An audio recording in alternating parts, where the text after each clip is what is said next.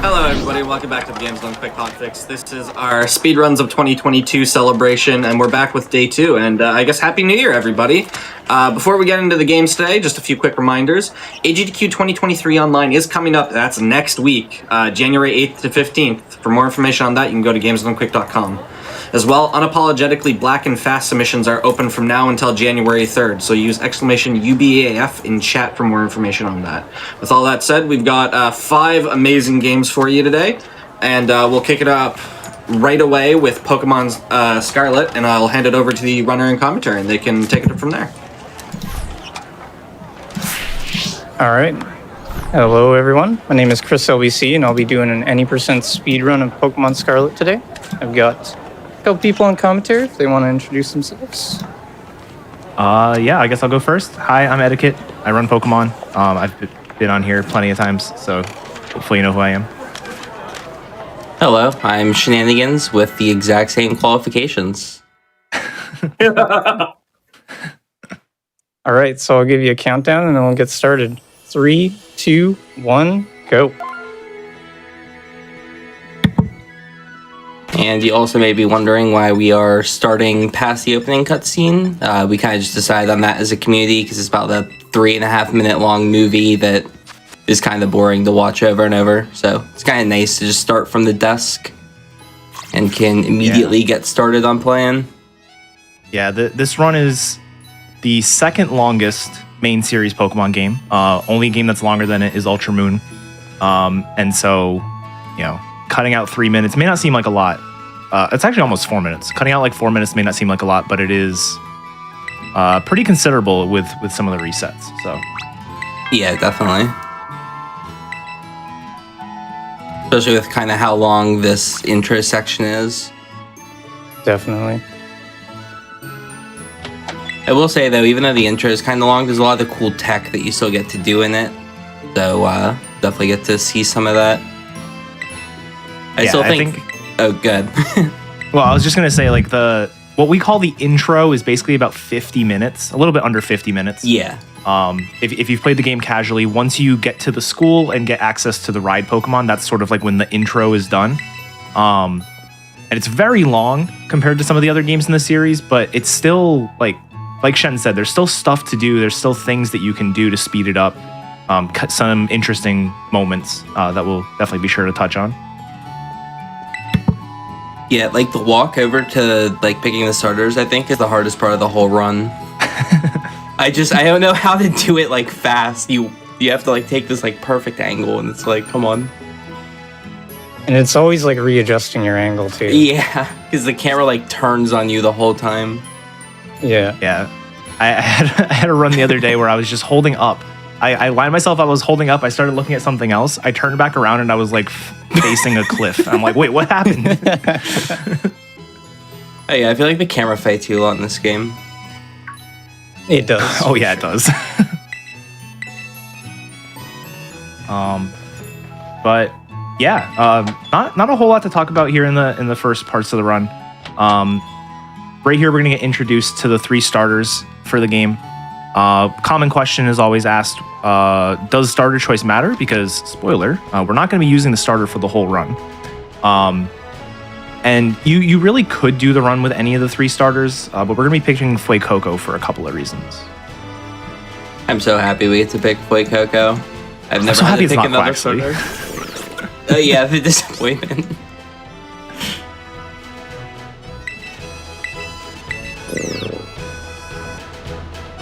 Yeah, it ends up working out for a couple of reasons. So, in the early game, like, there's not much difference between the starters, but what's kind of interesting is we pick Fuecoco even though it has the move with the most annoying secondary effect. Like, the other 2 starters, like, nothing would happen if you use Water Gun or Leafage, but Ember can burn, and every time you burn, it's really bad. You lose, like, 10 to 15 seconds. So that's like one of the main things to look out for is how many burns you get in the beginning. Because I think there's 7 chances typically that you get a burn. And every one of those loses quite a bit of time. All right, here's the walk. Let's see it. See, yeah, it just keeps readjusting you, so you kind of gotta watch out. Yeah, and then the path has like if you ever step on those stones, it just completely randomizes your camera angle. Yeah, so then you're just walking in a different direction. Oh, this is clean. Oh, no stone bounce. Yep. Oh, I've never seen. Here's where you really got to adjust, or else you just start moving somewhere. Mm-hmm. Yeah, for some reason they decided to make us walk for the first half of this movement, and then you can randomly run, and you never. Well, there's a couple of places you still have to walk in the game, but luckily you don't have to run at that speed the whole game. That would be awful. Oh, definitely. Yeah. When I started playing this casually, I was so worried for like the first 10 minutes. I was like, oh my god, is this it? The whole time. Like right when the game came out and people were playing, Josh DM'd me, the 4th Gen Gamer DM'd me. It was like, you have to walk at the beginning. I'm like, no. Because they haven't made you walk at the beginning of a Pokemon game. I mean, BDSP you do for like 4 seconds, but you haven't really had to walk at the beginning of a Pokemon game since like Generation 3 almost. Yeah, I think that's pretty correct. It's funny as well because like they have those like some walking scenes in like Legends Arceus and stuff, but you at least get to know that you have the ability to run faster. Yeah. Yeah, so here's Fuecoco.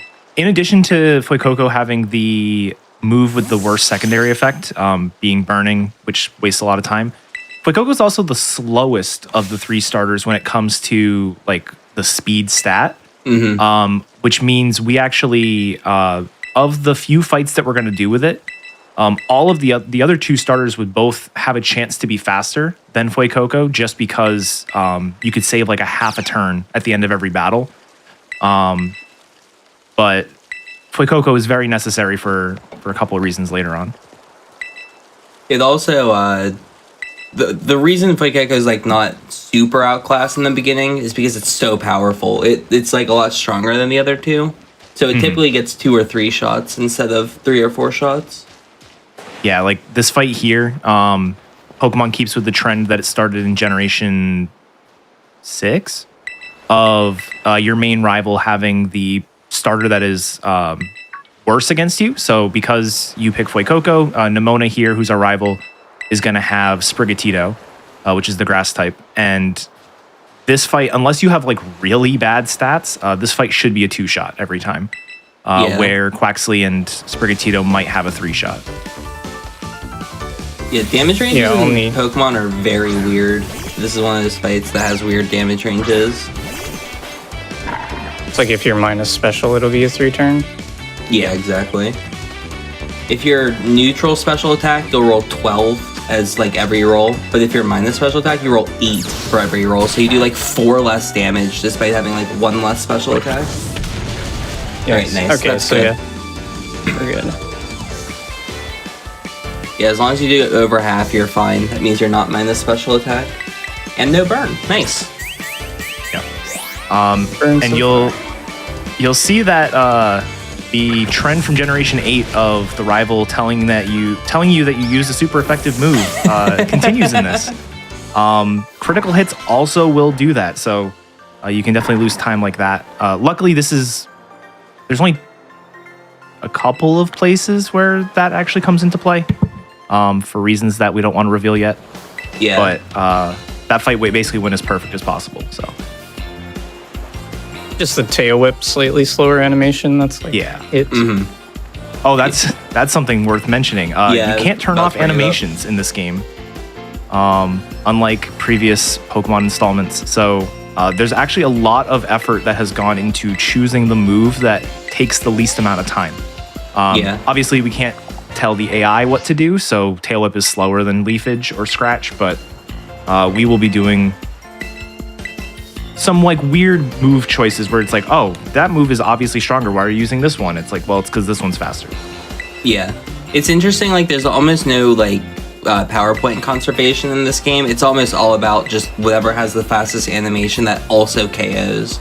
So it makes a lot of fights interesting because you're always juggling, okay, I could go for acrobatics and take a free 1-hit KO here, or I could use low kick and it's a 14 out of 16 range, but it would save, a second. It's like, what's the correct play for this fight? You always want to be juggling that kind of stuff. Mm-hmm. Yeah, I think the only part of the game where the move count could matter, it just like by coincidence, we use mainly one move for the first half of the Elite Four and one move for the second half. So yeah, you never have to actually worry about it. With our mystery Pokemon that we'll be using later and not talking about yet. The best Pokemon. Yeah. Best Pokemon in the game. I love how the routes of this game developed. Like it was really fun seeing everyone do like different stuff and then slowly settle on kind of like what's the best. Yeah, I think it was pointed out that the first run that got sub 6 used a different main. The first run that got sub 610 used a different route than sub 6, which used a different route than sub 550, which used a different route than sub 540. Yeah. It was a really, really fun progression. There was a ton of people working on the route. There's a ton of people still running the game. Yeah, definitely. Even now, a month and a half later, but it was really cool to see. Yeah, this is I feel like a really good speed game to get into for Pokemon runs. And if you are intimidated by how long any percent is, there's so many categories you can run. All Titans or Path of Legends, whatever it's called. It's like an hour long. It's super easy to get into. It's very fun. I've seen a lot of people running that, and they love it.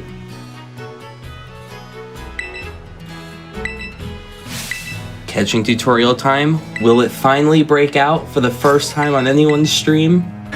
Do you think it's possible? No, there's no way, but I mean, maybe. No way. We have a joke in my community because one time I tackled turn 1 by accident. I was like, oh, the Lechonk broke out. It's fine. That's pretty funny.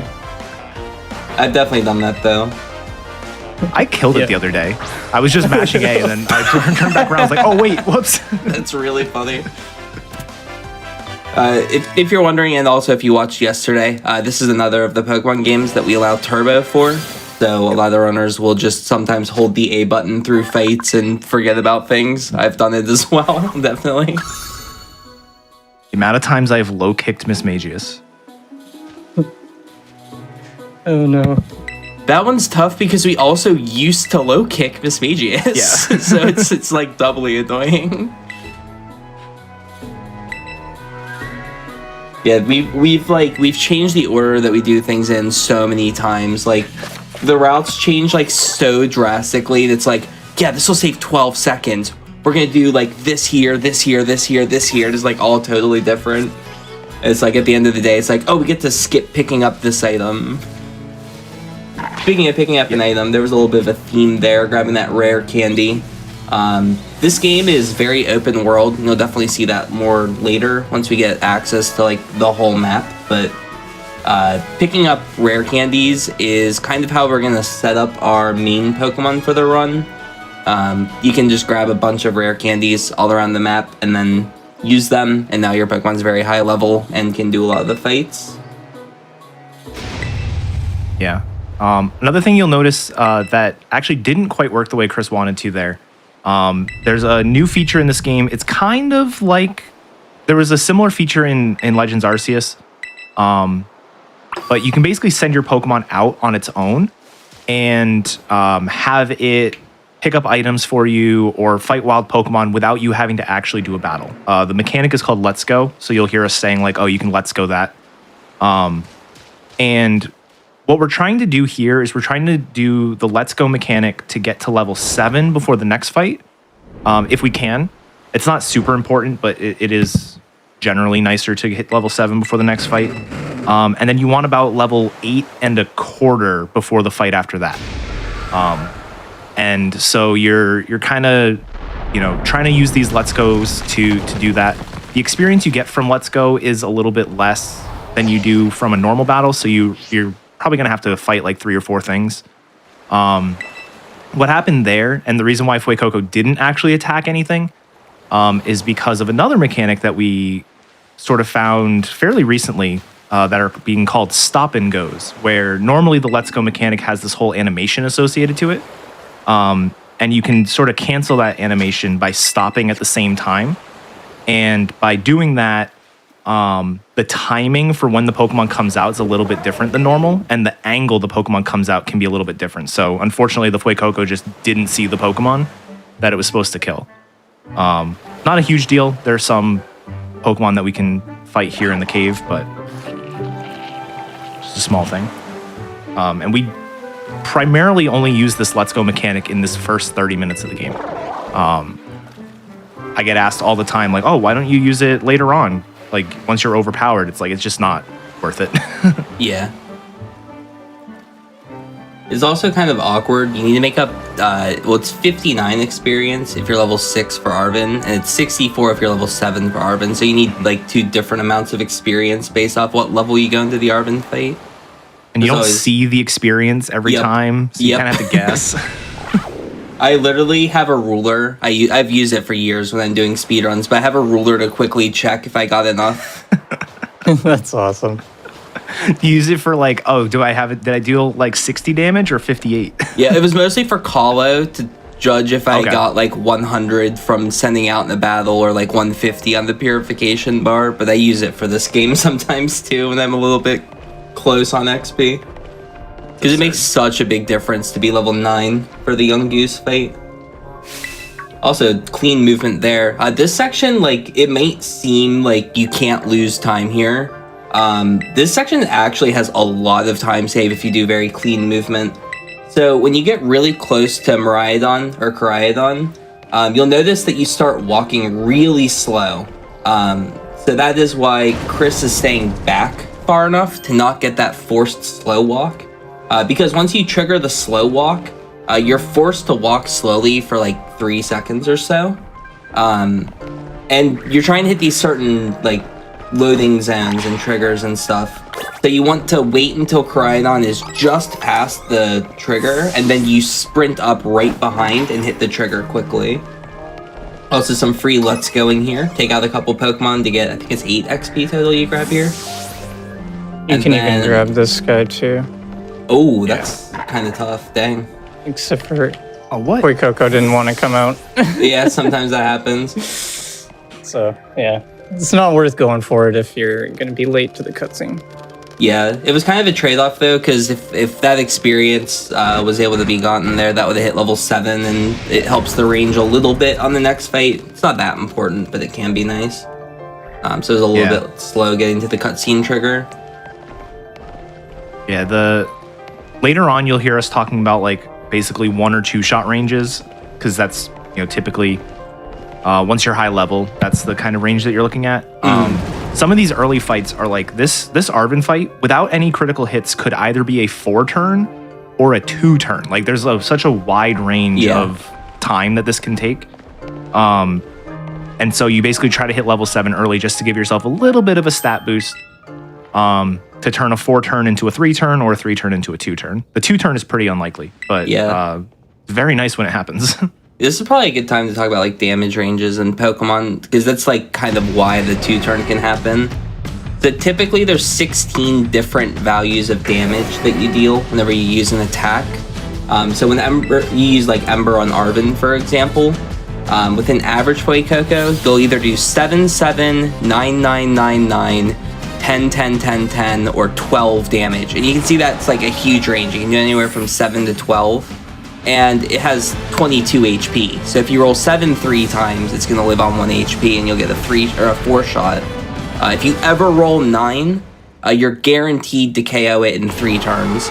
And if you roll 12 and then a 10, you can actually KO it in 2.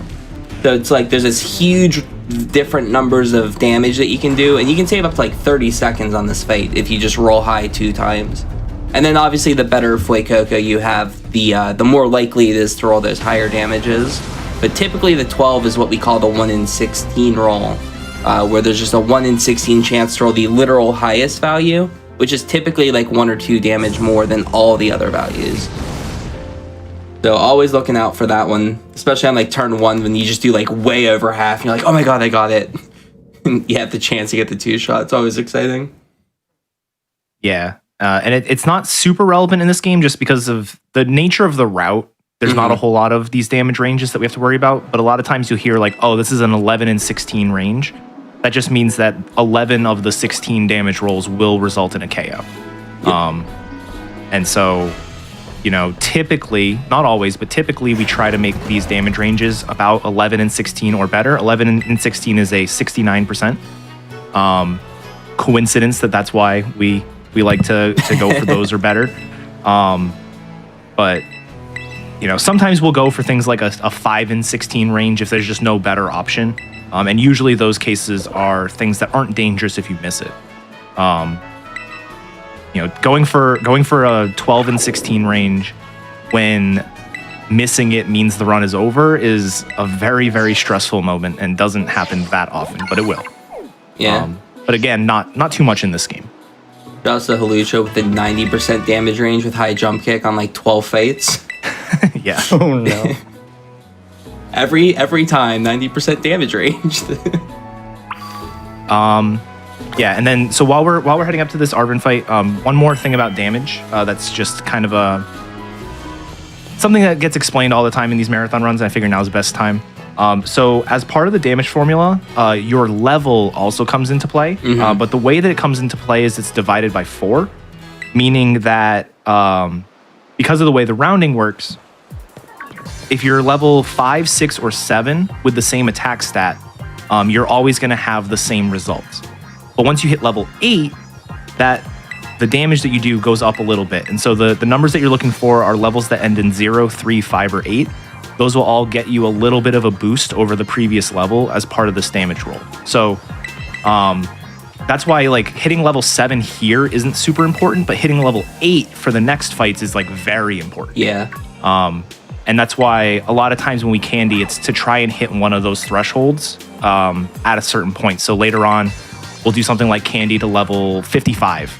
I don't know, something random like that. And that'll be because if we only candy to 54, we're going to be doing a little bit less damage.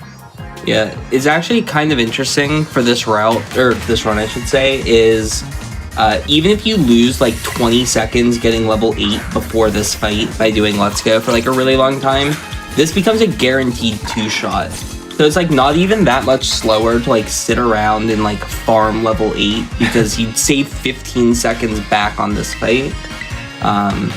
It's like kind of weird that like that's an option. But yeah, there's a 9 roll, so this is guaranteed now to be a 3-shot, so no fear, and also no crit or burn. So yeah, solid fight. Yeah.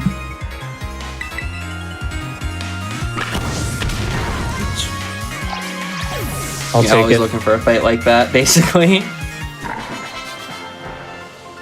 Honestly, getting through those first 2 fights with no burns is like, that's fine. Yeah. Good enough. It's a 10% chance to burn with Ember, but you get so many chances on these fights. Yeah, and there's only one fight where it's like, it's not any faster to burn, but it can like save your run if you burn. Yeah. Just depending on how things go. Hopefully we don't run into that situation. Yeah, I've had some fun fights against that young goose. The hardest fight in the game is the 4th fight. Yeah. Like, It really is like the hardest fight in the game. Hey, there's an X defend we could be grabbing. That's all I'm going to say, you know? Could grab it. What if he just outspeeds you and does bite over and over and you just get flinched to death? I had It one can happen. run. I did not damage the young goose. I got quad bait flinch. I died. Oh, no. I was like, this seems unfair. Broken game. Yeah, honestly, I can't believe they throw that thing at you so early. That is one of the fights that if you have a Pokemon that's faster than Fuecoco, you're fine on.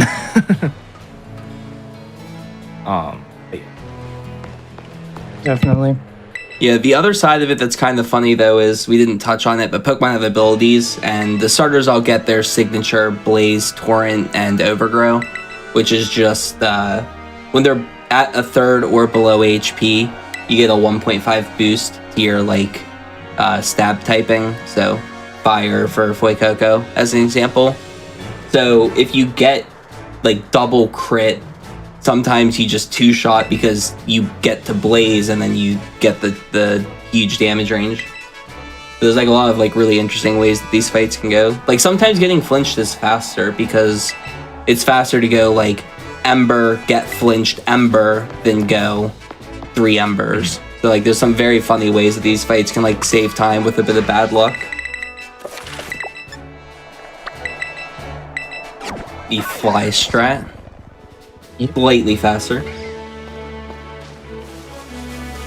And nice little stop and go there. Perfect. Yeah, that time it worked out. You want to like send them out like pretty early, like earlier than you would think. Yeah, I noticed with stop and go the way it works is it doesn't like the Pokemon picks the direction that they're going to run after you send them out like a lot later. So you need to be like running in the direction that you want it to go for a lot longer when you do stop and go. It makes it a little complicated. And that should be plenty of XP. I don't have my ruler with me, but definitely looked like enough there. Yeah, I wasn't quite sure if I had enough. So. Yeah, that looked like totally fine. One of the good things is there's that Fido that we just ran past that's always there. And it gives you either 24 or 27 experience depending on which level, like what level you're at. So usually that can be a pretty big EXP bump if you need it. Yeah, it's like literally half of all the XP you'd ever need. Yeah.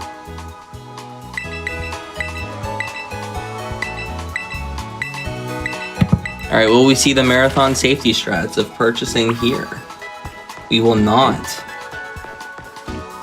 I love the confidence. I don't know what you're talking about. Yeah, you can choose to buy Pokédolls there, which can make the travel later a little bit safer, but it's slower, so definitely fine to skip it.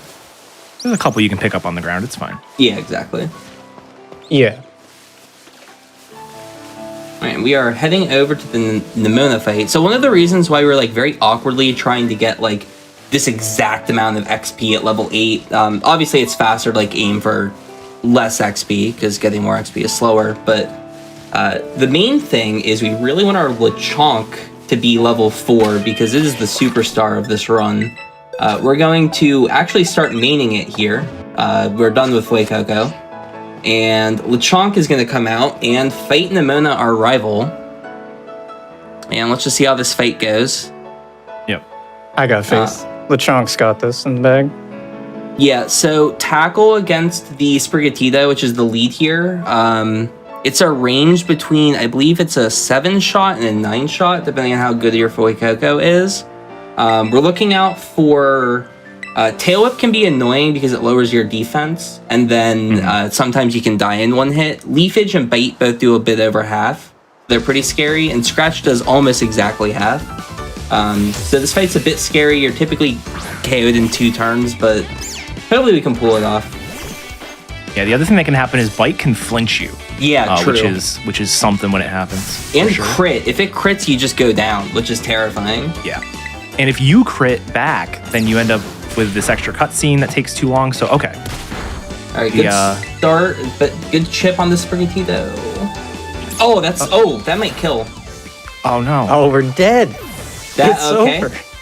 Oh, no. It's over. Lechonk, no. no, Lechonk.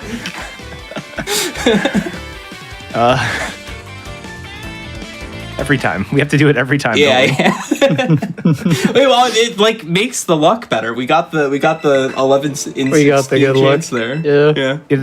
Literally the only way that fight can go better is if you get Bite flinch turn 1. Like or crit KO. Or crit KO'd, yeah. Yeah, crit KO would also do it. That's true.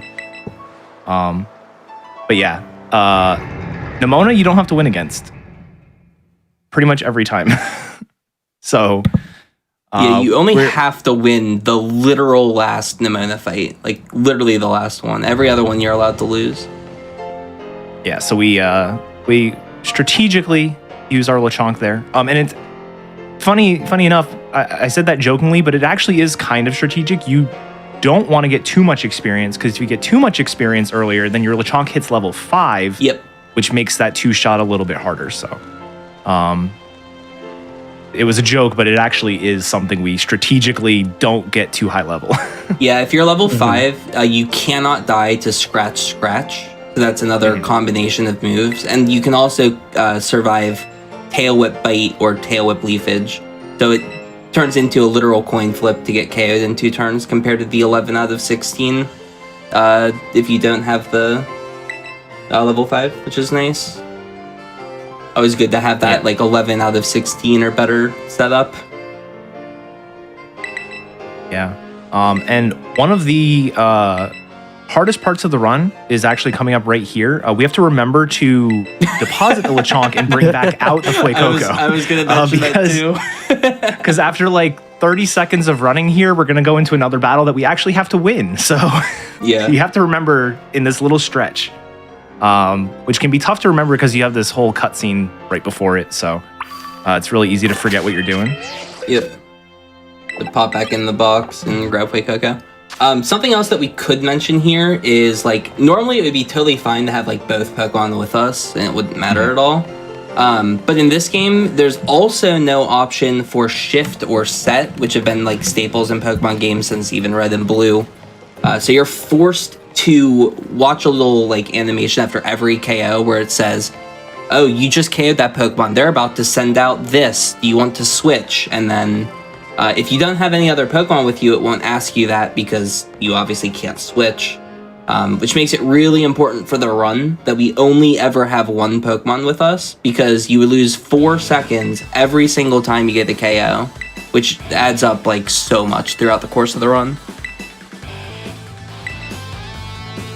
It really surprises me that they took out animations and that setting for Shift and Set.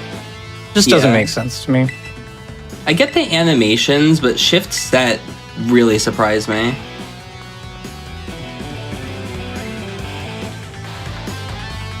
Alright, so here are these 2 fun fights. Yeah, the first one here is not too bad. The Strudel will always outspeed you. It's surprisingly, like, looking at this thing, you wouldn't expect it, but it's actually very fast. And so, usually a 3-shot, so we can get through this. The biggest thing here is you want to see as many scratches as possible, just because Scratch is a faster animation than Leer. Yep. Crit. Nah. The most fun way that this fight can go is you get double crit by Scratch, put into Blaze, and get the 2-shot. Like my favorite fight ever. It's like 1 in 500. And yeah, barely hits level 9, which is what you want, because being level 9 for this next fight gives us quite a few benefits. The first is you have a chance to 2-shot. It's really rare, but possible. You're also guaranteed to 3-shot, unless you have, like, terrible special attack, which is pretty unlikely. And then also, you have a chance to outspeed, and one of the reasons this fight is really annoying is because the Yungoos has Bite, which can flinch, but as long as you have 12 or higher IV speed, you will outspeed. So it could probably touch on like what IVs do, because we'll bring that up quite a bit, I feel like. Yeah, so IVs are basically every stat you have 6 stats, HP, attack, defense, special defense, and speed. And each of those stats has a number between 0 and 31 assigned to it to tell you how good that stat is. So 0 IV attack is really bad, 31 IV attack is really good. In addition to your IVs, you also have the nature, and the nature is going to, there are 25 different natures, 5 of them are neutral, which means they do absolutely nothing, and the other 20 will take 1 stat and make it 10% better, and 1 stat and make it 10% worse. So if you hear us say something like, oh, we have plus attack, or we have minus defense, or something like that, that's what that means.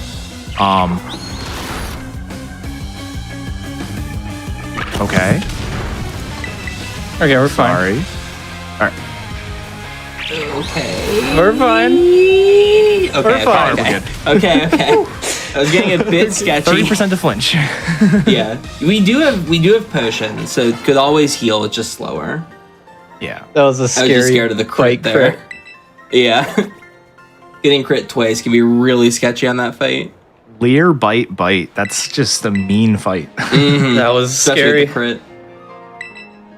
It was also one of those things where, like, if the crit did more damage, it would have been Blaze. We would just two-shot, but That would have been sick. yeah, it was like almost an amazing fight, but instead it was terrifying because they didn't do enough damage to us. Like, come on, do more. Yeah. And the other thing worth mentioning, just because I saw it in chat, that's the fight where we get taught about terastallization. So terastallizing is this generation's mechanic, kind of like Dynamax in Generation 8. You will never see us terastallize. You'll see Terra on every gym leader and Elite Four member, but you won't see it happen, and a couple other story fights, but you won't see it happen from us at all. The animation just takes too long, and the side effect, while it's really good for like competitive play, it's not super great for speedrunning. Basically what happens is when you terastallize, your type defensively turns into that type. So if you're a fire Pokemon and you have Terra Water for some reason, for all defensive purposes, you become a water type Pokemon. So you're now weak to grass and you resist water. Offensively, what it does is if your Terra type is not a type that you are, so in that case, water Terra to fire or vice versa, you gain your same type attack bonus for that type. So if I'm a water type using Ember, when I'm Terra Fire, I would gain 50% more power to my fire moves. If you are that type, then it becomes your same type attack bonus, instead of being 50% better, is 100% better. So if I'm fire type, Terra into a fire type, my fire moves are now double power instead of 50% stronger. Unfortunately, with the way X items work, getting that little extra boost is actually worse than just spending one turn to use like an X attack, which is actually a better boost. So you won't ever see us do it. There's like a couple of fights where it could potentially be worthwhile, but it's just barely not worth it. And those fights are the ones where like you have extra cutscenes during the fight for whatever reason. Like if you get hit by your opponent, there's a little cutscene that happens. But it ends up almost breaking even or not quite being worth it. So yeah, it's one of those things where, like, if the animation wasn't as slow, we'd probably use it here and there.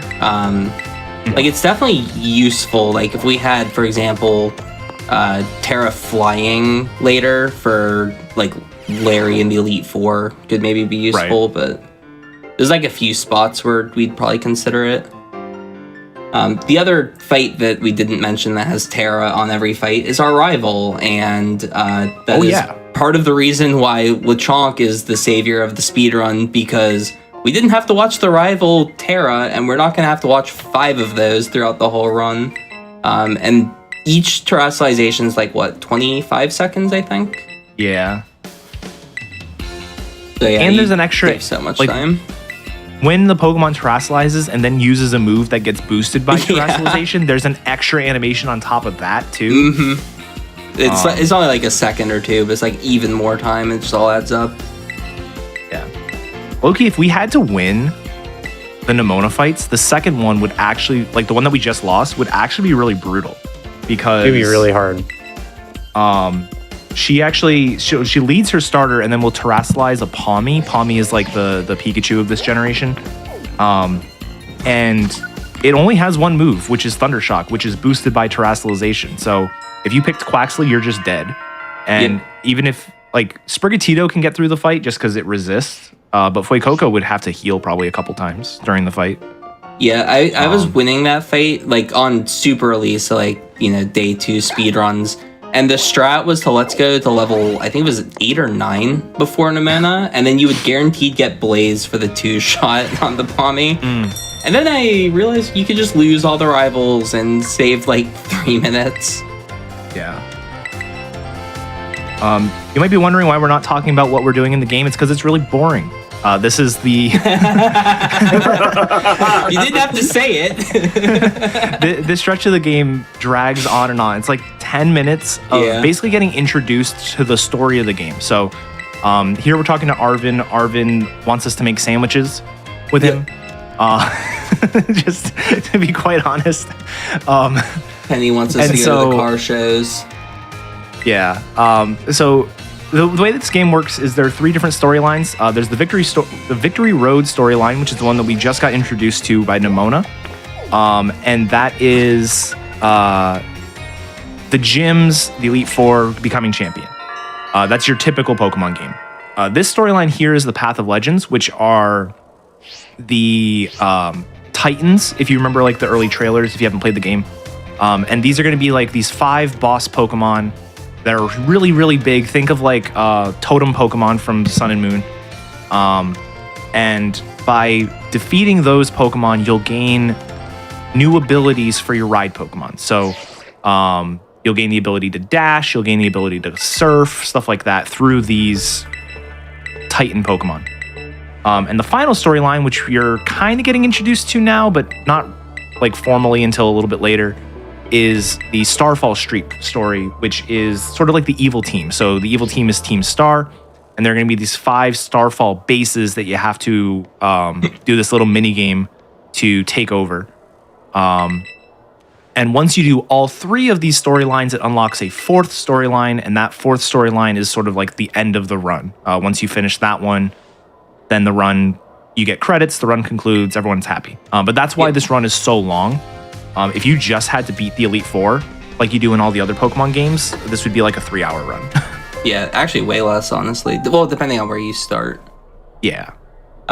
Yeah, I mentioned earlier that there's like the Path of Legends speedruns.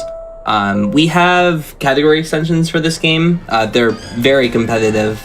And they all start just after this whole school section. They start like as soon as you get access to the ride and access to like the whole overworld and whatnot. But we have one for like each of the main storylines. So if your interest in this game is like just doing E4, you can do just that. You can start at the ride and then just do the E4 section. If you want to do like Path of Legends, then you can just do Path of Legends and so on and so forth. There's a lot of like cool categories you can do with this game. Yeah, and I think the majority of the work routing-wise has gone into any percent in Path of Legends. But the other 2 categories, the Starfall Street and Victory Road, are sort of ramping up in routing. And I think all 3 of them, Path of Legends is under an hour at the top end. Mm-hmm. Starfall Street's about an hour and a half. And Victory Road is about 2 hours and like 20 to 25 minutes. So it's all very, very approachable runs. And honestly, just because of the way that this route works, once we have routes that are like well documented and written down, which is honestly hard to do for this game just because of you'll see why. Yeah.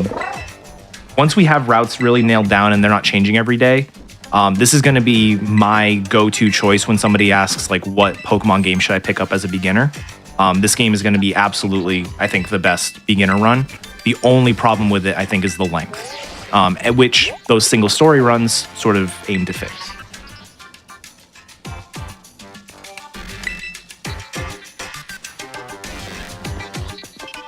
Is this the latest that we meet a professor in a Pokemon game? We met him right at the start, right? Or no, never mind, I'm thinking of Clavel. He's not a professor. Yeah. Yeah, we do not meet the professor until pretty late in this game. It's usually the professor that gives you the Pokemon. Yeah, I guess this is one of the first games that it's not the professor.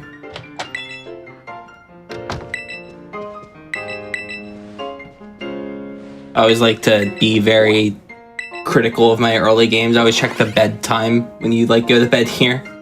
Yeah. Oh yeah. I think this run's been pretty good. 0 burn. Yeah, no burns. The only thing was solid. the bite section was a bit sketchy. Yeah. But it was fast, you know.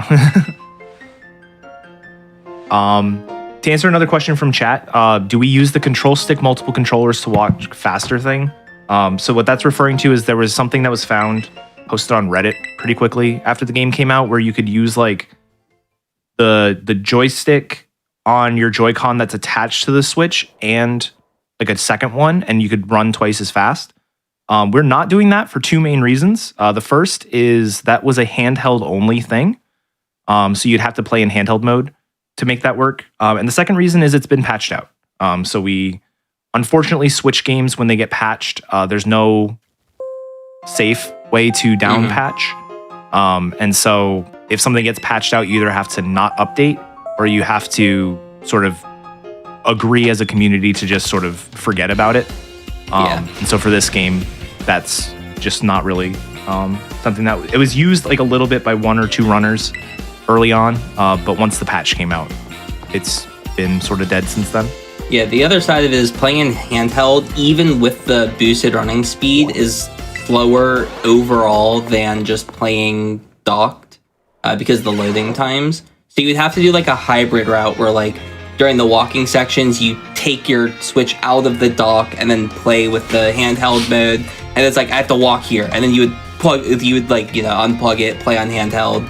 It's like, okay, I'm going through a load. You would put it back on docked, and then it would just be a big nightmare to like constantly be changing everything.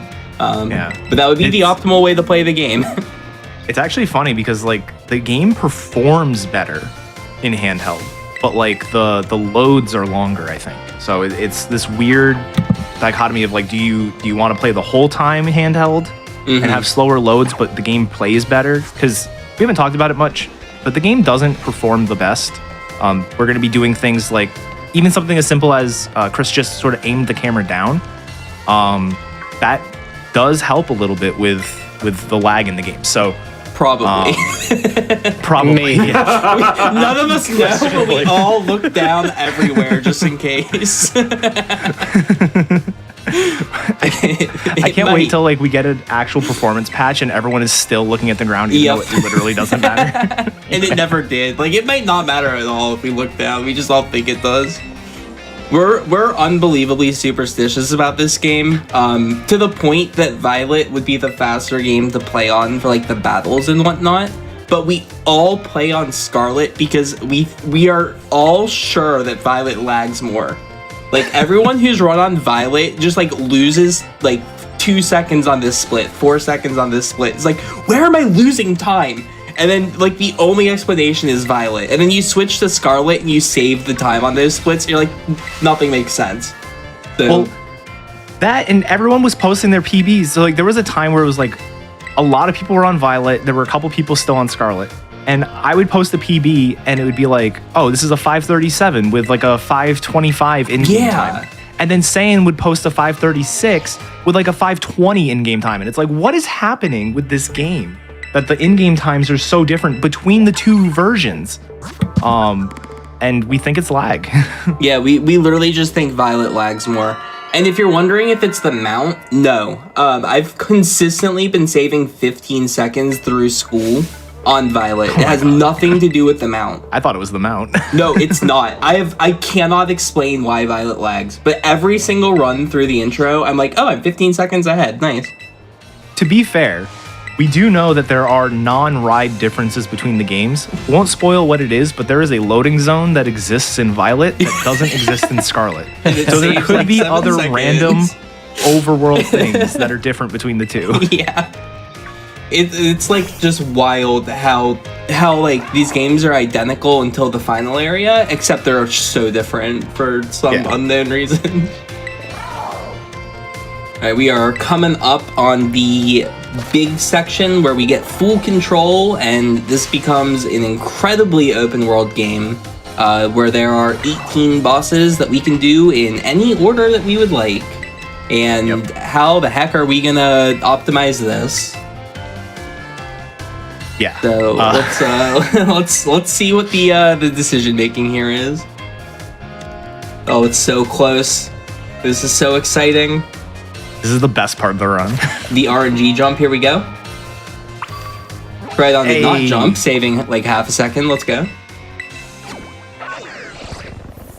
Cool little trick here. Flying when you're already in a town has a faster load, so just flying there to 1, travel faster, and 2, because you're already in town, the load is faster. Yep, and then we jump out of the city there, because if you go through the door, there's like an extra cutscene that plays. And so we can sort of void out of the city and do it that way. And then immediately going to fly to Los Platos, which is where we were earlier, because now that we have the ride Pokemon, there's this cool movement tech that we can do just taken from your favorite Mario game. Yep. So you could do this movement with a different glitch that some people might know about, where you can throw a Pokemon at another Pokemon to start a battle and get teleported. But it ends up being a little bit slower, so it's better to just wait till you have the ride, because you have to do a lot of movement here to get to where we want to go. And just backwards long jumps up the cliff. Yeah, for some reason, your ride Pokemon on slopes that you'll slide down. So not a slope that you can like run face first into and then stop, but a slope that you can slide down.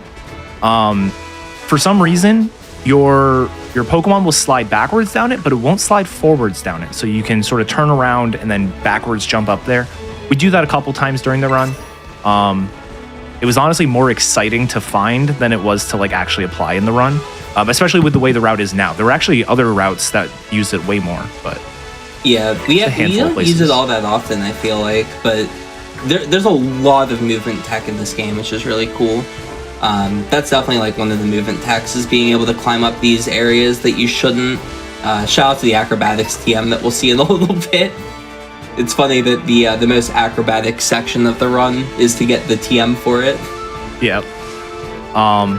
And this movement actually is possible to do with 0 backward jumps by going a different way. Yeah.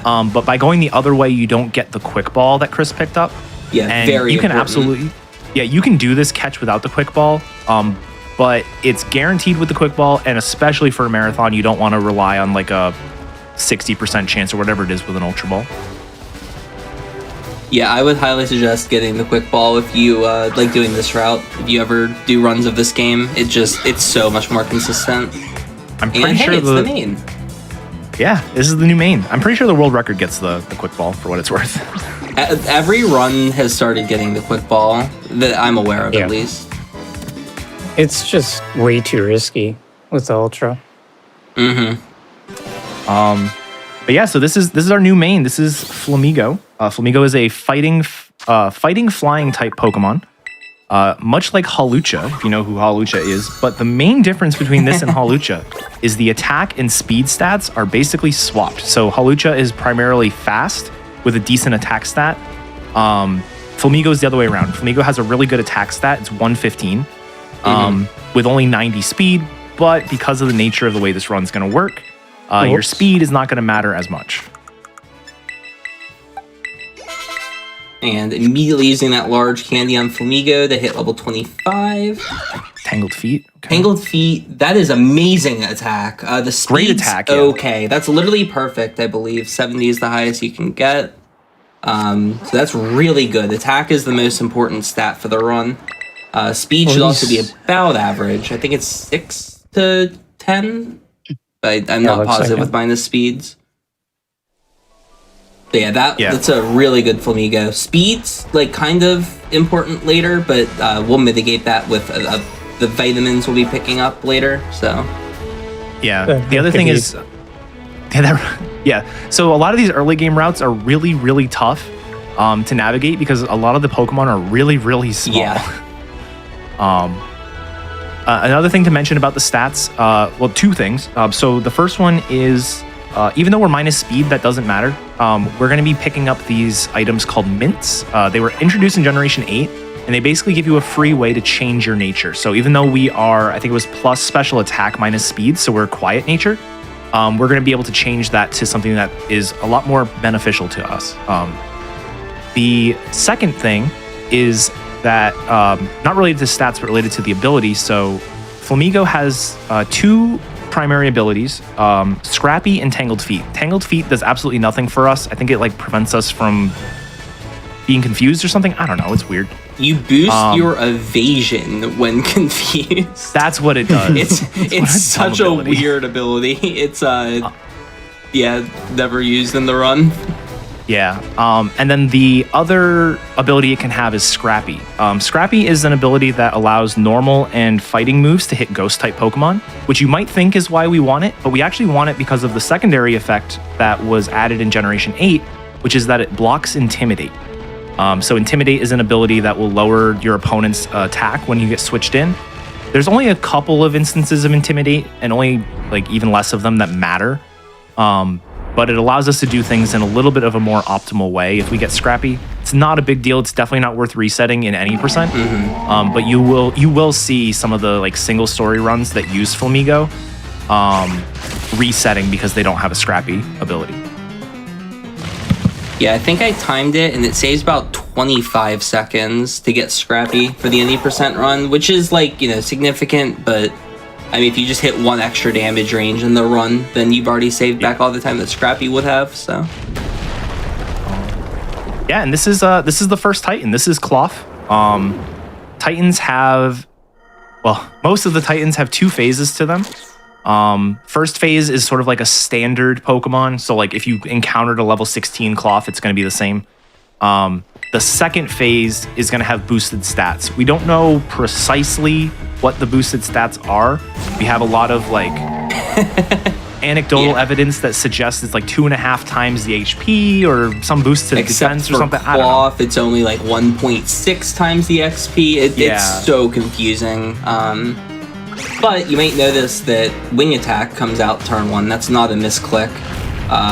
Cloth has an ability called Anger Claw, where when it drops below half, it will get a Shell Smash boost. And it's a 13-second long animation, so it's faster to just go. That nice being slower than Cloth because of minus speed and Rock Tomb, but I forgot that was a thing. Yeah, it's pretty rare. A little slow, but that fight was fine. Yeah. But yeah, you want to just chip it a little bit because you can't quite one-shot that with low kick, so you need that little bit of chip with Wing Attack, and then the Shelter will either go for Leer or Water Gun and chip it enough to where you always KO with low kick, unless you have a really bad attack, Flamigo, but yeah, it works out perfectly there. What was my attack animation? It was 70. You have perfect. Oh, wow. Yeah. Wow. Okay. Yeah, like I said, this Flamigo is very good. This is gonna be great. Yeah, and 12 to 15 speed. So yeah, good. Yeah, typically, so because we just sort of change our nature at will, you really only care about what your IVs are for your stats because you're going to make it plus attack later anyways. And so you kind of want like your combined attack and speed IVs to be about like 20 to 30 or better. Just because we're going to be doing some other things to boost our stats later, and you can... I guess I'll spoil it just because it's easier to explain. So we're going to be using a lot of vitamins, and we're going to buy those vitamins. And we only have like 200,000 money to buy vitamins with. And so you have to put some of that into carbos, which will boost your speed, and some into proteins, which will boost your attack. And so it doesn't really matter too much like, oh, I've got 65 attack, so that's kind of bad. It's like, well, if your attack is bad, but your speed is really good, then it doesn't matter. And so in this case, we have great attack and decent speed. Like the speed was about mid-range. So this is actually a great Flamigo. Definitely one you want to see. Yeah, the other side of it is attack matters a lot more for the run. So you really prefer having the good attack because speed like literally doesn't matter until the like literal last 2 fights of the game. There's like a couple other spots where it can matter, but it barely matters there. But it's really just the last 2 fights. So because you don't need speed for a really long time, having the good attack lets you do a lot in the early to mid to even late game. So having this really good attack stats could be super nice. Could maybe see some 1-shots on things that would normally be 2 shots. Yeah, and then just for reference, because this always gets asked too, you pretty much never have to reset because of a bad Flamigo. So you don't have to worry about like, oh, I want to pick up this game, but I really don't want to reset for bad stats 50 minutes in. That's not a thing. My current PB had 0 attack, 3 speed. So it's totally runnable. Any Flamigo you get, it's just some are going to be a little bit better than others. My PB has a modest Flamigo with 0 attack IV. I think mine was neutral, but yeah, it was like 64 attack. I think that was the minimum. Whatever minimum attack was. It was 64 attack and 50 speed. I saw those two. I was like, oh no, Tangled speed too. What's happening? That's hilarious. Yeah, that's what's nice about this run is we put a lot of work into making it so it's very consistent. You can always complete runs, but then obviously if you're going for record, maybe then you can start deciding to reset certain stats. There's all kinds of like theories for this run where, oh, if you get perfect attack and good enough speed, maybe we can skip teaching close combat later and like that sort of stuff. That was smart to walk over there to despawn. Pokemon have like a radius, and if you exit that radius, they will despawn, and the Pokemon on that cliff would have been very annoying to get around, so walked a bit out of the way to get them despawned. You can get absolutely comboed there. Yeah. Also, it was not looking good. yeah, we didn't mention it, but beating Cloth gives us the ability to dash, and so that's what we are doing now. That's why we're moving faster. Common misconception about this game: it is not the it's not the first Titan you do that gives you dash. It is specifically Cloth. Yep. All of the Titans have a specific ability they give you. It's not just the number that you do. We happen to do them in roughly the order you're supposed to. I think you're supposed to do the bird before the worm, but yeah, bird before worm. Either way. And yeah, this picture you have right here, Chris just doing movement, this is what you're going to see for the next like 10-ish minutes. Yeah. We're going to be unlocking a bunch of fly points, picking up a ton of items we're going to be using. We're going into some like pretty late game areas right away here. And so that's why those Poké Dolls would have been nice to buy, and something that you should do as a beginner in this game. Just because you're level 25 and these Pokemon in this area are like level 30s, and then later on they're going to be level 40s. Yeah. So running into one of them can be pretty bad. But Chris is a master and only needs one Poké Doll for this section, and may pick up another one. That is family, a really bad spot. That's for a those despawn. You can just run over the road and they'll all despawn. As you can see, they're gone now. Yeah, this is the acrobatics section, and it's also an acrobatic section. There at the top of this, there's 2 XP candy sets. So there's the 3 mediums, there's a large, and then acrobatics at the top of this little hill. So you'll be seeing a little bit of climbing here to grab the TM, and this is the best move in the game. Oh my god, that I'm is running away. Okay, got it. Let's go. All right, that was pretty clutch getting out of there. Holy moly! Yeah, that was tough, but survived it pretty easily. Yeah, so EXP candies are another item that was introduced in Generation 8. There are 5 sizes for EXP candies: extra smalls, mediums, larges, and extra larges. We won't see any extra larges, which is really sad. But large EXP candies give you 10,000 total experience, and each medium candy gives you 3,000. So those is what we're going to be picking up here. We're going to be getting a lot of these. You get almost 10 larges over the course of the run. Or you get about 10 larges over the course of the run, about 25 mediums. Like, there's a ton of experience you're using. And these experience candies are super useful on low-level Pokemon. You don't start, like a rare candy gives you 1 full level, but EXP candies just give you raw experience. And so we saw earlier, we picked up a large candy and used it immediately and got our Flamigo from 17 to level 25. With all these experience candies we're going to be picking up, we're going to get from like level 25, after all is said and done, up to like almost level 60, and then use the rest of it with the rare, or do the rest of our leveling with the rare candies. Because that's about the time that a level is worse than a large candy. Yeah, there's kind of 2 experience routes that you can do. So we mentioned the natures earlier between Scrappy and Tangled Feet. I'm assuming Chris is going to be doing the Tangled Feet route, where you actually grab a couple extra candies early, so you can hit level 55 before the, spoiler alert, first gym that we're going to be doing. So grabbing that large, gonna grab these mediums, and instead of heading over to the fly point over by the fighting area, might actually head over to the ghost town to grab the very, very large amount of large candies that are just over there for some reason. Yeah, I'm gonna be heading over there first. Okay. Yeah. Yeah, so this movement ends up being a little bit slower.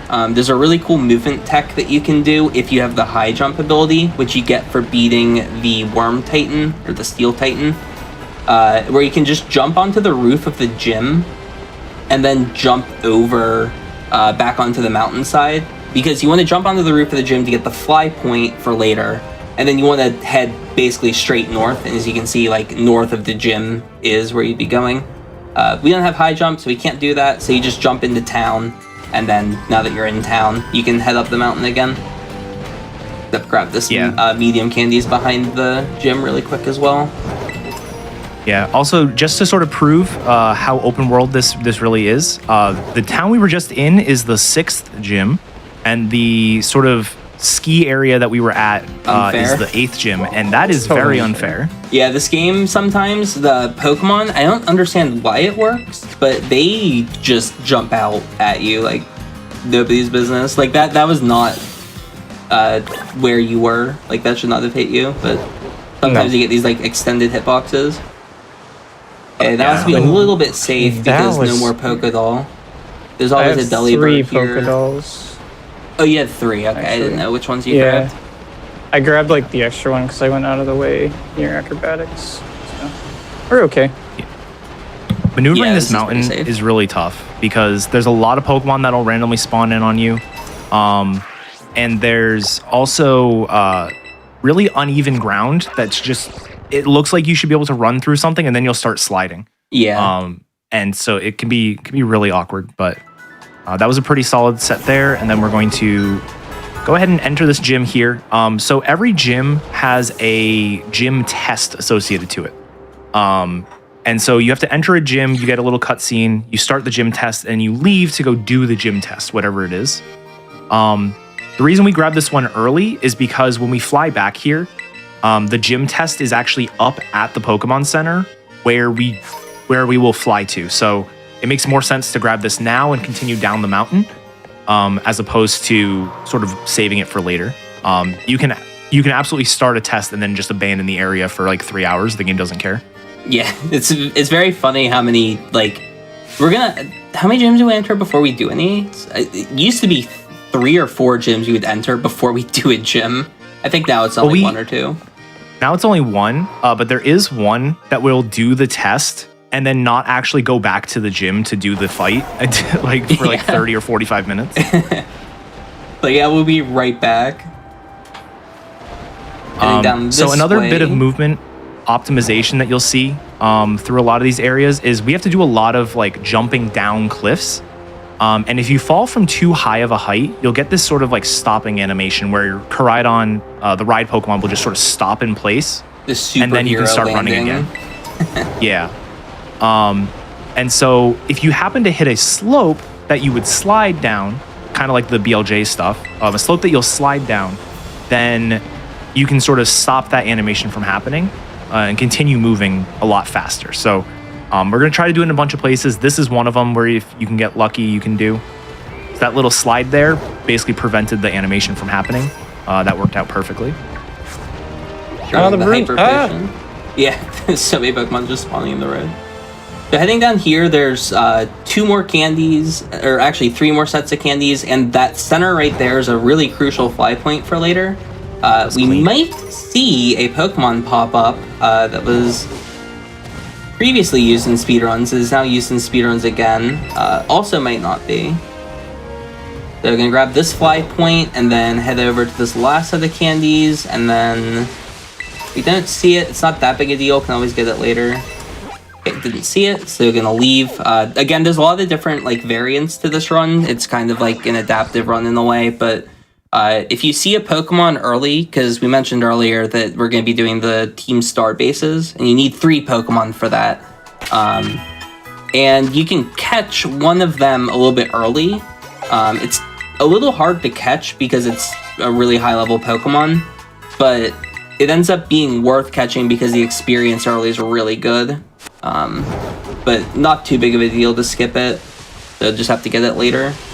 And there's multiple Pokemon you can use as well, so it's not that important to get like a specific one. You're typically looking for Hawlucha, Scyther, Flamigo, and a couple others are usable but not as good. Yeah, and so there we just dumped all the experience candies into Flamigo, and we jumped from level 25 to level 54. Yep. That is the reason we didn't use the rare candies as well is because we're actually going to be, after doing this movement, we're going to do a Titan, a couple more gyms, and then we're going to do a bunch more movement to pick up even more candies. And so as you use, like if you use an experience candy, you'll see that we were like just shy of level 55.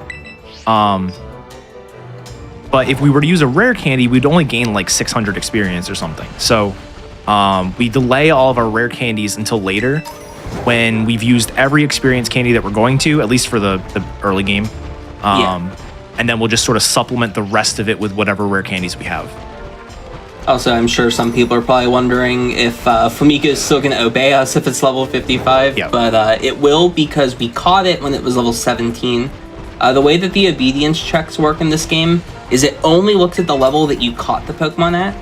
So regardless of its level, because we caught the Flamigo at level 17, it just will always obey us. Same with the starter, just because we caught it when it was level 5, so they will always obey. That's part of the kind of struggle with this route in a way. Doing the Team Star stuff early could be nice, but the problem with doing it early is we would need to have 3 high-level Pokemon, and we just can't do that early on because there's not enough XP candies. But yeah, here comes the Steel Titan fight. This used to be a giant pain, but now it's completely free because Low Kick is a very, very good move. And it will just simply one-shot both phases of the fight with no RNG anymore. Yeah, this is the most recent change. We used to do this right away. But now we are delaying it until we've done more candies, which is very nice. Because it wasn't a fight you died to very often, but there were definitely situations where you'd be like, I am dead if he attacks me right now. Yeah, double Iron Tail was a death sentence, and it's like a 1 in 64 or something, but if it happens, you just can't do anything about it if they both hit. But yeah, normally what we would do is we would go the worm first, and we would have high jump for that whole big movement section. It made a lot of stuff faster and easier. Specifically the acrobatics thing. Yeah, funny enough, the acrobatics TM was completely free with high jump, and it's really difficult without it. But because we skip high jump for later, we save about 40 seconds on these 2 fights. So it's better to just, skill check yourself, not have high jump, and do these difficult movement sections without it, and then get high jump right after. But yeah, this used to be a really annoying fight because it would be a 2 or a 3 shot, almost always a 3 shot. Unless the Toad Scroll that Arvin has went for Screech, which it never did. It was always supersonic, and it's slow and annoying, but now the fight's over and it doesn't matter. Supersonic, just so annoying. The best part is when it would use supersonic and it would miss because it's 45% to miss. Yeah. And then it would decide to use it turn 2 as well. That's funny. Please just Grass Knot and end the fight. I'm 5 HP right now. Also, let's go, Fuecoco's evolving, let's go! Yeah, this is another thing. So you might be wondering why we have the Fuecoco in our party still, because we said earlier, it's slower to have 2 Pokemon because you'll get asked every time you want to switch. These Titans don't ever ask you because there's only 1 Pokemon in each battle. And this passive experience on the Fuecoco is really nice because we do want to use the Fuecoco for 2 things still. The first is we're actually going to beat one of the gyms with the Fuecoco. Which is actually the primary reason why Fuecoco is used over Quaxley or Sprigatito. There are other reasons too, but that's the main one. And then we also need a 3rd Pokemon for those Starfall bases. So we're going to catch something high level to use as our main partner. But we do need a 3rd Pokemon, even if it is a little bit useless because it's kind of low level. And so this passive experience is nice. The old strat would use 2 experience candy mediums on it. Here we can just get passive experience and then use 1 candy on it instead. Yeah, routing this experience section took a lot of time because we just barely get enough. So it was kind of a interesting math problem that we ran into, was getting enough XP on the Fuecoco. And it turns out you get enough just from the 2 Titans to hit level 20 after 1 med candy. That solved everything. I feel like my entire experience with this game has been math. It really has, yeah. I can tell you exactly how much XP we have after like any amount of candies at this point. Yep. It's 15,224 that we have after co-op. I've gotten weirdly acquainted with the medium slow experience curve. Yeah. Well, for me, it was medium. It was medium fast. It was medium fast for a pretty long time. Which is interesting because with the amount of XP candies we used, they were one level apart. Which is like just kind of silly that it ended up that way. It was like, oh, we're basically the same Pokemon.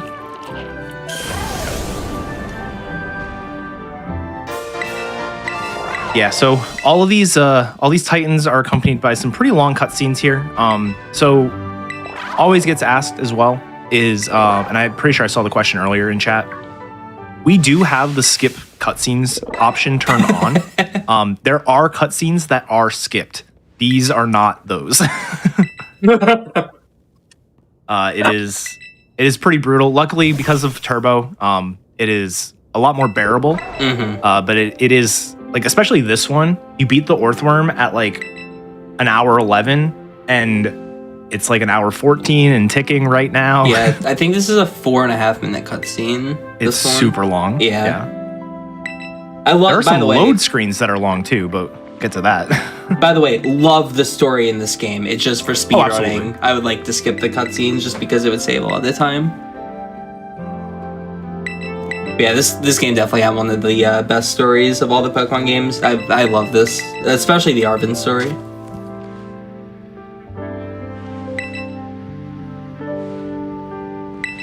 I'm trying to see if we got the Pokeball in the middle of the room. It's one of my favorite features of this game. I think I saw it when we went in, but I wasn't paying enough attention.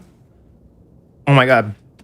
My 530, I think, had the Hawlucha spawn in like the cutscenes at the end of Starfall Street. Like in the schoolyard. Oh, that's and it so was just sick. like randomly there when Penny was talking, and it's like, oh my god. It's so funny. There are these weird things that can happen. I had Scyther in one of my old PBs during the interview at the Elite Four, and it was just standing right behind me the whole time. It was so funny. That's funny. That's so good. That was probably my favorite one of those. Alright, so filing through here and gain access to movement. This is a pretty sick movement section here. But it is now time to put Crocklore away for now. Goodbye, Croc. Yeah, this is one of the main benefits of doing this sort of backward movement to Orthworm. Because normally what we would do is we'd actually go through the gym, or through the city that has the grass gym. And then... The slide. Come on. Oh. We're good.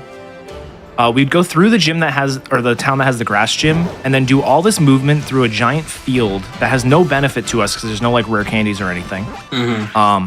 And then make our way to this town, which is the electric gym town.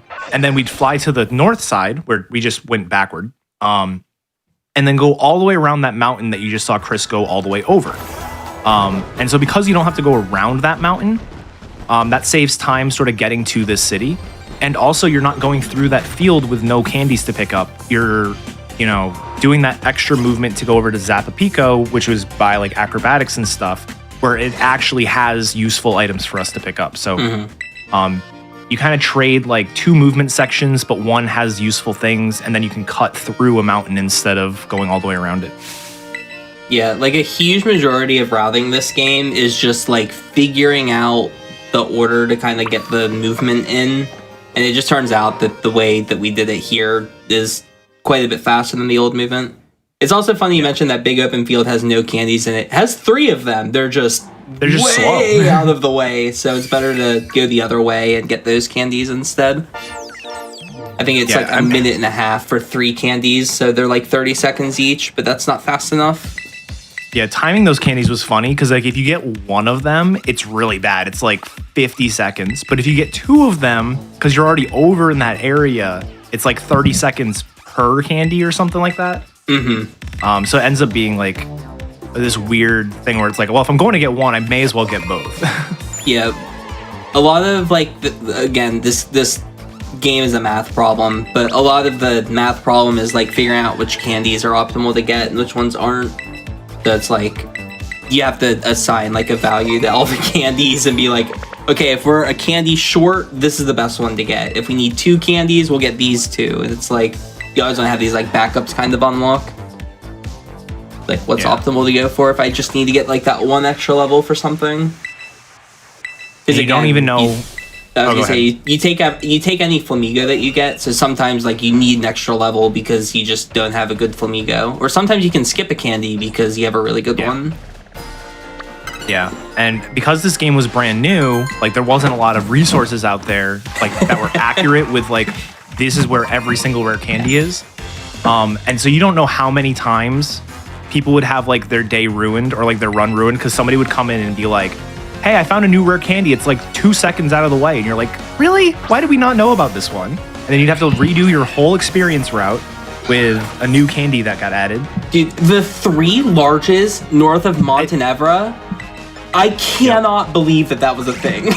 There's just 30,000 XP up there. She told me about that in my chat. I was in the middle of doing a run, and I'm like, all right, this run sucks. Show me where it is. And I was so mad because he was right. That it was there. Yeah, like, well, I found it in one of my I was just doing a casual playthrough and I found it, and it was like, what the heck? Like, because I think what it was I was doing something, and I know that you had found a large candy up there.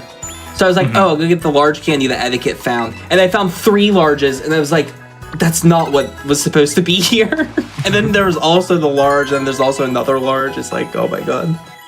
Yeah. Because early on, what it was like crowdsourcing. It was like, everybody go pick up random items. If you ever find an EXP candy XL, let me know. Because an XL candy, the larges are 10,000 experience and XL is 30,000, which is like one of those can probably save a minute of movement. And then it randomly got found like 2 weeks after the game came out. We randomly found that there was a set of 3 larges all in one pack, which is an XL, which is basically the same as an XL. Oh, also, it's raining now. Let's go. Yeah. Weather is random in this game. Weather lasts for about 5 minutes before it changes. For the most part, we don't care about weather, but weather does. Oh no, the 15%. Weather does add lag to the game, and Levincia, this city that we're in, is one of the 2 worst offenders of lag in the game. So getting rain here is a bit unfortunate just for like passive time loss. Yeah. You basically just never want weather. Like if there was a toggle to turn it off, we would, but luckily it's not that bad because we're pretty much done and it might stop by the time we get to the fight.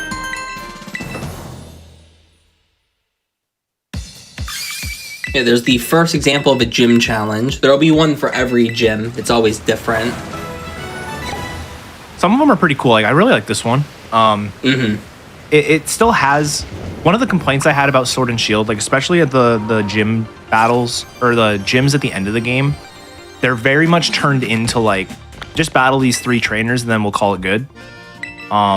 This game has like 1 gym like that, but the rest of them, even if they have battles like this one, they're still like integrated in a different mini game, so it's kind of fun. Yeah. Although there is one mini game that is not so fun. My favorite.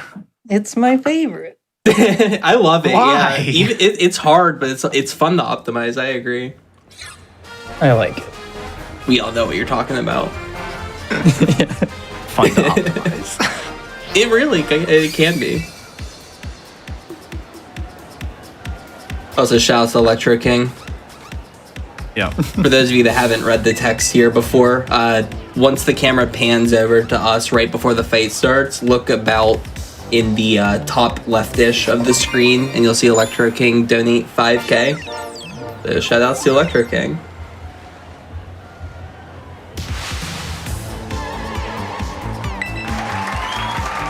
So this gym here is the main reason why Tangled Feet and Scrappy have different experience routes early on. The third Pokemon on this gym leader, this is the electric gym, for what it's worth. The third Pokemon is a Luxio, which has Intimidate. So if you get intimidated, then you have to be a higher level in order to KO the final Pokemon. So those little bit of extra experience candies we grabbed that we were going to grab anyways. It's worth mentioning that movement just kind of got moved from one section to another. You can do it in a more optimal way later because we'll have the high jump. But it's not like that was like a minute 30 of random movement that we're just going to lose because of Tangled Feet. It just sort of got moved from one section of the game to another. Yeah, there's really just 2 time saves if you do the other set of movement. The first is what we mentioned with like jumping onto the gym that saves like 10 or 15 seconds. The other one is you can do the first of the rival fights in the snow town instead of doing it in the normal town. And if you have Scrappy. And by doing the rival fight there, you save 11 seconds on just the loading screen. So it's just much more optimal to do the rival in the snow town than in the normal town. Also, shoutouts to being able to acrobatics because a very good attack set here. This is another spot where attack matters. You'd have to double kick this if you don't have really good attack. And even that can be a range on like really, really bad attack stats. To the point where you might actually just delay doing this gym entirely. Yeah. 30 attack, IV or higher. This is a guaranteed one-shot with Acro, and this Miss Madge will go down. So This is one of the coolest uses of terrestrialization, I think, in the game. Yeah. Miss Magus has Levitate as its ability, so she turns a ghost type into a Pokemon with 0 weaknesses, which is really cool. Yeah, I like how all of the like terrestrialized Pokemon and all the gyms make sense. Like they're either like really cool like competitively or they're really cool like thematically. Like I really like how they pick the Pokemon for the gyms that they terrestrialize. And one of them is used for a pun coming up, which hurts. 100% the reason why they did it. They didn't do it for any other reason. That will be on the next gym that we'll be doing. Although actually, 2 of Grass's weaknesses are fire and flying, which I guess that's fair. does get countered a bit. Yeah, a little bit. Yeah, it's interesting as well, like how they pick the terrestrialized Pokemon in this. So like all of the gyms will pick a Pokemon that doesn't benefit from same type attack bonus. So like, you know, fire type gets the boost from fire. But like Miss Magius is not an electric type, and it terrestrialized to electric. The next one I'm not going to spoil, but it's a rock type that's going to terrestrialize to grass, so on and so forth. But then when you get to the Elite Four, they pick Pokemon that have that stab boost. So they're like, for example, a ground type becomes a ground type. It gets that like double boost. So it's like they do a lot more damage with their ground moves if you're a ground type that terrestrializes to ground. Which makes the Elite Four ones more threatening. Yeah, there is one gym leader that does terrestrialize to the type of their Pokemon, but it's a bit of foreshadowing. Oh, yeah, I guess that's interesting. Yeah. You are correct, though. Yeah. All right, so another rare candy to pick up. Then we're going to fly back all the way here to... This is almost exactly where we were when we fought Cloth, but now we have a much higher level Flamigo. And so we're going to continue sort of our movement from here, pick up another couple rare candies, one of which is possible to get without high jump, but was a very dangerous jump to miss. Yeah, it was like literally a run right killer. If you miss this jump without high jump, you lose like 40 seconds. It's terrible. Yeah. It was pretty difficult as well. I've lost like 1 or 2 runs to it. I missed that jump the other day with high jump, and I felt really bad. No, like high jump, you don't get like much more distance. You just get more height. So it's like it happens for sure that you missed that. Yep. And then we're gonna head over here, and then so this is gonna be the second gym we're doing. This is the grass gym, and pretty fun mini game actually, all things considered. I think this is one of my more favorite mini games.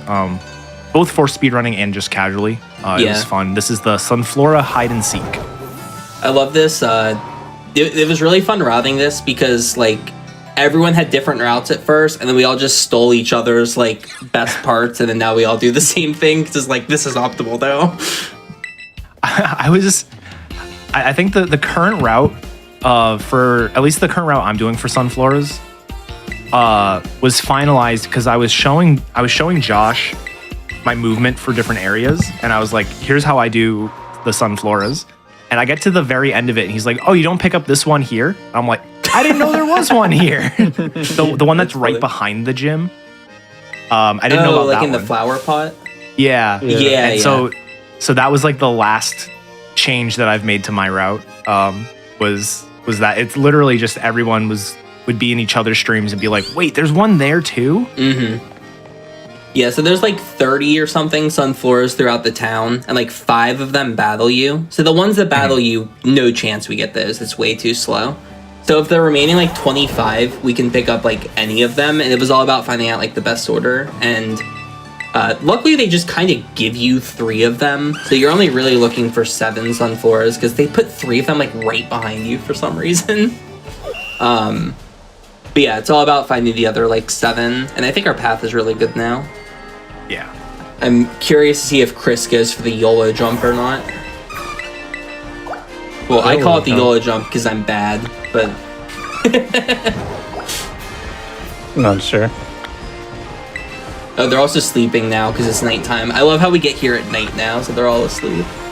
I tell myself that they're less laggy at night, so this is optimal. And no YOLO jump. So you can jump over the top of this thing in the middle. It saves like a second, but the jump is really hard. Is the hardest part of the game?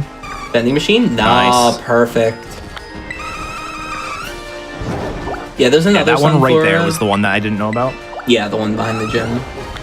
Some people grab a different one that's over by the maze. It's like a second slower, but you don't have to accidentally buy lemonade. It's so easy to do by accident. Yeah, for some reason, that Sunflower that's like right in front of the vending machines, the hitbox overlaps with the vending machine, so sometimes you're like clearly talking to the Sunflora, and it's like, would you like to buy some lemonade?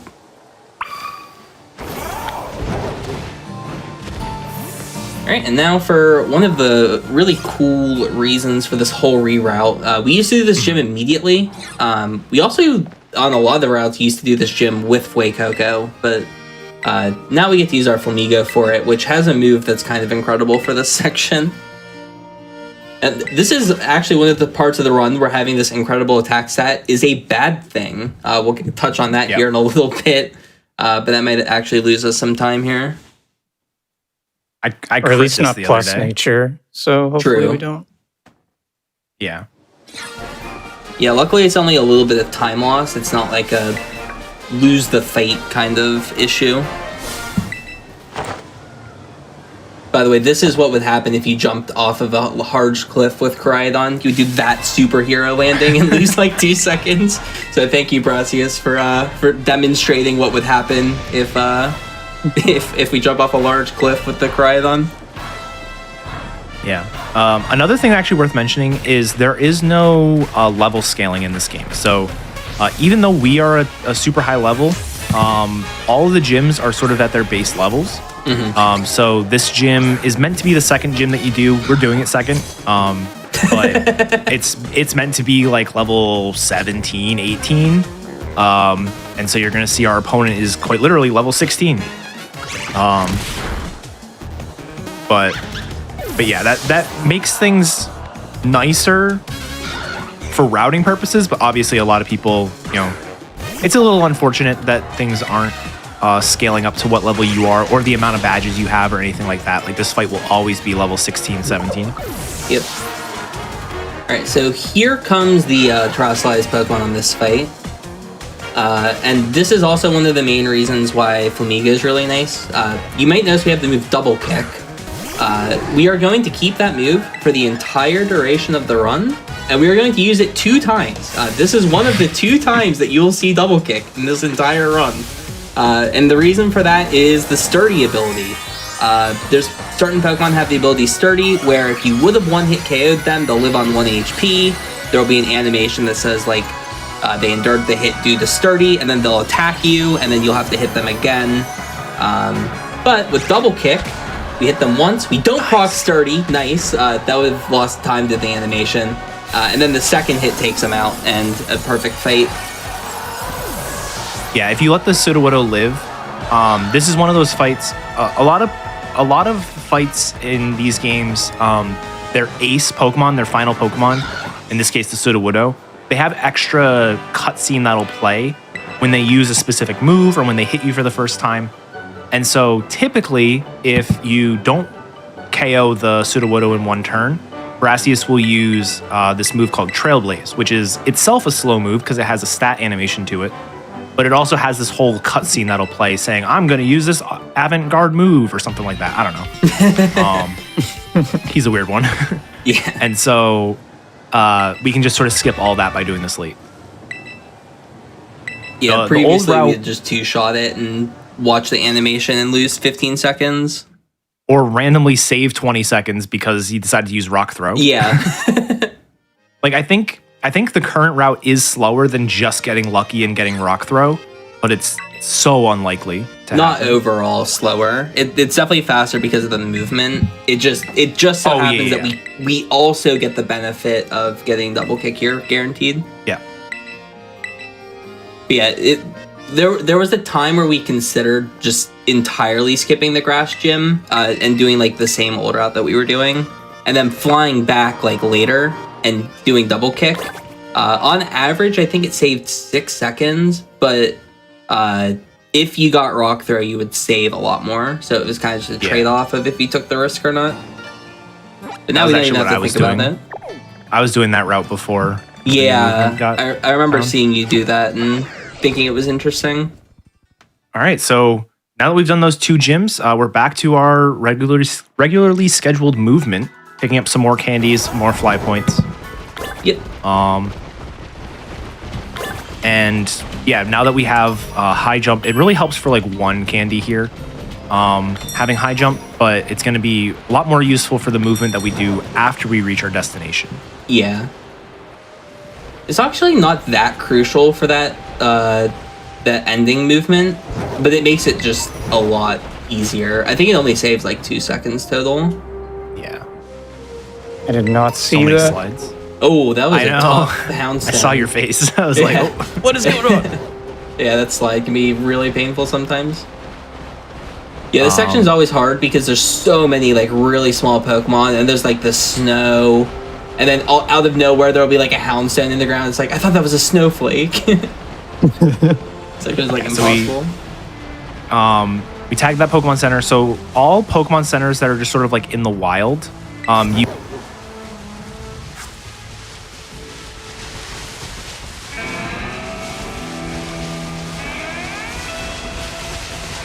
you have to hit the gray pad on the bottom. Almost all towns, you just have to get the town text, and then that is considered good enough. Specifically, the town with the Psychic Gym, you have to hit the Pokemon Center, and the area by the Ice Gym is not technically a town, it's just a gym with a Pokemon Center, so you have to hit the pad there too. Yeah, it's actually kind of awkward having to hit the ice town because you kind of like go up, hit the center, drop down to the gym, go back up to the center. Like very awkward. Yeah, so this movement ends right in front of the normal gym. So it wasn't like a whole lot of candies we grabbed there, but those candies are very, very useful. And very important that we menu here before we enter the gym. Lechonk is back, baby. Lechonk is back. Every time you enter a gym for the first time with a new number of badges, you get a cutscene. And once you have 2 badges, the cutscene you get when you enter the gym involves Nimona taking you outside and fighting you. So you can't accidentally enter the gym without bringing out Lechonk, because as we learned earlier, we need to die to this fight. And we would get forced into the fight with our Flamigo instead. And that would not be nice. Yeah, this is actually like one of the more interesting parts of routing this game was like these rival fights, because it's so much more complicated than you would think. Like, look how long this loading screen is. different towns have different lengths on that load screen. The ice town is by far the best. It's 9 seconds. It's like 7 to 9 seconds. Then 5 of the towns have a 17 to 19 second load. That's all the towns except for water and electric. They all share the like 19 second load. And then water and electric have like a 24 second load. If we did all 3 of these rival fights in the ice town, we would literally save almost a full minute compared to doing the fights all in the electric town. So there's like this complicated routing where we need to do the fights in these like specific areas, because we're gonna do 3 of these rival fights. And then the other complication is we need to have like certain badges when we like get these rival fights to spawn in order to have the rival fights be there. And then the other complication is the 5 badge rival fight. She fights you after you do the gym. And that ends up being a huge problem because you have to beat the gym and then immediately do the rival. You can't like change your party or anything. So we'll figure out how we deal with that issue in a little bit. But right here, gonna finally finish candying up the Flamigo. Not using all the med candies, an interesting strategy, but also a correct one. We touched on that a bit earlier. We need 1 med candy for our starter to beef it up a little bit more, so keeping the 1. And then using all those rare candies finally to hit level 71. Scrappy can optimize a little bit here. Again, a bit of a, not nature, an ability difference, but once again, there's an Intimidate Mon on this fight, so you can actually skip using the rare candies if you're Scrappy, because you won't be -1 attack for the last Pokemon on the Larry fight. Just a little bit of a time save, but again, Scrappy always saving time, and Tangled Feet being useless. And off to the gym we go. By the way, this is one of the coolest like gym puzzles to like actually solve. This is a really fun one. You just look on the strategy guide and pick the right 4 answers. Hit the screenshot. This is also a turbo moment here every time. Very carefully entering in the correct combo. Yeah. This in the interview at the E4, just every run.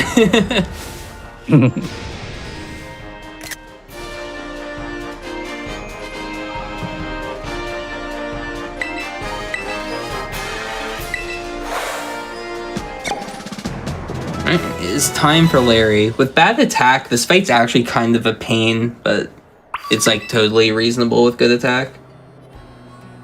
You should be able to acrobatics everything. Yeah, definitely. Yep. Yeah, this is another fight that has Intimidate, so with Tangled Feet, you always want to basically use your rare candies now. Experience-wise, it's going to be identical later on.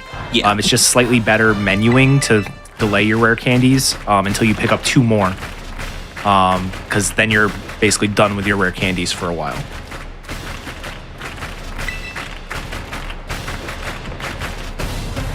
This also has one of the longest cutscenes in the game.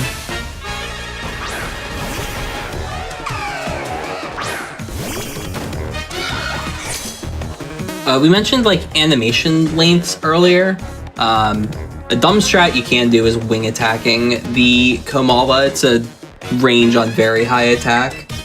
Just going for acrobatics here, not going for the 0.6 second time save.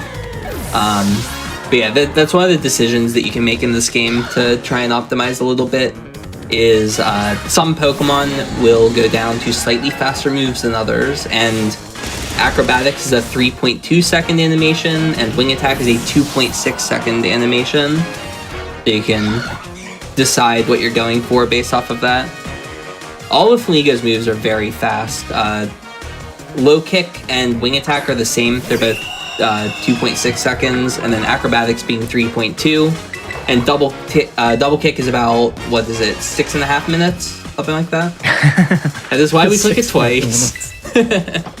What's funny is the double kick animation itself is actually really fast, but then even if you one-shot something, it'll always say it hit the Pokemon 1 time, which takes like 2 or 3 seconds. So I actually had routed before I realized that I had routed in using a bunch of double kicks just to do that super fast animation, and then I did it in a run. I was like, oh no, what did I do? Yeah, it's really unfortunate. Yeah, it's funny in like most other, like Gen 2, you want to use moves like double kick because it doesn't give you the text and it ends up being faster. But then for whatever reason in this game, it's the opposite. Oh, this cutscene is just so long. It's like literally a minute where you're just waiting to one-shot this thing with acro. And then sometimes it's a damage range. You're like, come on, I need to know if I hit the range. I want to reset if I missed it. Just let me use the attack, please. Luckily with this route that we have, you're almost always using the same move between the Dunsparce and the Staraptor. But I'm waiting for like an alt main where I click the wrong move and I have to wait the full minute before before you feel the punishment of it. Yeah. Alright, so there is the Larry fight. So far our pathing for the game, we got the 2 fast movement options. We got the high jump and we got the speed up, and then we did a couple of gyms. Now we are going to complete our bicycle. Basically, we're gonna get all the components for it now because we're definitely set up for it at this point. Our kind of like main goal was getting all the travel points. That's kind of what we like wanted to focus on here. And now that all the travel points have been unlocked, we can kind of just pick and choose what we want to do based off of what's optimal. So getting all of the ride level ups and whatnot is probably the best thing to do. So that's kind of what we've been sticking with. But it does have one more town to get to here. And then obviously a couple later, but this is the last of the main ones for now. Yeah. One of my favorite things is all this movement we've done, all these items we picked up. We still haven't entered the town with the first gym. We have 3 gym badges. We've defeated 2 titans. We've picked up all these rare candies, and we haven't actually gone to the first gym yet.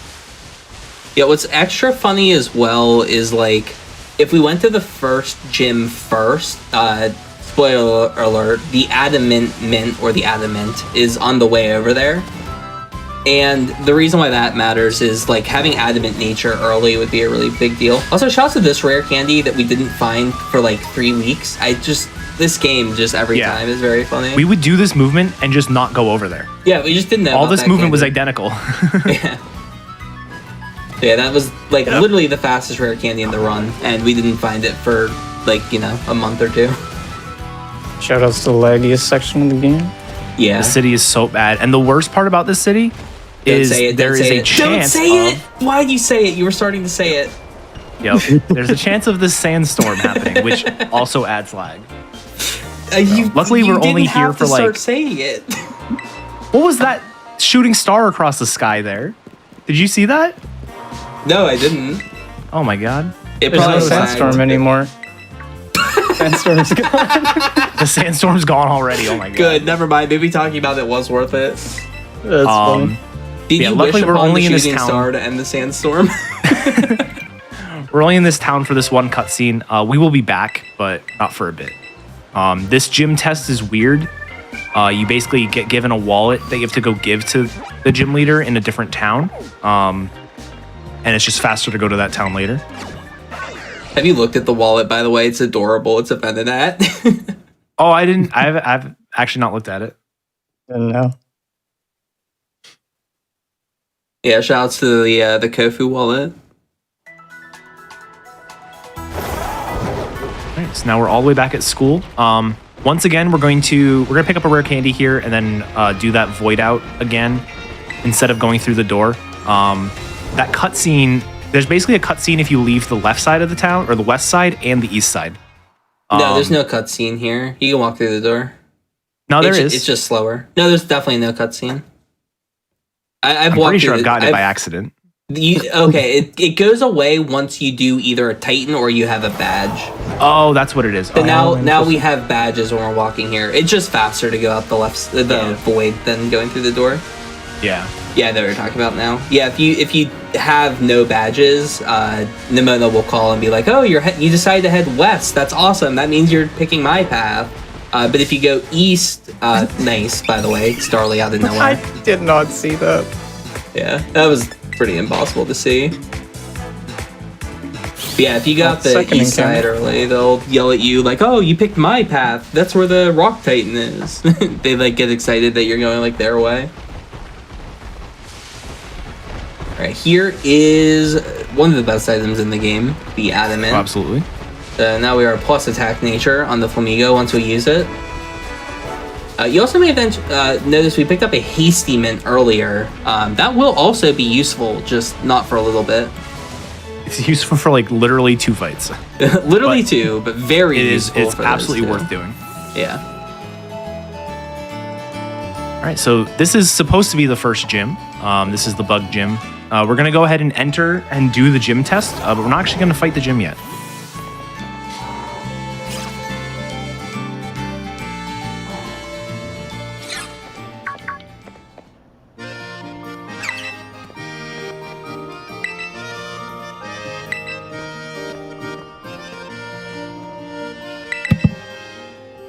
Yeah, we could do this gym now, but it's actually kind of crucial that we do this gym 5th. And yeah, no spoilers, because we'll have to make the joke that we make during every Pokemon speedrun later.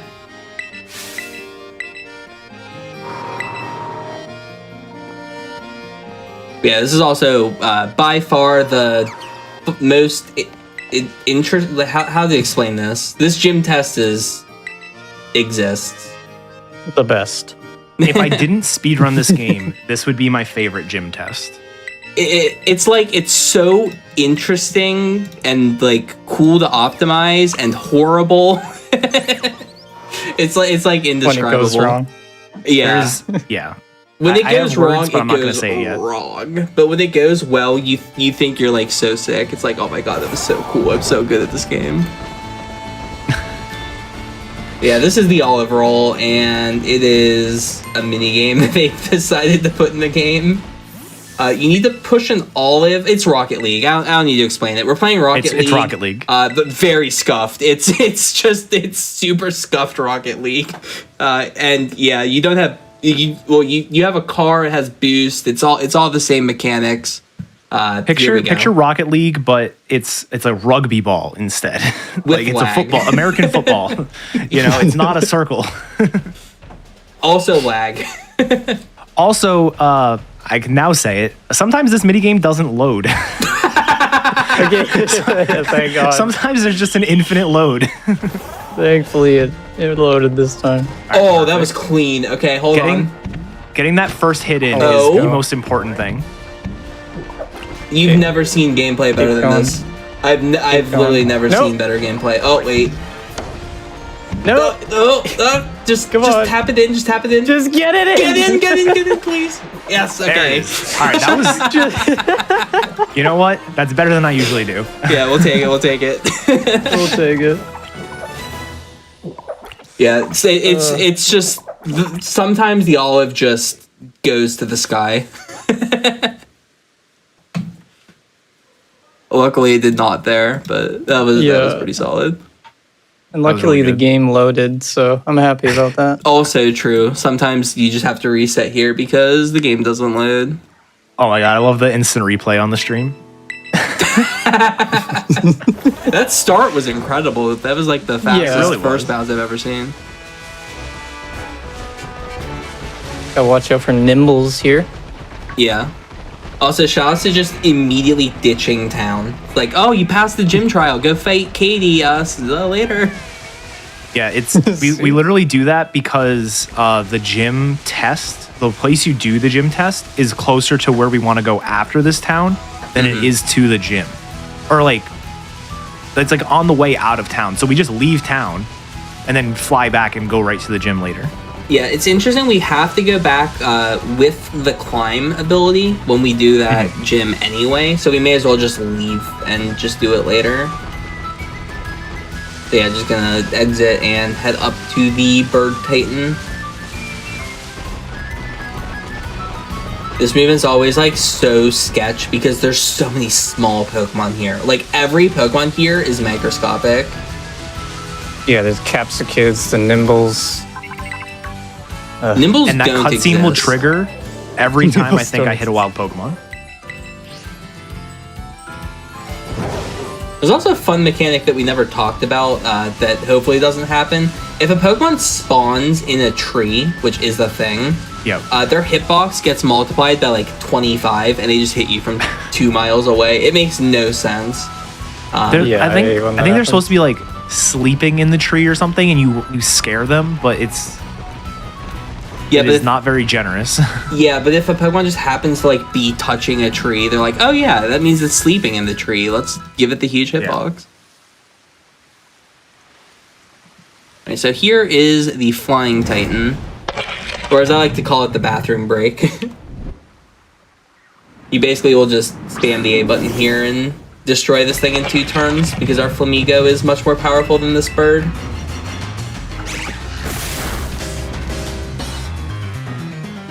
This is also the only of the Titans where you can't do anything between both of the fights. It's really weird. Like all the other Titans, you do like this first stage and then you walk up to it and then do the second stage. This one just puts you right in.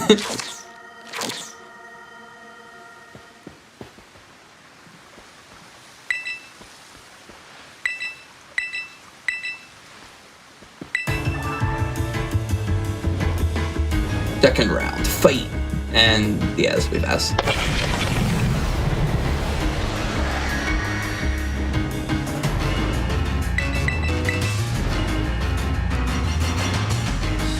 Also, Yeah, shouts this is out like the Arvin. same level as like Cloth, right? Or even lower. I think it's level 20-ish. It's pretty. It's somewhere in the 20s to like low 30s. It's pretty low level. I love Arvin just showing up to kind of take credit right at the end. Yeah. Like, oh, I was here too.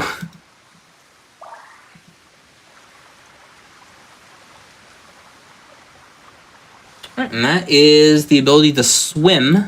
So slowly gaining more and more abilities on the bike.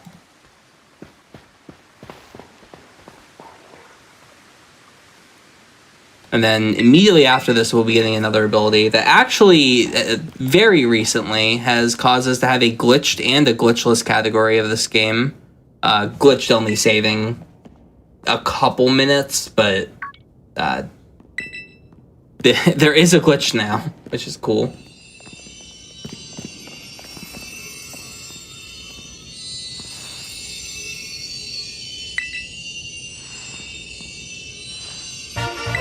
Yeah, I love the little sandwich hunt. Finally got our third one.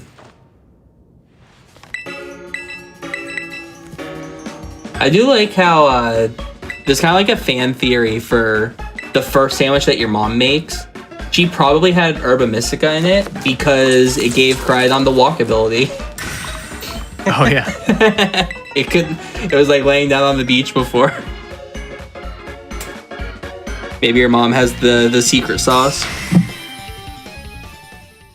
I believe it.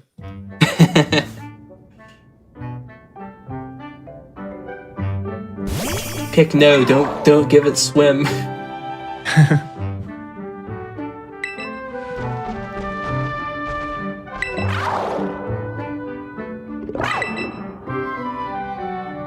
That would be a very funny way to soft lock if you could. Just not getting swim. Yeah, just like declining giving it the sandwich and losing out on the ability. Oh. Like, no, my sandwich.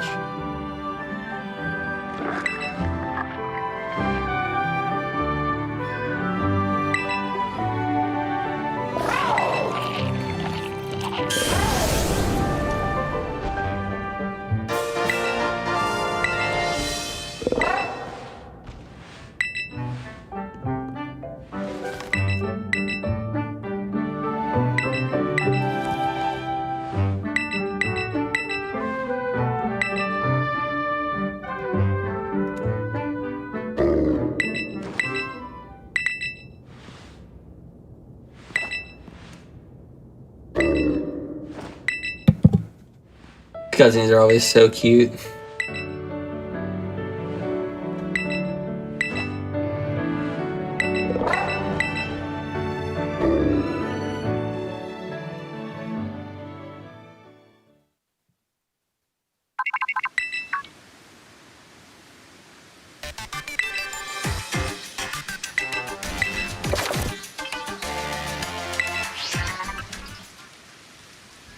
Alright, now it is time to head over to the desert, grabbing one rare candy that's right here along the way.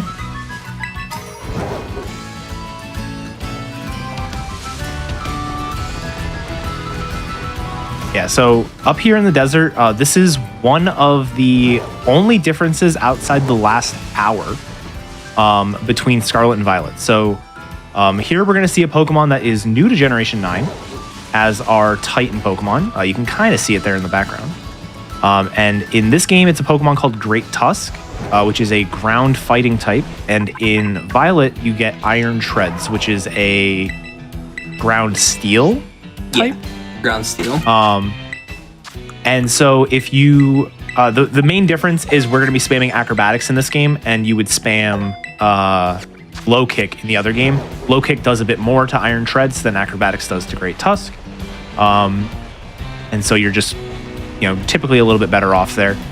The other main difference is Iron Shreds is actually like rolling around, and so you can get it to like hit you closer to where you come into the desert instead of the Iron Shreds or the Great Tusk here that's just sort of standing in one spot.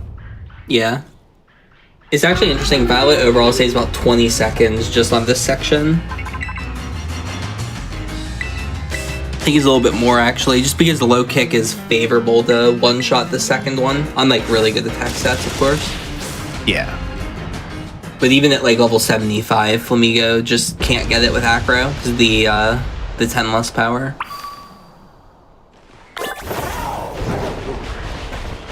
But, with a critical hit, you could save some time here.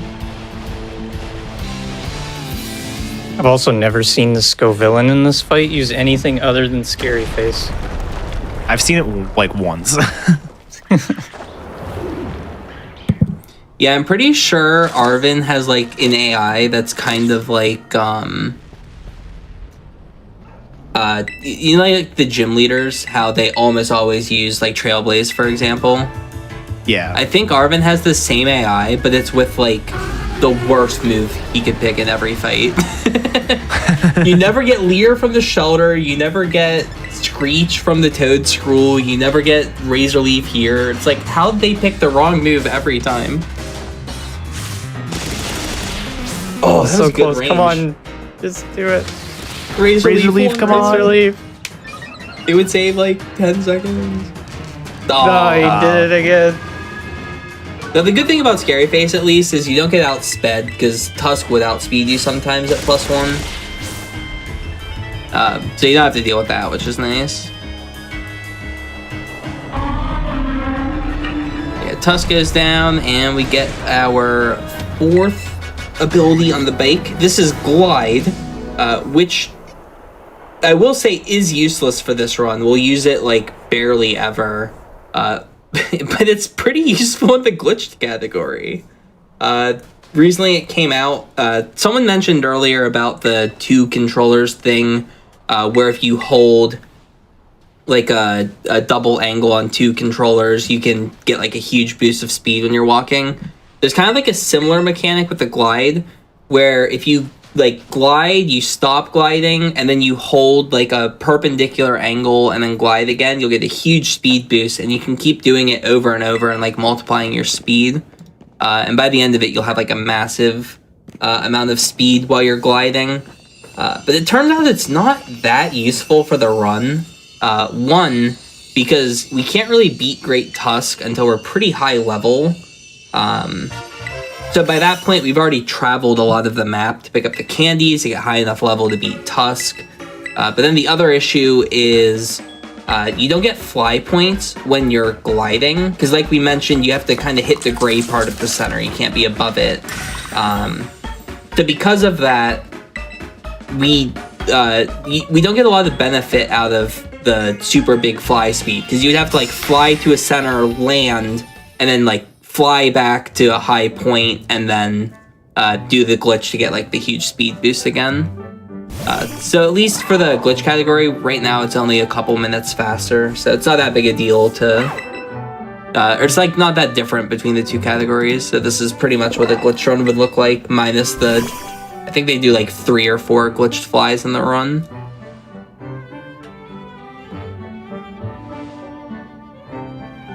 But instead, we will glide nice and slow about 3 times for the entire run.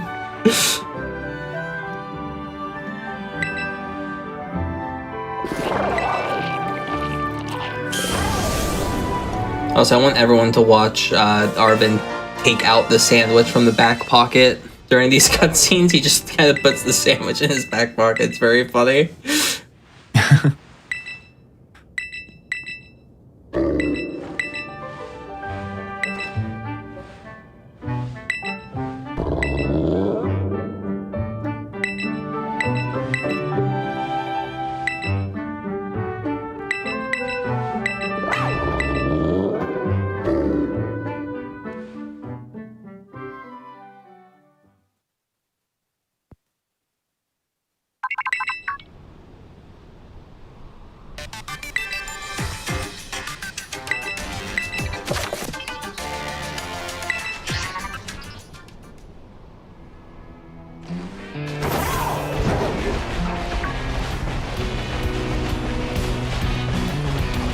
There's a lot of tiny Pokemon in this desert.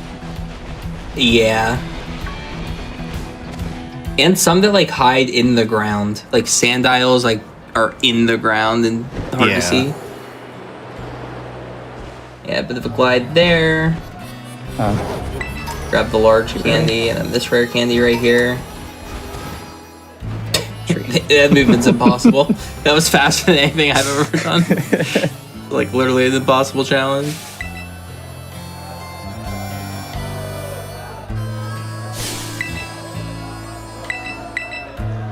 Also trying to be helpful, and then this guy just being a total jerk for no reason.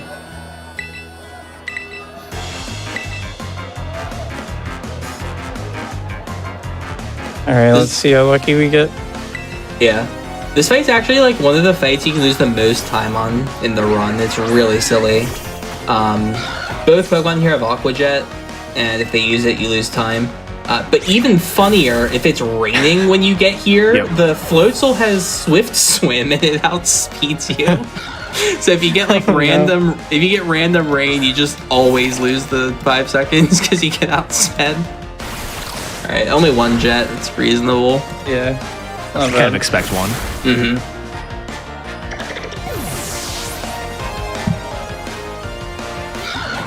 Yeah, shout out to the random weather once again having an effect on the run.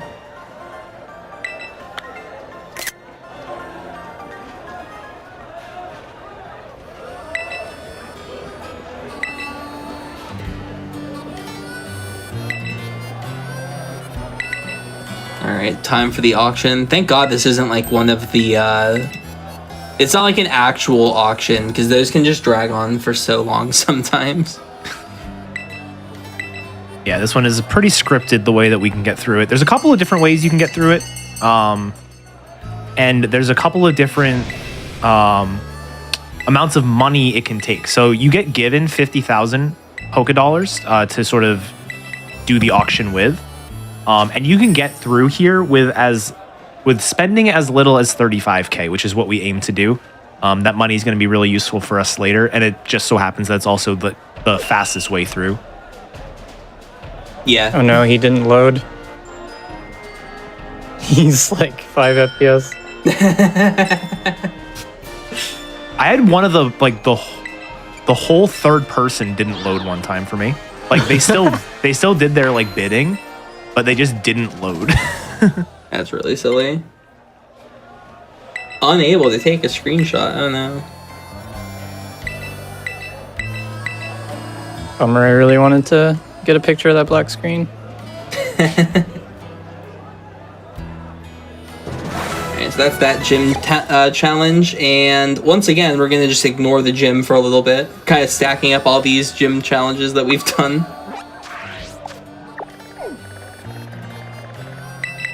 And it's time for probably, this is the scariest section of the run. It feels like it is a lot of the time. Probably, yeah. Yeah, this section especially is pretty if you have rough. yeah, like with bad special defense, it would be really scary. Yeah, if you can get 2-shot by a Dragon Pulse. So this is the Dragon Titan, which is the last of the dragons. Quickly gonna go over here first and pick up an Acrobatics TM. We didn't really explain why acrobatics is as good as it is. It's a 55 power flying move, which, doesn't seem that strong. But when you don't have an item equipped, it's actually a 110 power move. It gets a double power.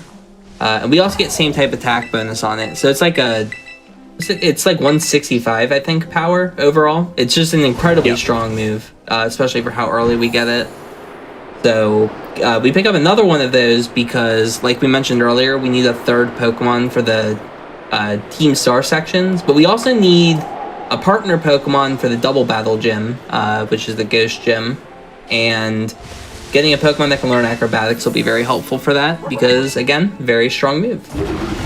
Yeah, this is the Dragon Titan. A little bit of a jump scare there. These fights are pretty annoying. If you get Aqua Tail, you usually have to heal between the two fights. If you get Body Slam, you need to dodge Paralysis. I shouldn't have said it, I'm sorry. Okay, good. We're good. If you get Water Pulse, you might get confused, which is really annoying. And I've never seen the fourth move, so I can't even tell you what it is. I think it's Order Up, and it can't use it on the first part because I don't think it uses it on the first one, no. Yeah, because it hasn't eaten the Tatsurugi or something weird. But yeah, this Titan kind of just explains the synergy between Tatsurugi and Dondozo, which are kind of like a paired Pokemon. If you've played any VGC this generation, you have seen these two Pokemon. Yeah, they're one of the stronger competitive teams. It's also the reason I think Murkrow is as popular it is in competitive because as Prankster Haze. Yep.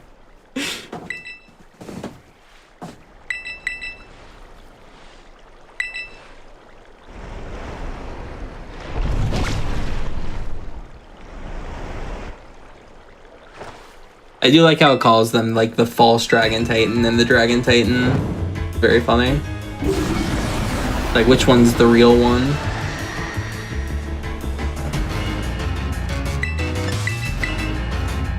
Alright, so here you're really hoping that you either get two very good rolls with low kick. With this attack, it might be good enough to... Oh, okay. That's a nice crit.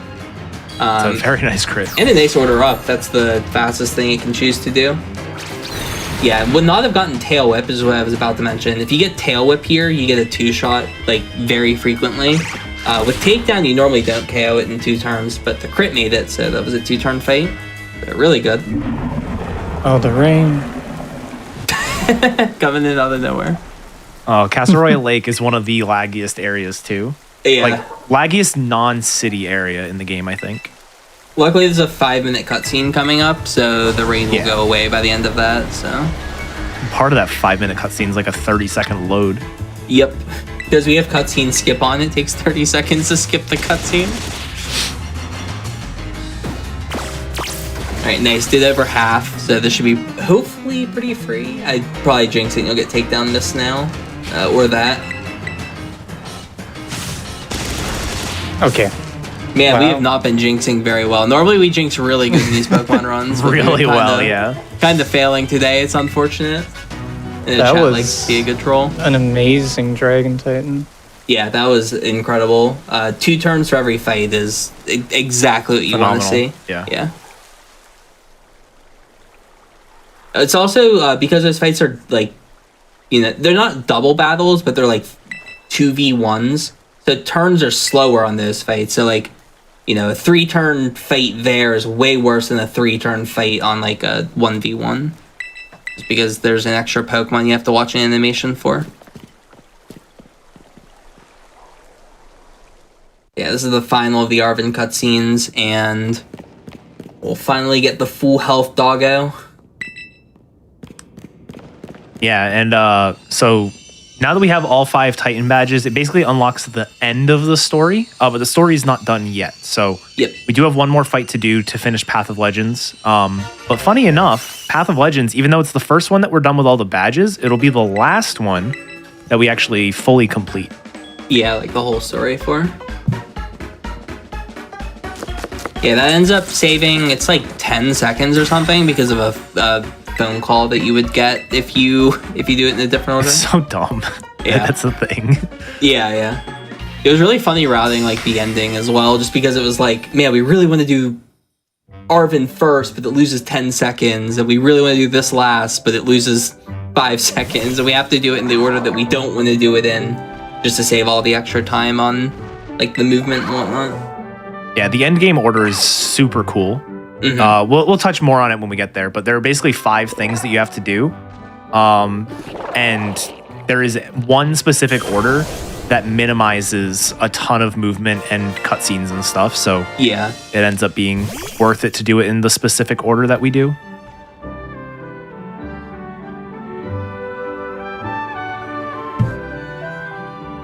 All right, time for the pocket sandwich. There it is. Why'd you put it in the back pocket, dude? It's so weird. Really, a full Subway sandwich back there?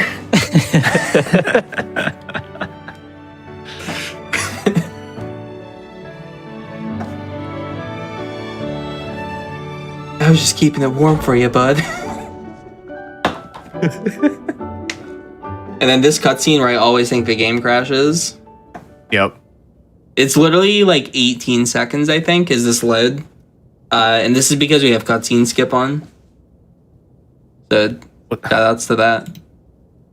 Yeah, and what's funny is there's a load later in the game that's even longer, and there's no cutscene associated to it. It's just 45-second load for no reason. It gives you time to mute the VOD before the credits. Yeah. Which, by the way, to the people doing stream tech. people doing stream tech, we will tell you to mute the VOD when we get to the credits because we don't want the GDQ channel to get a copyright strike. My favorite thing is, so we've got, obviously, like the leaderboards and stuff are up now, and the rules are there.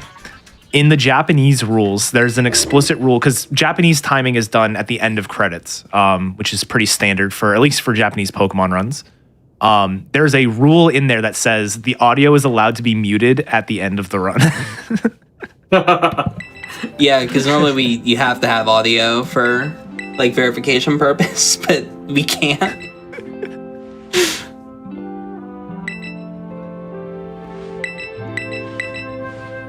Oh, the one time they put voice acting in Pokemon, sort of.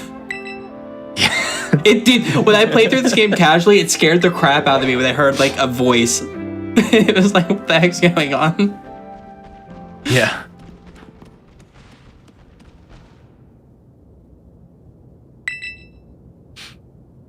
All right, so now after doing all of the Path of Legends stuff, full access to all of the movement tech in the game, and immediately going to put it to use here.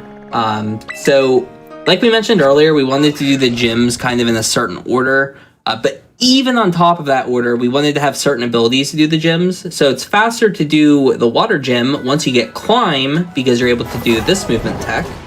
You skip an elevator. I love that you can climb on this wall. Yeah, it's pretty sick. I didn't know about it until I saw somebody else doing it. I was like climbing the cliffside instead. Yeah, same. But yeah, that movement there saves like, I don't know, 10 seconds overtaking the elevator, probably more. It's a huge time save. Also, check out the load when the battle starts here. This is why you don't want to do the rival here, just as an example, once this fight starts. But yeah, doing the movement there saves a lot of time. We also need climb to go up to the psychic gym, and we also need to have climb when we go back to the bug gym, because we need to do the bug gym before the psychic gym, and we need to do the bug gym 5th. So like there's this huge complication on like where we want to do the gyms and whatnot. And it ends up just barely working out. And yeah, was able to explain it within the load. Awesome. And Sandstorm, let's go! And Sandstorm. So it is possible for the Sandstorm to disappear before the battle starts. Oh my god, wait, no, I thought it went away for a second. Yeah. The random weather in the game, whatever the weather is when the battle starts, will persist for the entire battle. So even if like visually the Sandstorm disappeared after like the first Pokemon, you'd still get hit by sand, which is super dumb. But what that means is if the Sandstorm randomly does disappear right before the battle, then you're good and you don't have to worry about it like coming back. Got a couple more seconds or it might dissipate. And it's usually right about here where it registers. Yeah, I think it's going to be sand. I've had rain disappear while Katie was talking to me. That's and so I was like, annoying. yes. Yeah, rain at Katie is worst case scenario for weather. There's like a really silly backup you can do. There's an X special behind the town that does save time to go out of your way and grab if you have rain. Or you can just hope that the rain goes away by the time the fight begins. I usually just hope. Yeah, that's generally what you got to do. But yeah, unfortunately, we're going to get 2 sandstorm text boxes here. It loses about 10 seconds. There's nothing you can do about it. Just bad luck with the weather.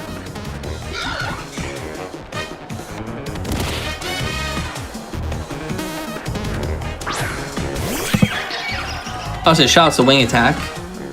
Again, such a fast animation. Yeah, we actually keep Wing Attack for the whole run as well. We do teach over it like incredibly late in the run because we do have one move that we need for just the final like 6 fights or whatever. But we keep Wing Attack for pretty much the whole run just because of how fast the animation is. Yeah. Like compared Flamigo. Oh, go ahead. I was gonna say like for a little bit people were running Lucario and how long is Flash Cannon? It's like 6 seconds. Flash Cannon was it was like 5 point something seconds. Yeah. Yeah, it's like 5 seconds. So every single time you attack with Flamigo, you're saving literally 3 seconds compared to Lucario. It's wild how much that adds up throughout the run. It's also really funny because like, so over the course of the run, Flamigo uses a total of 6 moves. We use Wing Attack, Acrobatics, Low Kick, Double Kick, and then Close Combat. Maybe it's only 5 moves. You only use 5 moves. 2 of those moves are used for a collective like 5 times. Double Kick you use twice, and Close Combat you use like 3 times. Sometimes even less because if you don't have, if you have Scrappy, you can save a Close Combat. Yeah, Close Combat's 0 to 7 times depending on situations. So it's like you spend almost the entire run just using Low Kick and Acrobatics with Wing Attack when it helps. We used to use actually one of the more recent route changes. We used to use Swords Dance as a move instead of Wing Attack. Swords Dance would basically allow us to skip all of the X attacks in the run just by using Swords Dance instead. But the movement to get Swords Dance was just a little bit too slow for us once we got more comfortable with the route and everything. It's not even the movement to get it, because there's a Swords Dance TM that only loses 5 seconds. That's it's true, more of the teaching it, because you have to teach it, you have to not have Wing Attack to have it. And we only need the boost attack, I think it's 4 times. Yeah, it's only like 4 times, and the other, like, the way that we were doing it before, having Close Combat earlier is actually saves a turn. Because you can have Close Combat. You basically need all 4 of your moves for the Elite Four, including Close Combat.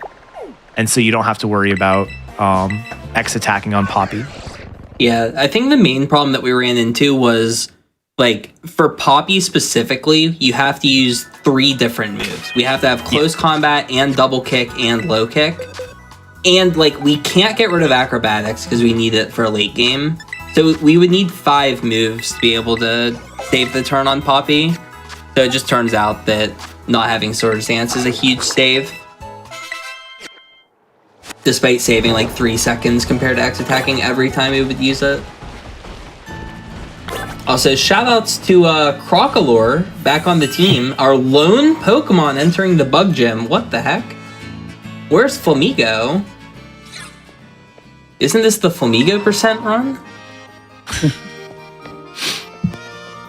This is one of the coolest innovations in the run, I think.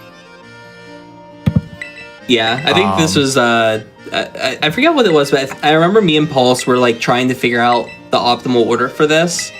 And then we found that Fuecoco worked here, back on the Hawlucha route, and it just stuck ever since. It's really cool. Yeah, right around the same time you were doing the Fuecoco on the Hawlucha route, I started catching a Growlithe on the Lucario route for this section. And then obviously catching something is slower than just taking your starter. But this is the main reason why or one of the main reasons why Fuecoco is the starter we choose. Fuecoco can just beat this gym at a lower level than the other two can. Sprigatito needs a lot of levels.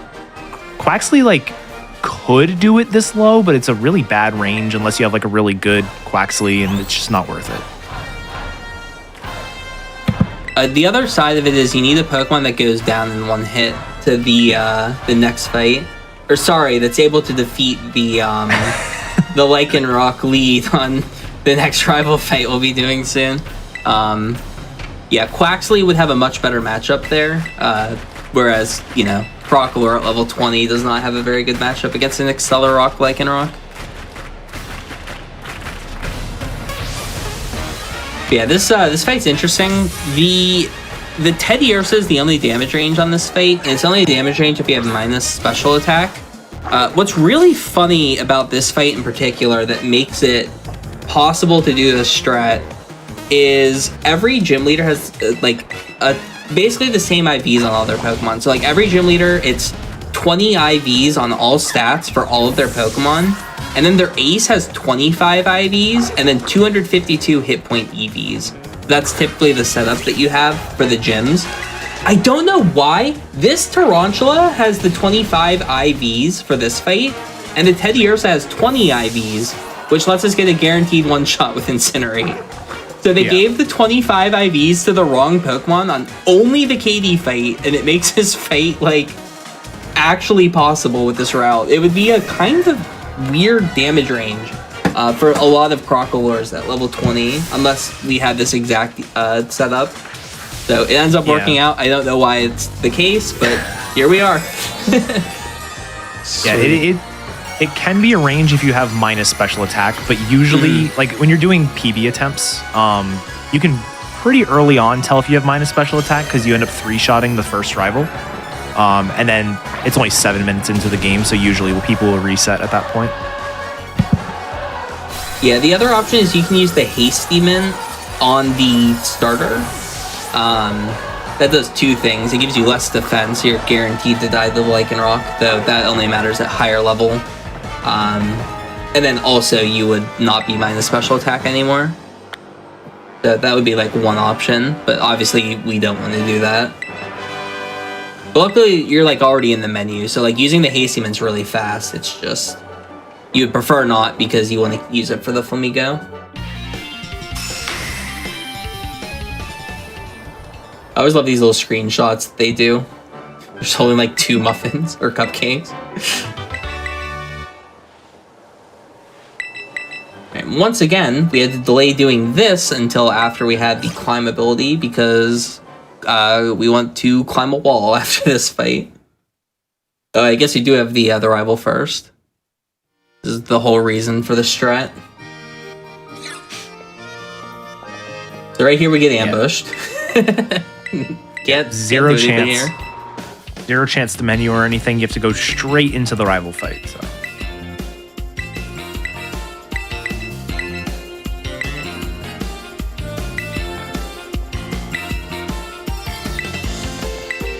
Yeah, it's funny. Like, I like this kind of like cutscene they have where the champion's like, no, give them time to heal. Like you're like super ambushing. But they even talk about how you're getting kind of like forced into the fight.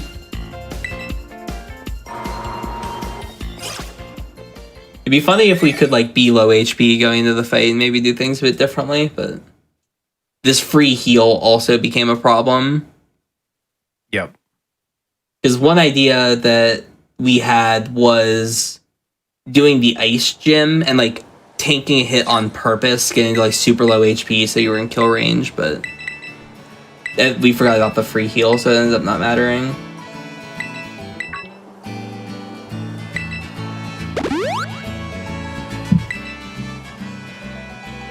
This is really the only gym you could do it on because Brassius has a sturdy Pseudo Widow. Yeah, especially now that we have the levels through the double kick route. Back in the like super old days with the Halucha route, we did Fuecoco for the grass gym just because you would always have to deal with sturdy anyway, so Fuecoco doesn't even lose turns there. But because of double kick, like You gotta do Brassius the way we're doing it now. It's just so much faster. Oh man, we lost to Nimona again. He's too strong. Yeah, it's our record now. It's like 1-3. Now we're getting destroyed.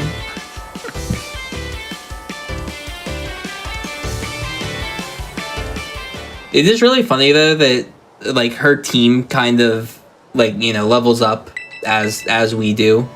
It's almost like she's just using a team just to fight us. Yeah. Like, you know, she has to have a much better team because she's the champion. Like, this can't be her actual team. Like, come on, fight us at full power. Like, look at our Flamingo. So strong.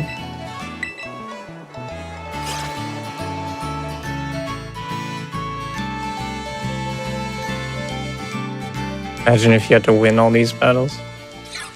Oh, yeah. Man, if we had to win that one, like, the time loss would be absurd if you lost it. Yeah. Because you'd have to do the gym again. No. Probably.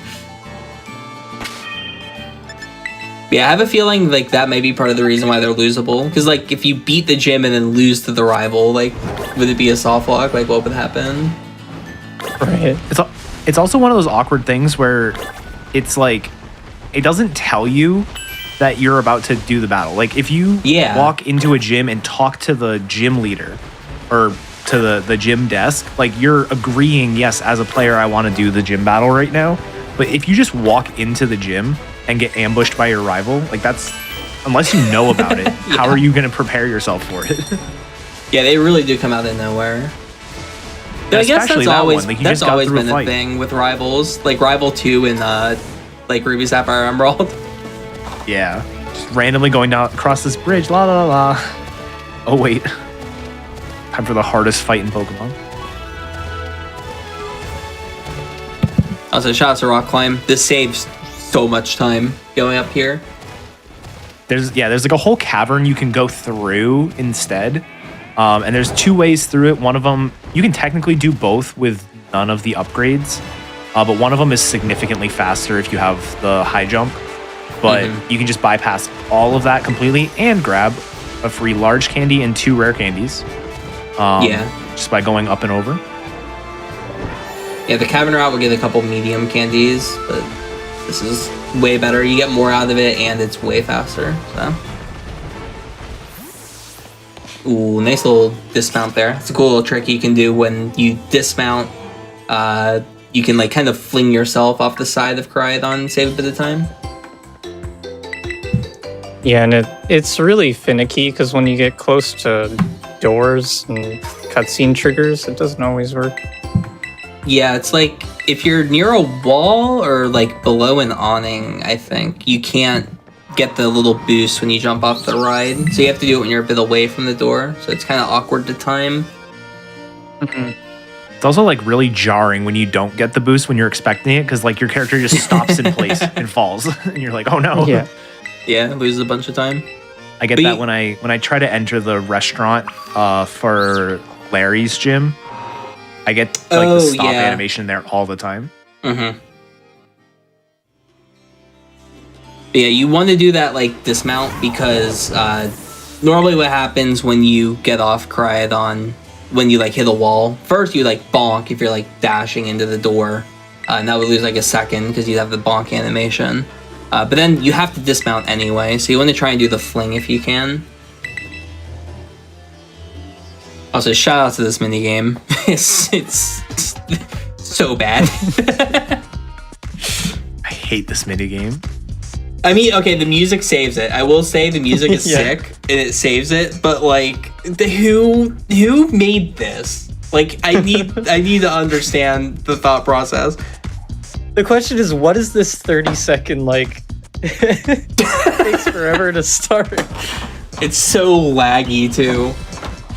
And that I was going to say something, but I will wait until we're out of the minigame before I say it. There's something else that can happen that'll slow it down. Right, yeah. But, yeah, so it was... Originally, we were always just doing this entire thing. There's 10 emotions you're supposed to do in the first round and 15 in the second. And then finally, another runner by the name of New Amber sat down and actually figured out how many you have to do. You have to do 2 in the first round in order to pass, and you have to do 5 in the second round. And so, because it pauses the timer whenever you do one, that's just the minimum you do, and then you just sort of sit back and relax. Unfortunately, not quite a long enough break on either one to actually like get up and use the restroom or something, but still a nice little break for your hands. Also, shout out to this RNG time save here. 50-50 chance the Curlia has Trace. You save like 4 seconds if it doesn't. There's like a lot of... Oh, that's like the Intimidate on the Iona. Yeah. Same with the static as well. So there's only 15% to get static by the Flaffy. There's like a lot of... Like the non-gym leaders have random abilities on their Pokemon. And there's a lot of them that add up in the run. So there's Trace and losing a bit of time. So it's like 4 seconds, I think, if you get Trace there. There's like, what, 5 or 6 points in the run where there's just a random ability that you can save like 5 to 10 seconds on. Yeah. It's interesting, though, because like typically in Pokemon games, the trainers' Pokemon are very set. Like they're, you know, they always have the same abilities, always have the same stats. And this game, they all have the same stats, which, funny enough, every Pokemon in this game, except for like 2 or 3 that aren't even part of the speedrun, has a neutral nature. So nobody has like better speed than they're supposed to, or better attack or anything like that. And that makes doing damage calcs really easy because you don't have to like constantly look up every Pokemon. Yeah, the only thing that's different between like trainers and gym leaders is the IVs, but like it's nice all the big trainers have the same stats as well, like I mentioned earlier. It's 20 IVs on every Pokemon, and then their ace is 25, and then the ace has 252 HP. It's pretty easy to calculate like any trainer. But the only trainer that you ever really need to calc like mid-run is the Sableye in the double battle gym. Oh my god, yeah. Always have to do a quick check on that.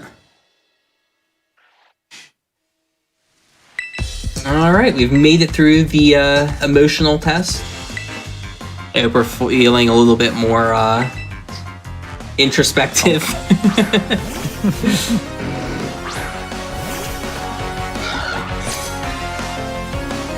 I'm always shocked that Wing Attack's able to KO this Grumpig. It's like exactly dead to 0 IV Adamant. It's very close. Crazy.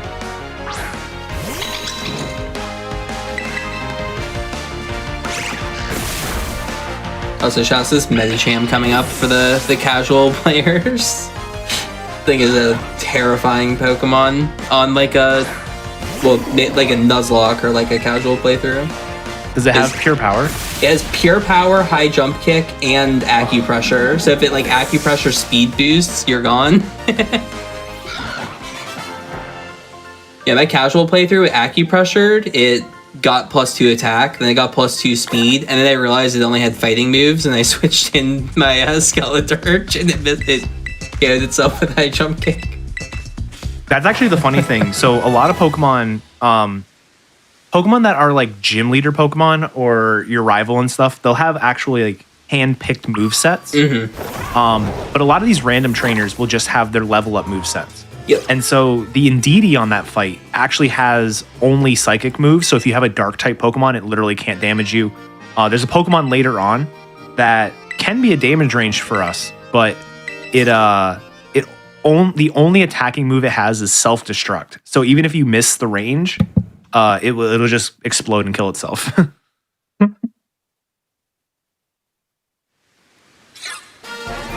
I might use this fight to go to the bathroom real quick. Strats. Yeah, I guess once you select acrobatics, you can just walk away. Yeah. That's what's kind of nice about allowing turbo for this game. We also allow breaks. You can take whatever our rule is 2 breaks in a run, totaling up to an hour. But if you don't want to like pause the game to take a break, you can just turbo through like one of these fights. There's certainly enough cutscenes you can do it too. Yeah, exactly. All of the Arvin cutscenes is usually where I go.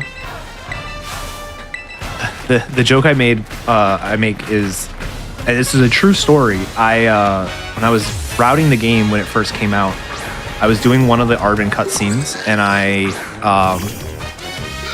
like did the fight, and then I put my controller on auto fire, and I left to go use the restroom, and I went into my bedroom, and my wife was making the bed, and so I helped her make the bed, and then I came back to my desk, and it was still like the cutscene was still going. Yeah, some of those Arvin cutscenes are so long. Ooh, runner's gone. No one's gonna hear that we're plugging Chris's Twitch channel in chat. Uh-oh. Unbelievable. We'll never know. Hopefully one of the mods can do it.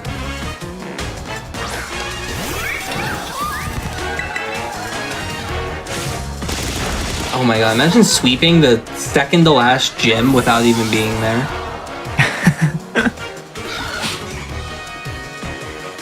It's kind of funny with all of the like out of order stuff we do. We still kind of do the gyms in the right order because like the 6th, 7th, and 8th gyms are the 6th, 7th, and 8th ones that we do. I think you're supposed to do Ghost, then Psychic, then Ice based on like the levels, but yeah, we still kind of do things in order. The Starfall bases we do a completely wrong order, but that's fine. Yeah, it's like we have like little mix-ups. Like we do Grass second, which is correct. We do Electric first, which is like wrong. But it's like if we didn't do Bug, like if we did Bug third, it would be like we switch up the first 3, we would then switch up the middle 3, and then we would switch up the last 3, kind of. Yeah, because like we do It'll be Water shuffled. 4th, which is when it's supposed to be done. Yep. Yeah, we basically just like do Bug too late, and we do normal a bit early, and everything else is just like slightly out of position. Yeah, the Titans are almost in order. It's just the Earthworm and the Bombardier. Yeah, and then the Starfall is just kind of in whatever order we want. I think we do the last one first. Yeah. Well, it depends. Like, the theory now is you want to do the Ghost Gym as early as possible. Like, as soon as you can afford the vitamins is when you want to do the Ghost Gym, because then you get the levels on Fuecoco for the other sections, and you get the vitamins for the damage ranges. So it's like, the earlier you can do the Ghost Gym, the better. But then it's like, which Starfall bases can you do before that? And you want to just do as many as you can to get the money. Yeah, it's funny how like kind of freeform this game is, even though it is kind of like with how strong the Flamigo is, you would think that it's not very freeform because like you would think, oh, you can just do everything in the same order. You have like a really strong Flamigo. It's like whatever. But there's a lot of like kind of strategy to it. Oh, Lechonk! Lechonk is back! Let's go!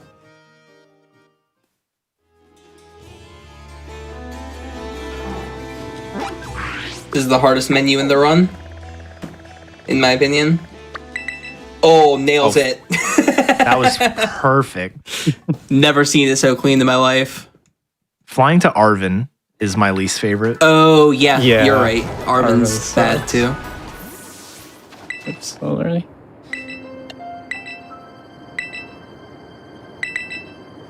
Also, some of them can be tough if you like the fly from Flamigo back to the Mezagoza entrance can be tough if you get a random raid den that spawns right there. Because it'll snap to the raid dens instead. Yeah, I've had that happen way too many times as well.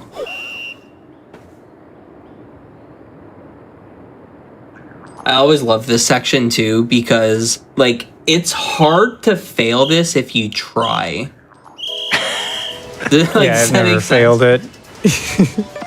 Like our strategy here is literally just get down the mountain as fast as possible. That's the whole strategy, and you'll just happen to hit enough of these to pass. Like even if your whole strategy is just to do the movement as fast as you can. Yeah, it's you have a minute 15 on the clock to get, or minute 30 on the clock to get through. And you lose 5 seconds every time you miss a gate. And so about a minute 12 is typically what we get through. And you'll notice like we didn't exactly go out of our way for any of them. In fact, we probably went out of our way to miss some of them. Yeah. It was like, take the straightest line down, and we still finished with plenty of time. Alright, remember how I said watch the load earlier, and it was like 20 seconds long going into the rival fights and whatnot? Just watch how fast this load is compared to those when we do this rival.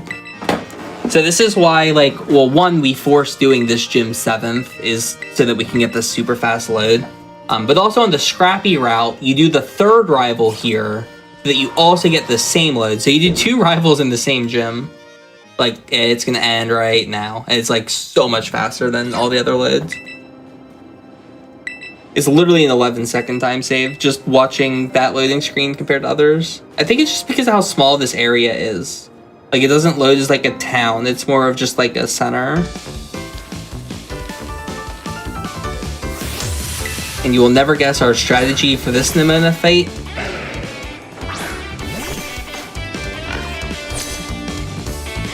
You can do it. I think we're gonna win this time. Oh no, it's Cellar Rock.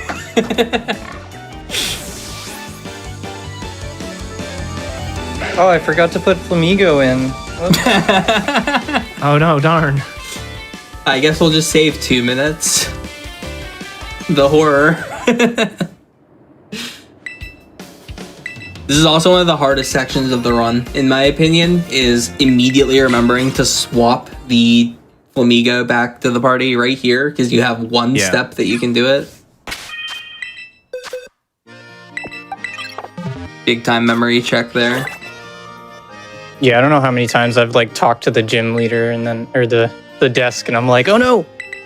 Yep. Press B! Yeah, the mash B panic. It actually only loses like 2 seconds, I think, but I mean, 2 seconds is 2 seconds. Also, shout out to this sometimes damage range. Yeah, I think I'm good for acro on all of these. It's not even close. Yeah, you're way high. Yeah, at level 73 on, I think it's 5 or lower IV attack, the Altarias are range. I don't have the charts open, but yeah, this is actually one of the reasons why, like, in addition to the loading zone stuff that Shem was talking about, like, we could just do this gym 3rd. Right, but the problem with doing it 3rd is we're at a not much lower level. I think you could be like level 70 if you really, really tried, but it's not worth, hitting through those damage ranges, because the Altaria on this fight, double kick does more than acrobatics does, just because of it's going to terrestrialize to ice. But double kick is so much slower animation. Yeah, I think it's 8 seconds every time you double kick instead of acrobatics. It's a lot of time. Let's see if we get the small optimization here that I did not put in my notes by accident. You guys wing attack here? Yeah, you can wing attack this thing. I'm gonna fix that now. I keep forgetting to fix it in the notes. Yeah, everyone acrobatics this because I keep forgetting to update. I've been wing attacking the Kamala on Larry sometimes. Yeah, that's our range, but it's definitely worth going for here and there. You want to know another optimization that I don't see a lot of people doing? And I didn't say anything because I knew Chris wanted the bathroom break. You can low kick the Farigiraf and wing attack the Gardevoir. Oh. Yeah, it saves about a second. Yeah, it's like barely worth it, but still. Yeah, there's a lot of like little optimizations you can do in this game. The other one I see people doing is the auction. You can do it with one input if you do down A and then A. So I see a lot of people doing 2 inputs at the auction. What's funny is like a lot of the time it's because like we didn't have things super optimized and you just kind of get used to doing something. So then we have to like break the habits. I was definitely doing I've acrobatics Larry every time forever. I need to start wing attacking there for sure. Yeah, luckily this Altaria will go down. Do an acrobatics, don't have to deal with the double kick range. Or, well, the double kick animation, I should say. I usually just risk the acro, because it saves so much time. You also, like, it goes for Hurricane, which usually misses anyway, and, you know, if it hits, it doesn't always confuse, and if it does confuse, you can always hit through, and I just had to reset, my bad. Been there, like, once or twice. All right. Let's see. If we see a Hawlucha, we're gonna catch a Hawlucha. If not, we pray. Yeah, this section is super weird. We're going to be catching a Pokemon to use as our doubles partner. The two main choices are either Hawlucha or Scyther. Hawlucha is kind of like what you want to get because it's a much, much better catch rate. But it's a little bit lower attack power than Scyther. So you end up having to do sometimes some suboptimal strats on the double battles.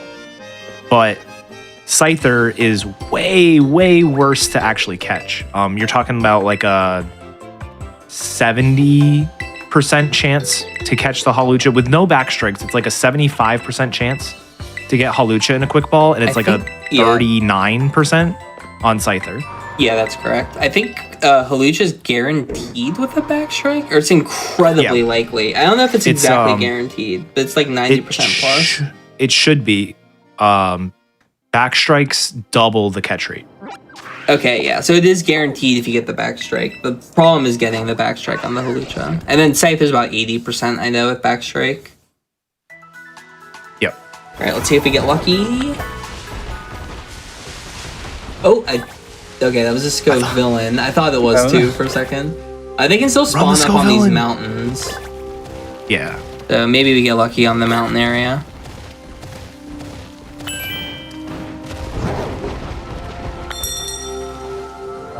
Whoa, what is going on over here? Party. That's a nice little party. Yeah, this happens like every time. We want that I item, swear. so...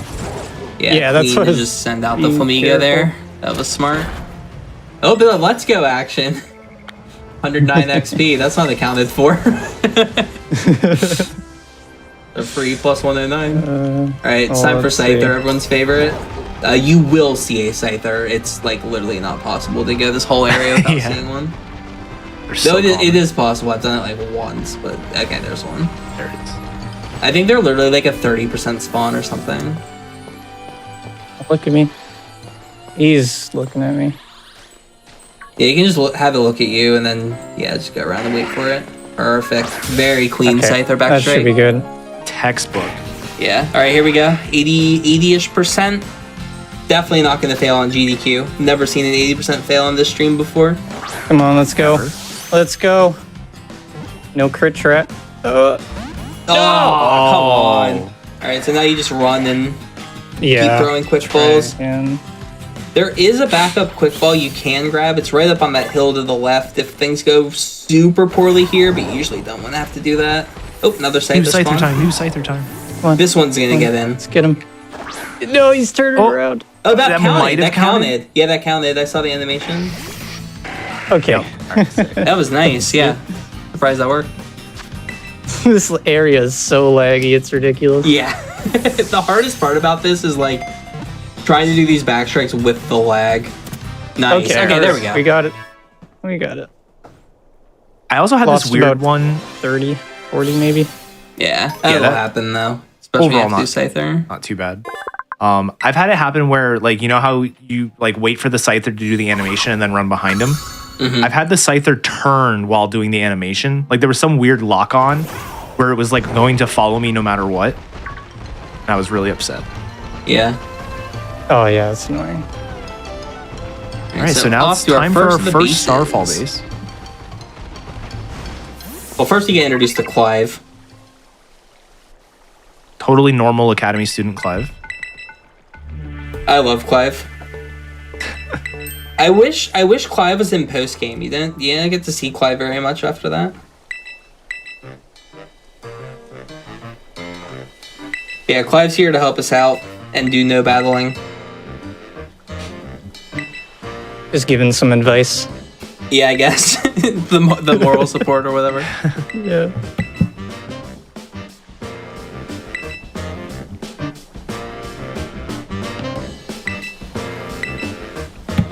And yeah, I want to remember to menu before Carmen, because I like getting the extra XP for Brock. Yeah, there's a couple strategies you can do in this section. This is actually where a lot of the kind of late game theory comes into play. So one strat is what I'm gonna assume Chris does, where you do fighting first. You will probably be X-attacking on the Lucario to have a guaranteed one shot on the Starmobile at the end of the fight. A strat you can do with good attack that's sometimes worth it is you delay doing fighting as long as you can. You pick up the rare candy in the poison section, and you protein before the gym. And with 10 proteins at level 82, you have a guaranteed one shot on this Starmobile, and you can save the X-attack turn, which is like 15 seconds. But you lose a bit of time getting the candy, but then you save some of that time back by doing these different things in the late game. There's a lot of like cool, complicated things you can do for this end game routing, but you can also make it as simple as just, doing that in one order and just never caring about the little bit of time save that you could have had. Also teaching acrobatics to Scyther. This is really helpful. By the way, if you don't capture the Hawlucha early, you have to do fighting first, because this is where you have to go to get the Pokemon that you would use as your partner for the Ghost Town. And a lot of these other strategies I'm referring to require you already having the partner Pokemon. Yep. So there's like all kinds of like conditions you need to meet for these different strategies. Typically, you just have to do fighting first. Yeah, there's actually there's an experience route that I've been messing with that gets 75 for the gyms and then 83 here, so you can always one shot the Starmobile. Yeah, that's another idea that you can do. Just getting the extra 2 levels to get that. Yeah. Also, a save and quit. That seemed weird. Why would you save the game, quit the game, and immediately go back into the game? I wonder if it's because this game has a lot of lag. Yeah, we don't really know what the reason for it is, but if you do a save and quit there, it makes these sections way less laggy, and typically that save and quit will last and keep the game less laggy for the rest of the run. We found saving and resetting around here seems to work the best.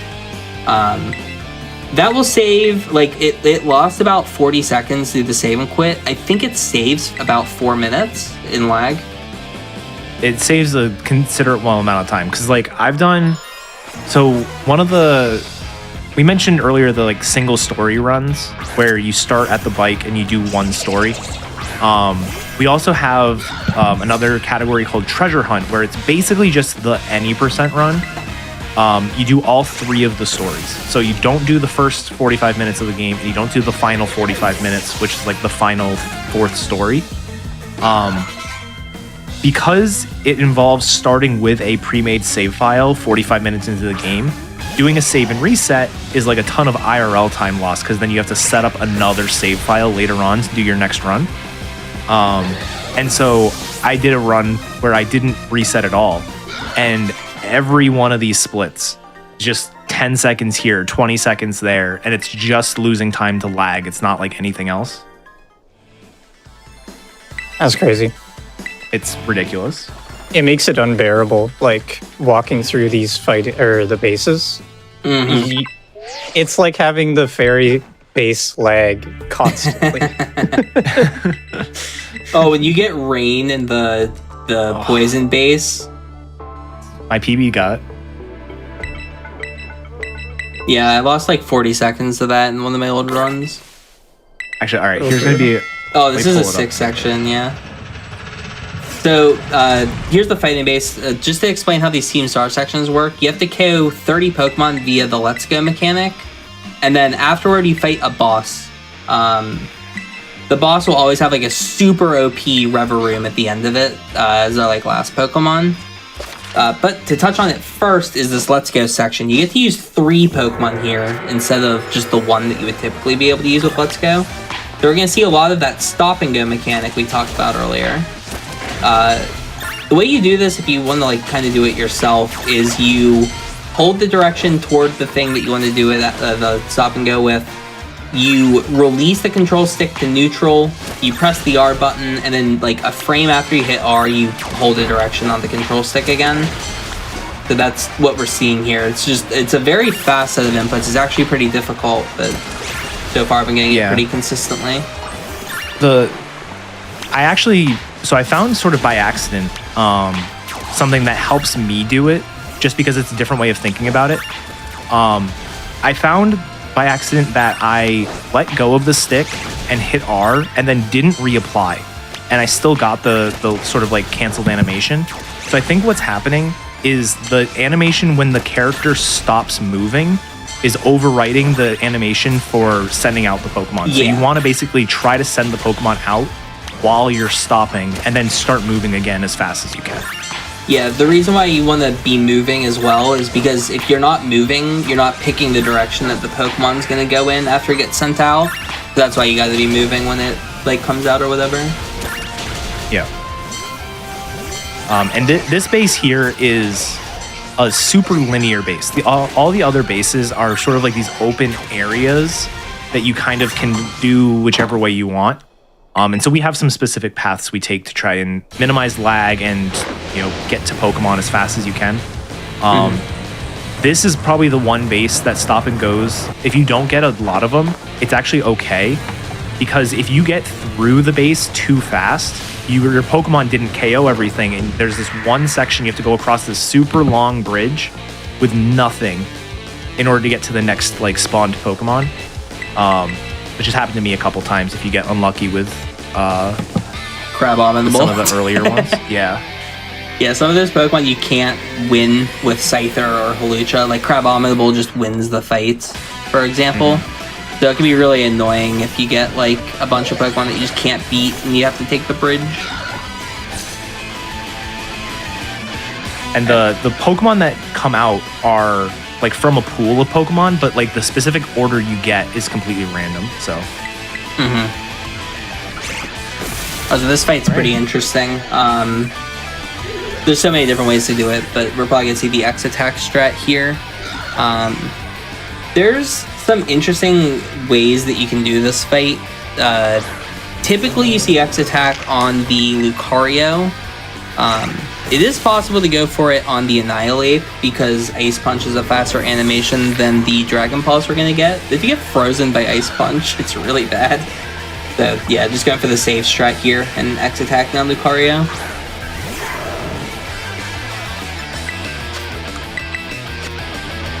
That one singular X attack we picked up earlier, the only one that's kind of in your path.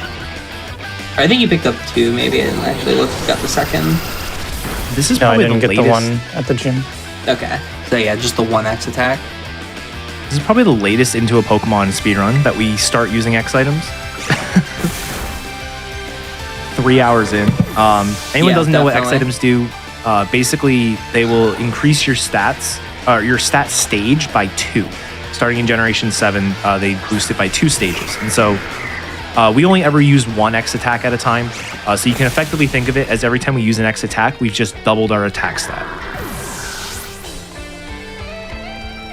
Yeah, there's an X item for every stat as well. Very, very powerful. They should make an X HP.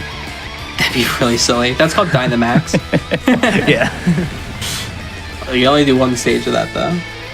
Yeah, so here's the Rever Room. How's this thing work again? It has the same. It's like the same base stats as like 2 Charcadets and a Rever Room together or something. I forget what the math was, but they're very bulky. Yeah. And unfortunately, we have Pokemon is a very popular series and attracts people of all sorts of professions. And so very early on, we get things like data mines for the games. So we can have like actual, like this is exactly what the stats are for Pokemon. For some reason, these Rev Rooms are just not included in the trainer data. So we kind of have to guess, or at least a lot of the early routing was guessing how these stats worked out. But we have a pretty good handle on it now. Yeah, it's those and the Titans are the 2 things that we just don't have a ton of info on. Uh-oh. I see rain. Oh no. So here's we're a strat we're probably going to see. We are probably not going to be seeing poison next now. Normally you go the poison next, but because it's raining here, it's usually better to just go to dark and hope it's not raining there. This is on the other side of the map. Maybe I'll do that then. Yeah, typically if it's raining here, it's raining at poison because they're so close together. I see. Let's see if it stops by the time the next cutscene starts. Yeah, that's the other thing. It might actually end in time. Yeah, you do not want to do poison or fairy when it's raining. Unless you're like a PowerPoint fan and you just want to integrate that to your video games. Yeah, I think my frame rate dropped to like 7 FPS when I've done poison in the rain before.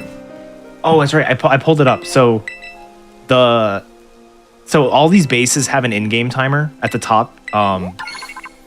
My PB finished at 9:08 on the in-game time, which meant it took me 52 seconds of game time, and it took me 66 seconds of real time. Yeah, because it lags Yeah. the in-game timer. It just lagged so much. Was that for fairy? No, that was rain in the poison base. That was rain and poison, yeah. The other thing is sometimes the loads for the fights get extended. I don't know exactly what causes it, but it's like some kind of lag based. So sometimes the load starting the fight can be like 5 seconds, and then sometimes it's like 25. So we think, Saiyan thinks we figured out why I got that random long poison base load.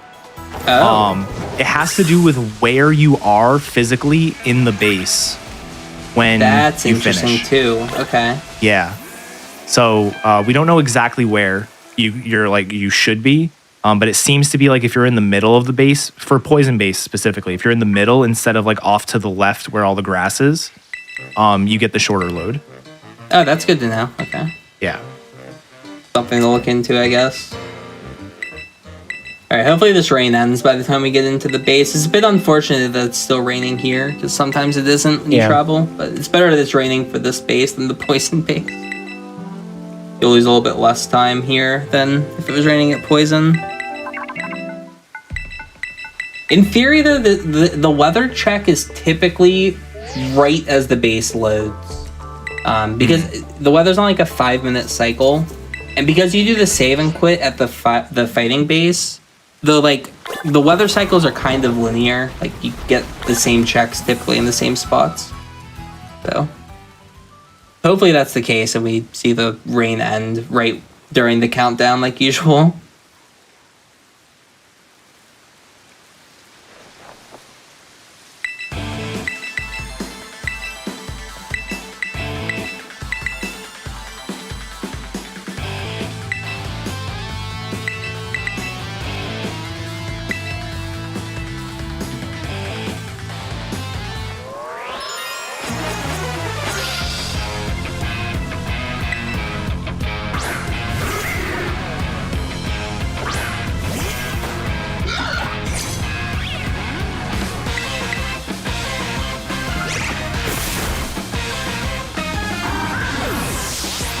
Yeah, it stopped.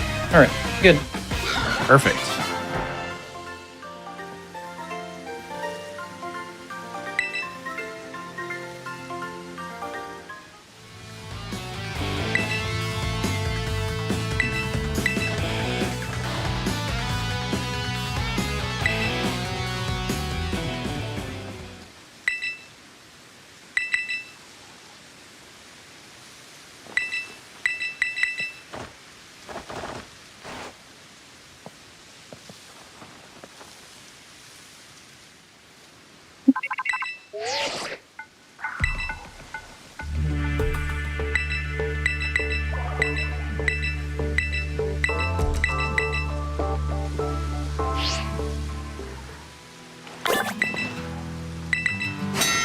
So dark base is supposed to be the first base you do, so it's going to be the lowest level stuff. It's also the one that Crocolore is going to have the most impact on.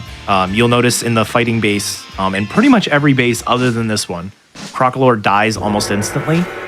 It luckily is able to get a few kills in first, but not too many. So this is usually one of the faster bases because of that.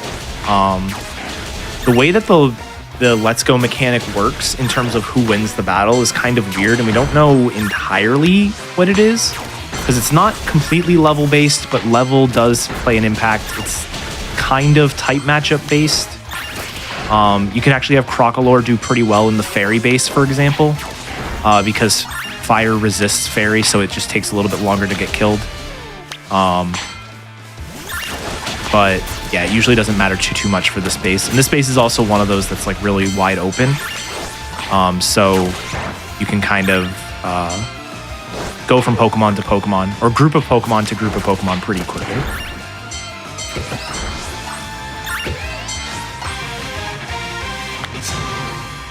There it is.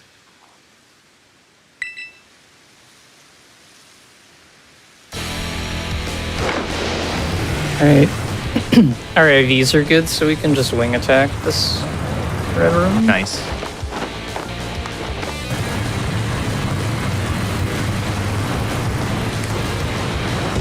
Yeah, this is another fight where each of the star bases, the bosses have a Starmobile Revavroom. So Revavroom is a new Pokemon that was added. You'll actually see one, a standard one, in the Poison base. And they all have their own special one. It is monotype for the type that they are. So like this Revavroom is going to be dark type with boosted stats. And they also have different abilities. And so this one has Intimidate. It's just another one of those fights that it's never actually an issue, but you can do something slightly faster if you either have Scrappy or have good stats like Chris does.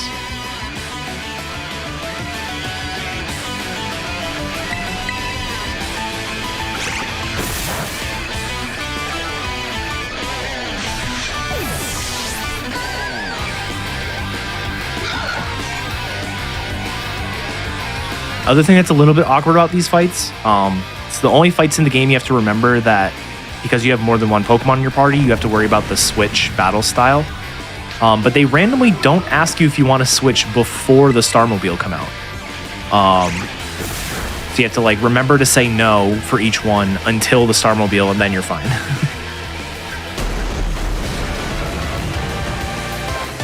Yeah, I wonder why that's the case. It's I weird. don't know. Doesn't treat it like a normal Pokemon. Maybe because it's like the boss or something. Yeah. Yeah, maybe. So I guess now we're gonna try going back to Poison. Hopefully no rain.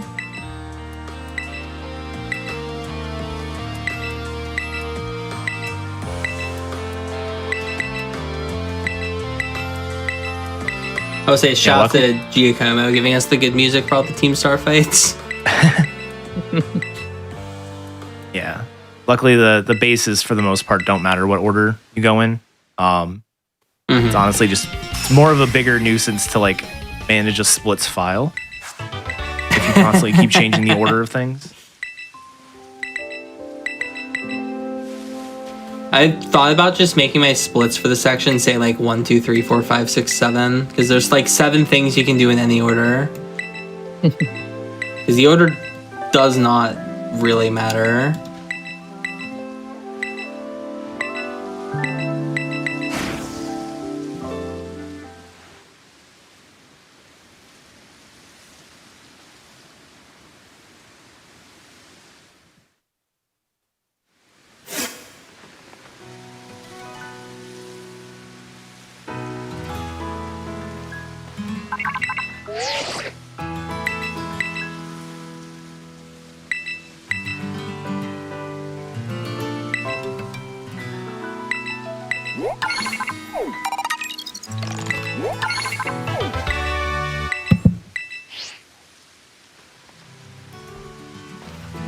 One of the benefits of doing these bases before going to the Ghost Gym area is you get a bunch of LP for doing these fights, and you can still use the LP to buy items in this game. So we mentioned earlier about the vitamins. The time that we're gonna buy those is when we head to the Ghost Gym because there's a vitamin shop in Montenevra, the town. So you can just grab your vitamins then at like basically no time loss. So you want to delay the Ghost Gym until you kind of can't delay it anymore, so that you can buy as many vitamins as possible. But this Flamigo, I don't think should need that many vitamins. With 30 attack, you barely need any, and then I think the speed is also okay. Yeah, 12 to 15 speed. Where is it? Yeah, 12 to 15 is pretty nice. Yeah, this I think thing I'll shouldn't need still too need much. to sell, but I Yeah, won't need that much.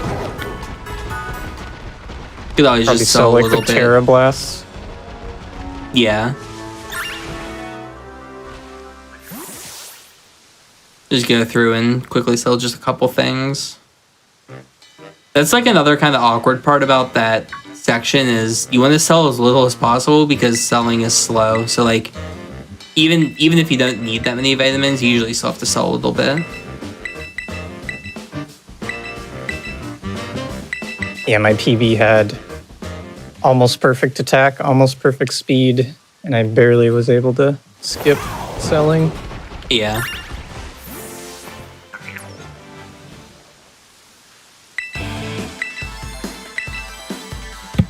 It's funny now with like if you get a near perfect Flamigo, instead of like skipping the sell, you want to pick up even more money items so you can sell and get a ton of vitamins so you can do the close combat skip. It's like very silly how there's like levels of the selling. It's like if you have terrible stats, you need to sell a ton. If you have average stats, you don't need to sell very much. And then when you have incredible stats, you need to sell a ton because it cycles back to being really broken to get a ton of vitamins. Like all kinds of different strategies you can use. And that's what makes like the end game of this really fun. It's like so many strategies to incorporate.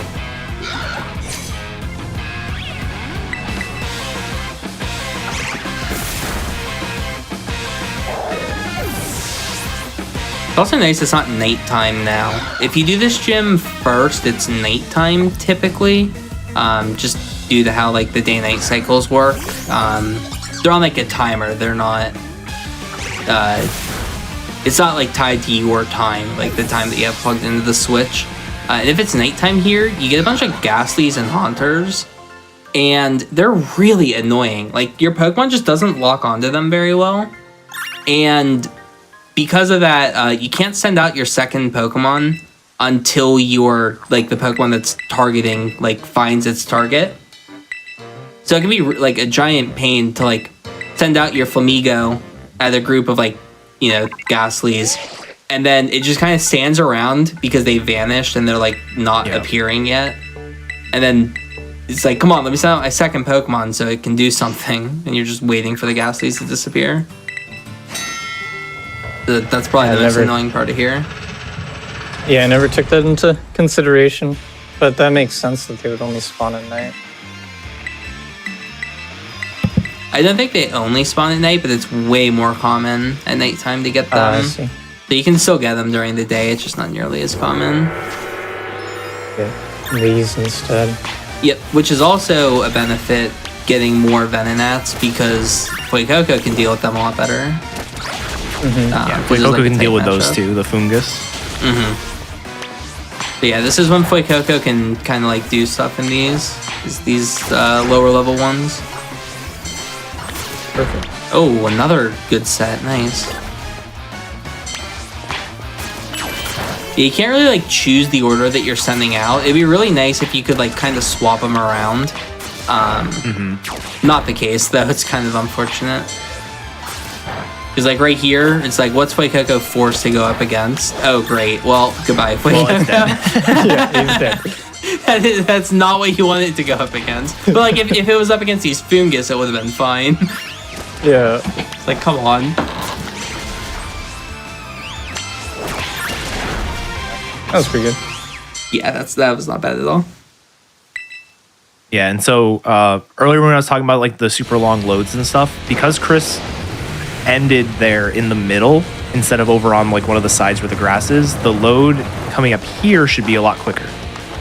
If our theory is correct. I have 2 runs. One has a 3-second load and one has an 18-second load. So Yeah, I think I got the quick load there. Or is it this one? It's no, that. yeah, I Okay. got the quick load. Yeah, that was fine. that was much quicker. Yeah, I got the long load in my PB and I was like, what? And yeah, that makes sense. I went into the grass, so. Yep. Now the worst part is, I wonder if that is applicable to like any of the other bases, and we're just all shooting ourselves in the foot for no reason. I wonder if it matters for even more stuff too. Yeah. Yeah. You enter this doorway on the left side, then. Well, you know, like the little cutscene that plays after you turn into Sunflora is like, I wonder if you're gonna be more on the dirt path rather than toward the sides where it's grassy. It's like, this game is impossible to make sense out of, I swear.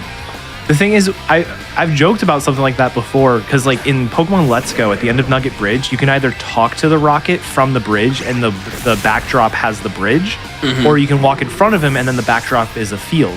And so I've always been like, oh, we should check to see if one of them loads faster. That's like actually a thing in this game now. Yeah.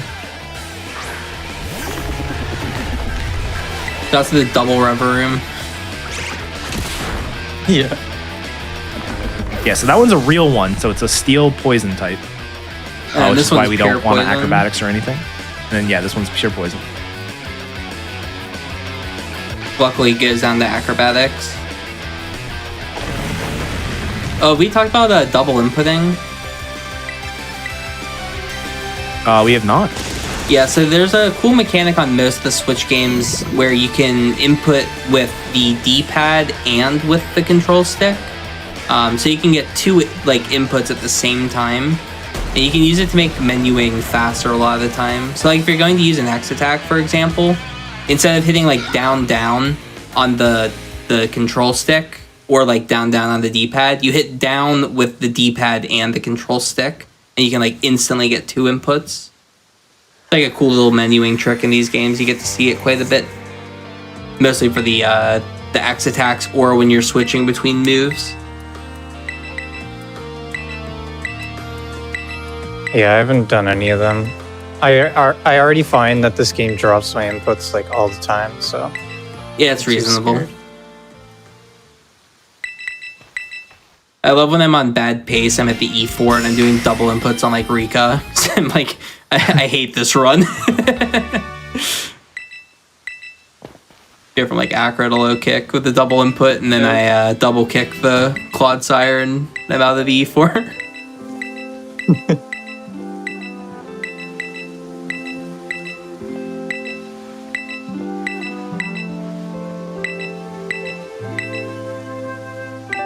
You've not done Fire, right? Fire's the one we still have left. Okay, so Fire and Fairy. So three bosses left. We're actually almost through all the bosses of the game.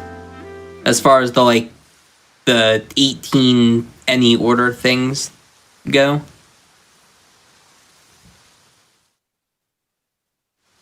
I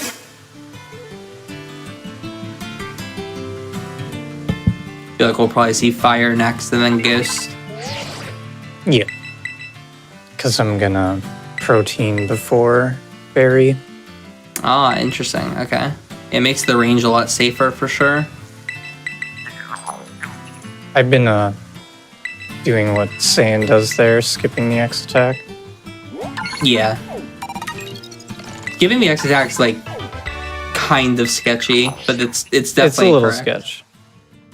I lost a run recently to getting confused into double hit self into crit. Oh no. Let's hope that nothing like that. Well, you could always heal. See, the thing Yeah, is, exactly. I did not choose to heal because surely I won't hit myself 3 times in a row. It's a bit different when you're not doing a marathon run.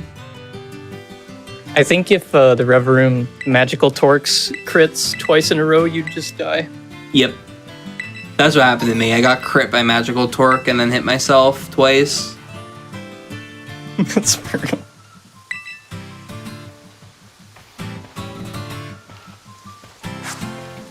It's actually interesting, Alright, like how Firebase. sketchy these last fights are. Like all of the fights after the Ghost Gym, like, are kind of scary. None of the fights are really like totally safe.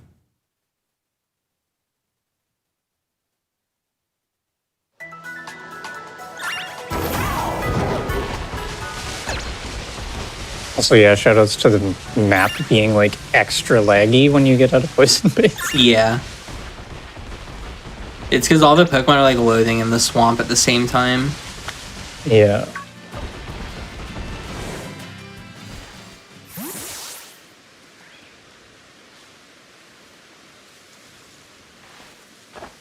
So this is another one where I think the extra XP I got on Crocolore helps tremendously with allowing him to kill things in the space. Yeah. Yeah. That's another of the benefits of doing the Ghost Gym early. You get like 4 levels on Croc for these. Yeah. Yeah, This can be hard to route that sometimes. This base, there's only like 1 or 2 Pokemon that can spawn in that the Crocolore really has trouble with. Torkoals can spawn in, which are just really bulky, and so they typically they'll go down, but they'll deal some damage back to Fuecoco or Crocolore rather. And then the Nummels, because Nummel has a ground beats fire type advantage. Yeah, it sucks. Pretty much 'cause everything else you can do. Yeah, you can't really like pick what you send out against, like we mentioned earlier, and if you I'll get sometimes Nummel at a bad deviate time, and go back, but yeah. yeah, it's like an actual strategy sometimes to just like skip over a group of Nummels that spawn, send out the Crocolore at something it can beat, and then turn around and fight the Nummels.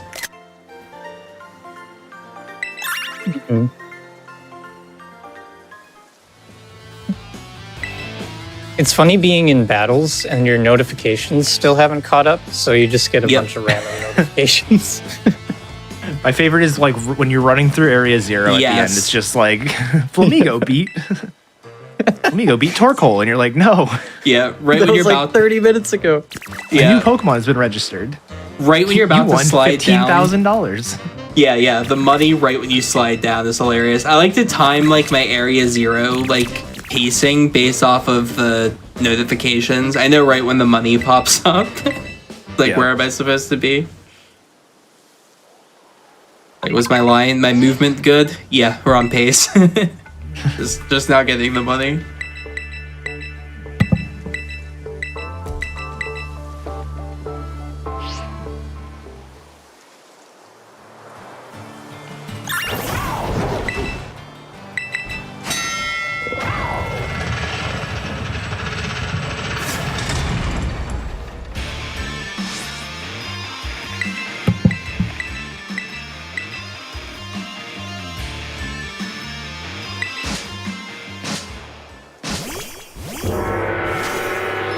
Alright, Numels at the start. That means we definitely want to see more. Uh-oh. It's only one. It's only one, so we should be Yeah, okay. it should be fine.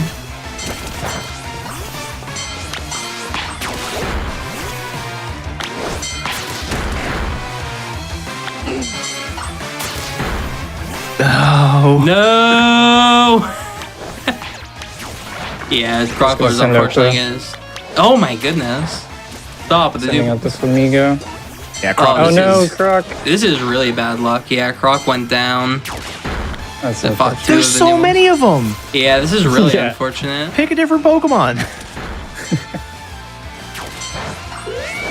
Yeah, this is like kind of the problem of using the Croc. There is a strat to catch 2 Scythers, but it like the problem with doing that strat is, you know, it might not get in the ball, and then you're losing a ton of time. But if you catch 2 Scythers quickly, it's usually like about the same amount of time as just using Croclore for the bases. But I don't know. It's just kind of like a preference kind of deal. Sometimes it's worth it, sometimes it isn't.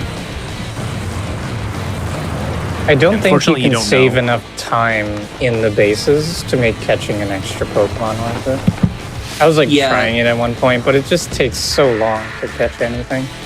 Yeah, it's more like one of those things where, like, it was more prevalent before we came up with the Holucha idea, but The second Scyther is almost guaranteed to catch, or just because like you get the whatever it's called, the critical capture chance as well, and you get to skip the Pokédex registry. But it's still definitely faster. Just risk it with the Crocodile almost always. It's more for the fighting base where you save time, because having 3 Pokemon there is really good. Especially if like you get the bad Abomasnow luck and one of the Scythers go down. Your Solar Flamigo.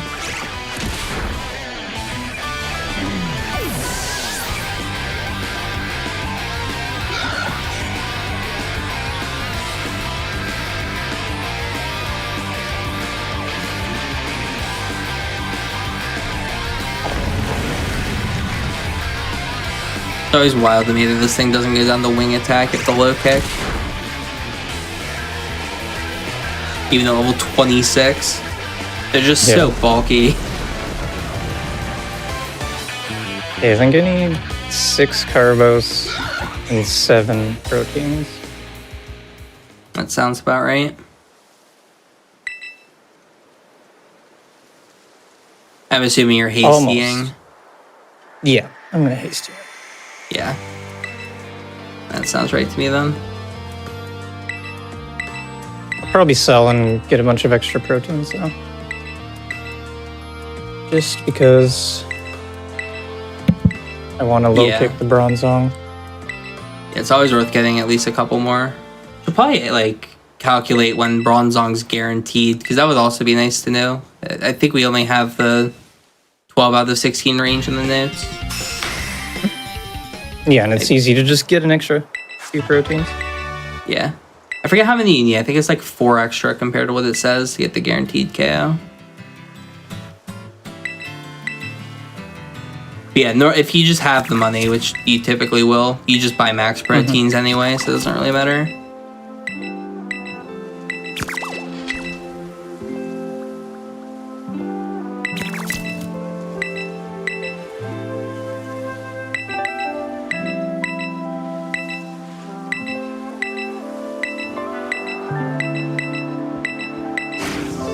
So with this, we are down to the final 2 bosses. The Ghost Gym's always interesting. Did you, Scyther always KOs the Sableye, right? I always forget. I'm pretty sure, yeah. I think I saw 122 attack or something. Yeah, and you were high level too.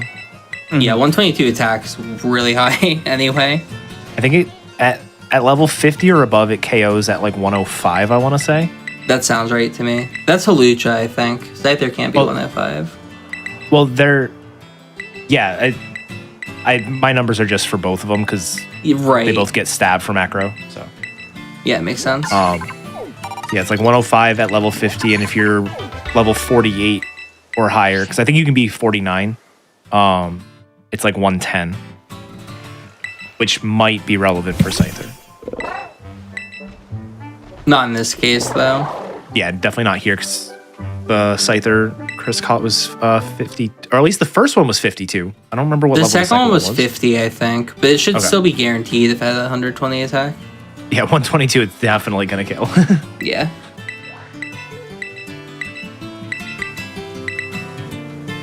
Yeah, all of this is just to save a little bit of animation time. So one of the fights has a Sableye and a Driftblim, and if you have acrobatics, you just sweep the fight. But if you have good enough attack, you just sweep the fight. But if you don't have good attack, the problem is you wouldn't always KO the Sableye, and you don't want to take the risk because if you miss the range, you lose like 20 seconds. So you have to just do a weird fight where you basically AFK with the Scyther so that the Drifloon explodes.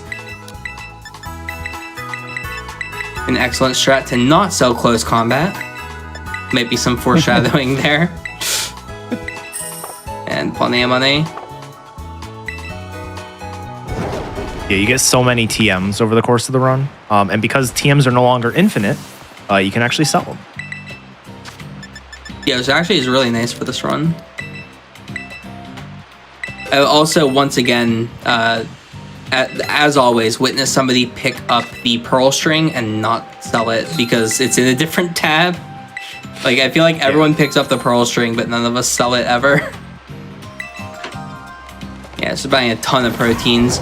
So this will fix all of the stats on the Flamigo. The idea is we kind of go into the final with like the same stats every run, and you just buy vitamins to where you set your stats to be like a known value. So like now we always know what our speed's gonna be. We always know what our attack is gonna be. There's like a little bit of consequence to getting too high of an attack stat. The only spot where it really matters is the whatever it's called, the Magnezone. You might proc sturdy if you have too high of an attack stat, but it's usually better to have more attack than less because of some ranges. If you have actually like super high attack, you can proc sturdy on the Dawn Fan too. Like the one shot Dawn Fan overlaps with the guaranteed one shot on Bronzong. So it's like you have to gamble one or the other. Well, normally what you would do if you have that high of an attack is you would acrobatics the what's that thing called? The Quackle level, and then you would wing attack the Dawn Fan, and you would teach close combat later. Right. Yeah. That's the super awkward play around you would have to do when you have like incredible attack. Yeah, so we should have 5 extra proteins, I think. So yeah, it should be should high have a enough guaranteed to, Bronzong. yeah, always kill Bronzong. Even if you don't kill the Bronzong, it's usually fine.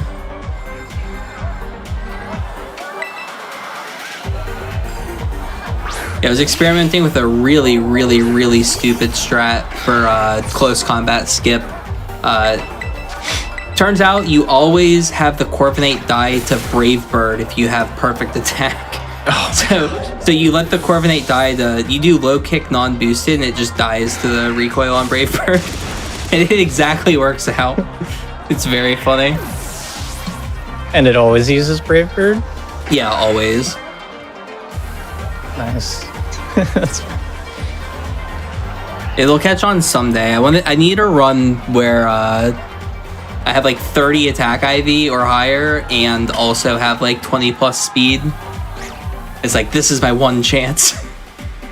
Yeah. Oh, and it has to be scrappy as well, because you have to get the one shot on the dog at the end.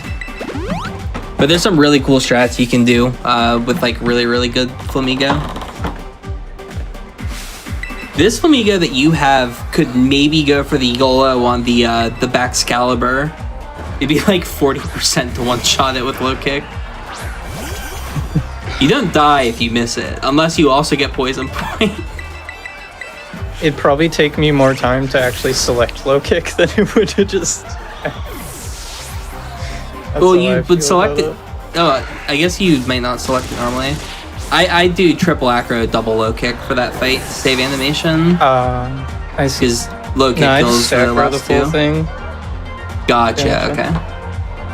And it's another spot where you can save some time then in the future. Oh, yeah. Save some animation time.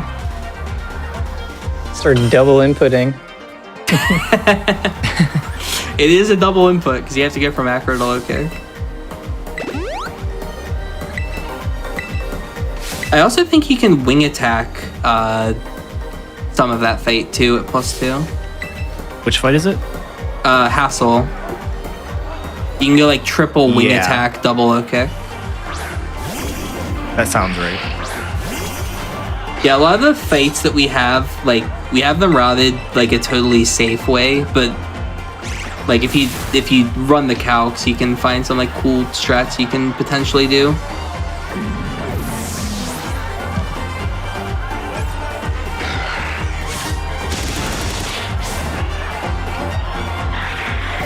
Yeah, if you don't kill that Sableye, it activates a really long cutscene. Wow, this new guy's really good. Go, new guy, yeah! And then you get like an attack boost. And then you have to watch both your Pokemon get an attack boost. It's so bad. You'll see it once on Rhyme. Rhyme is actually routed very particularly. In theory, we could maybe find a way to like save turns on this fight, but we actually have it set up so that we only get one boost. Yeah. Yeah, there's there's talk of it's more relevant for the Victory Road category, which is just doing the gyms and not the Titans and Starfall bases, where if you don't KO anything the first turn and nobody uses a super effective move, you can skip the first little cutscene, and then you can. So the main hiccup on the fight is there's a Mimikyu, and Mimikyu has the ability Disguise, which means it takes 2 hits to KO. So you're basically always going to have a 3-turn fight unless you have Mold Breaker or like Earthquake, and you can like break Disguise and then KO both with Earthquake. But yeah, what you could do is you can like break Disguise and then KO both on the second turn. The main problem with that is Flamigo can get hit by super effective moves from the Banette. And so you kind of have to play around that. But for any percent, we only get 1 boost anyways, so it's not really worth it. Yeah, there's talk of like wide guard to dodge the icy wind. Wide guard to dodge the icy wind is such a big brain strat. Yeah, Flamigo, if you catch a high level one, comes with wide guard. Yeah, there's all kinds of like really creative ways to do these double battles. Double battles are like really fun to route like some of the strategies for, because you have to get really creative sometimes.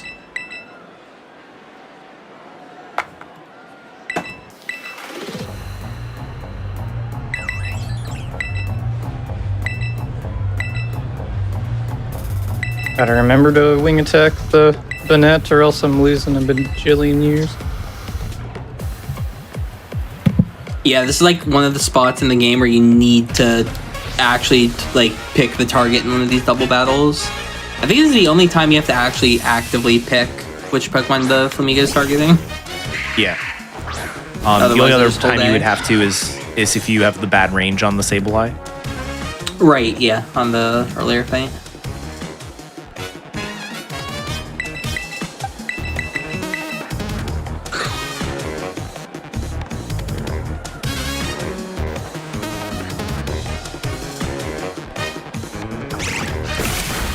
Is it Noivern the lead on Hassel? Noivern, right? Yes. Yep. I was curious, I'm checking. You should definitely KO the Flapple because of type effectiveness. Yeah, Flapple for sure. I mean, this is like literally a 6-second time save. That's why I'm curious.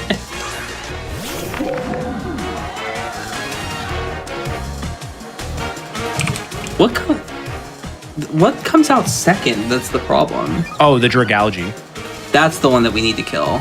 Right. We need to check if Dragalge dies. Okay, Noivern super dies to wing attack. At +2. It dies to wing attack with 0 IV, 0 EV at +2. So we should we should always be wing attacking that. I don't know why that's not a thing. Okay, what about Dragalge? So wait, the Noivern's dead to wing attack? Yeah, +2 always dies to wing attack. Not even a range on any stat line. 0 IV with no protein, it even dies. Same with Dragalge. Always at the wing attack. What? Literally always. Yeah, stats don't even matter. Just always dead. What about the... Well, Flapple's super dead. Now you have to check that. There's no way Baxcalibur I'm actually blown away dies. that died. I know Baxcalibur is a range to low kick at neutral, so this should live at 61.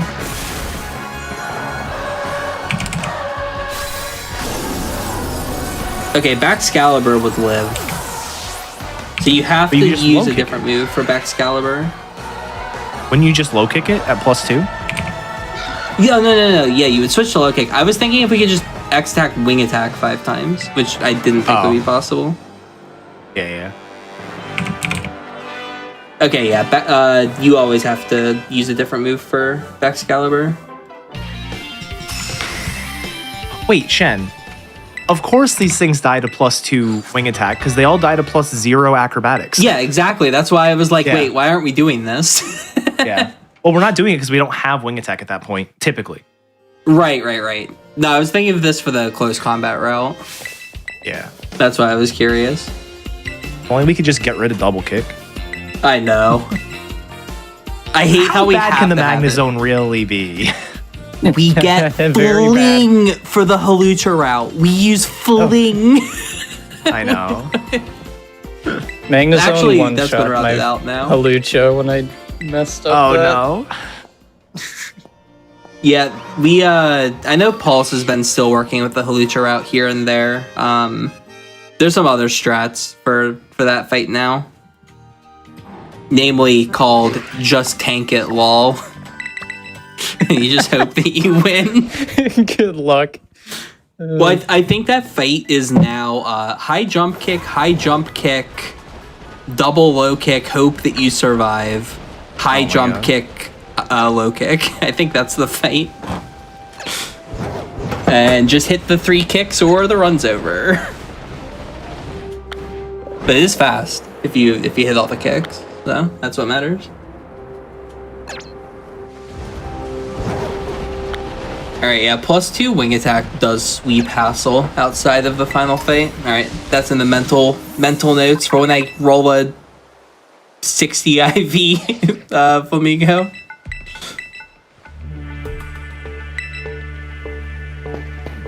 Anyway, time for the fairy base. This is a fun one. This first fight is like such a pain. This is another reason why we need wing attack for this long. Is this prankster torment having Morgrem on this next fight? It can sometimes just prankster to outspeed you and force it so you have to use a different move every turn, and only if we didn't have wing attack still, only one of our moves can KO the Hatterem that comes out second. So this used to be like a giant pain because there'd be a 25% chance that this would be a 3-turn fight. It was really annoying. But now it's just wing attack twice, and then if you get tormented, you just switch to acrobatics for the second turn. Also having to teach close combat before this fight just to have a move to always not get trolled.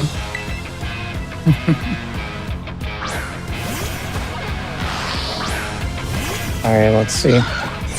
Another one of those coin flips. 50-50, it outspeeds you, and super unfortunate. That's the worst fight you can get. But it shows off the strat that we made to not get super trolled by getting tormented. Now you can just aggro and win. That used to be like a 20-second time loss to get hit by that. So, nice that it's barely any time loss now. This is like a second.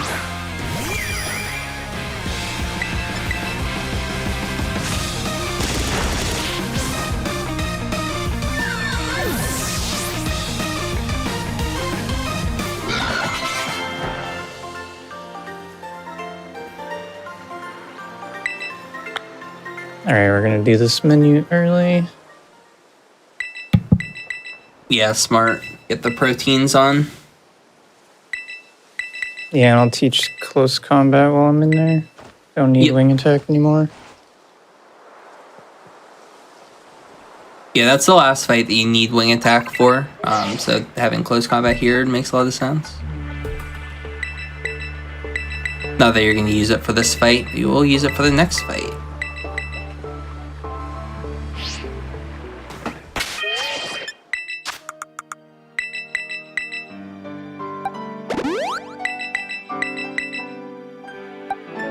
You tell there's one extra button I have to press. For those proteins. Yeah, it's always weird when you do those, like, slightly different menus. When you do them in, like, different spots than you're used to.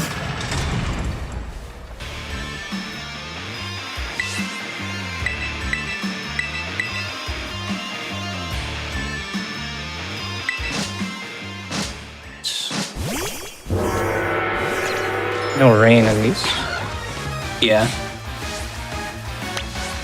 There's also the Eddaket clip where he's like, at least it's not lagging. Oh, God. That was, yeah, it was the first time I did a save and reset during a run to reduce lag. And I was like, wow, this is not nearly as laggy as usual. And then as I was saying that, the game froze for a solid 3 seconds. Like, it just straight up froze. It wasn't lagging, it froze for 3 seconds. I've had that happen to me when I get rain on this. Yeah, same. I get those freezes, they're not nearly as long, but I'll get freezes that are like maybe a half a second to a second every now and then when I enter a gym. Interesting. Yeah. Yeah, I get some weird freezes. How many proteins did you buy, by the way? Do you remember? 12. It was 12? Okay. Yeah.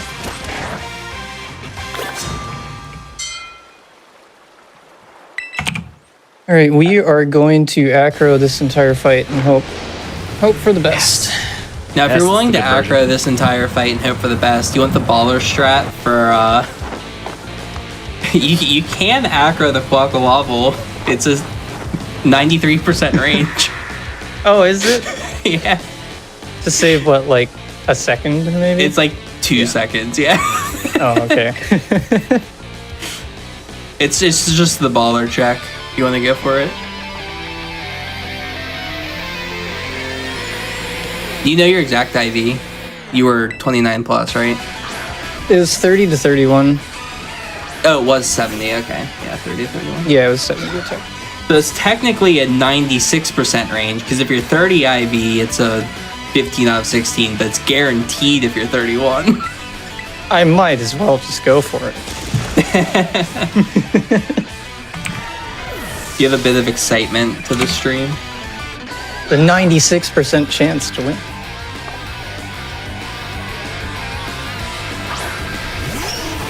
So yeah, the Wigglytuff isn't an issue, but Dash Button? I don't know how to say the Pokemon's name, but wow, we got cute charmed. It's just time loss. It doesn't do anything. So this guy loves to baby doll eyes me when I do the strat. Yep, Yep. every time. This is now a damage range. It is favorable. No. Oh, wow. Say it. See, there's the jinx. There's the jinx. That's, by the way, that's the same range, I think, as the Quackawobble. I'm pretty sure it's the same range. So that's the one in 16 miss. So now you'll definitely hit the Quackawobble one. Oh man. That's really funny. Yeah, I think 30 IV at 82 is 15 out of 16. I might be wrong, but I'm pretty sure that is. All right, now this is a incredibly unfavorable range. Yeah, this is like impossible to two-shot. I have gotten it like once, but that was when I bought like way too many proteins because I just had a lot of money. Yo, what's interesting is this isn't even that much slower than not yellowing this fight. It's just you're kind of like changing they're spreading out the time loss. Yeah, there's the confuse. Okay, don't troll me, please. Hey, gonna go for the hit through? Come 1 on. and 3. Okay, that was Oh, we reasonable. did it. Troll fate, but it was reasonable enough. But yeah, the alternative is you need to set up an X attack on that fate, but like everything on the fate has charm. So you need to set up a guard spec to set up the X attack, and it's just like really annoying to get the fate to like be set up properly. So it's usually better to just risk it. I think that was like roughly how much time it would have taken to do the fate safely. I think I lost one turn to missing that range. But Yeah. it would have been fine otherwise.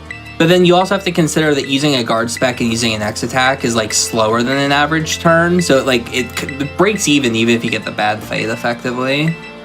So it like almost always saves time, and then if you get lucky, it saves like 1 to 2 turns. Mm-hmm. The confuse definitely added some time loss, but it's all good. At least we survived. That's Yeah.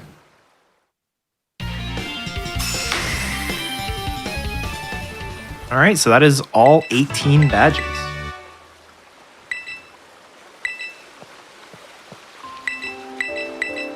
Now we're officially in the end game.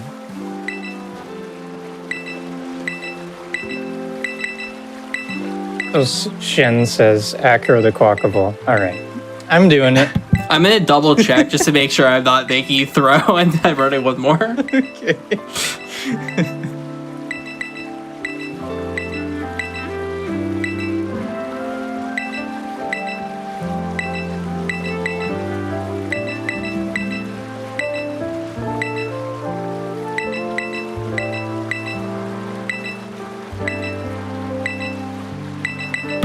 You're 82, right? I forgot what XP route you did. I should be. I should be at least 82 in the Clavel fight after killing all the things. Okay. Yeah, I think you hit 82 during the fight. If you're 81, it's unfavorable. Or not unfavorable, but it's like 80%. Let's see.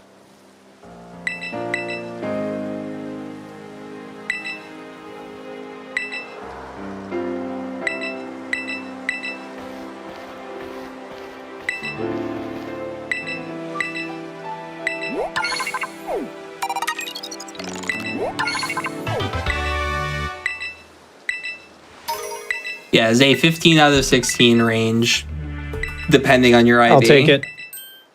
I will take it. Big YOLO strats. Love to hear it. Love to see it. It's not like Quackable can kill me, right? Technically, no. Not in one turn. No, But they not in can one turn. they can aqua step into outspeed into kill me. Yeah, assuming it goes for double aqua step. It's also a range to kill you if it does that. It's based on your stats. Because the other it reason you should always be. die is because of close combat. Yeah, it should go for Ice Spinner. At least that's what it's gone for. Like, I had to heal paralysis. Not for me. Oh, really? My literal last 5 runs have all died to Effects Force Sleep into Aqua Step. I'm 0 for 5. I got Effect Spore for the first time on my PB. I've been doing Oh, that sucks. these Flamigo runs for almost a full month now, and I got Effect Spore once. I never got it a single time with Halucha, which is like wild, and I've gotten it all 5 of my Flamigo runs that have made it this far. jeez. One of them was The poison, one lucky. and that's the one that finished, and then 4 of them have been Effect 4 into sleep, into dead, to the Quackwaffle. Yeah, this is, by the way, we've mentioned scary fights. This is probably one of the scariest fights in the game. And it's like, it's not even scary because it should be. Every single Pokemon on this fight dies in 1 hit. Every single Pokemon. There's definitely nothing that can go wrong if you outspeed and one-shot every Pokemon on the team, right? Like, how could something go wrong? Yeah.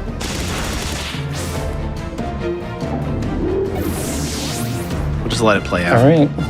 Yeah. You gotta love the 5 FPS walk. Yeah. Go. Oh yeah, the NPCs. I really hope someone walks through the Quackwaffle. I've had that happen a couple of times. It's so funny. Sometimes people just walk through the fight for some reason.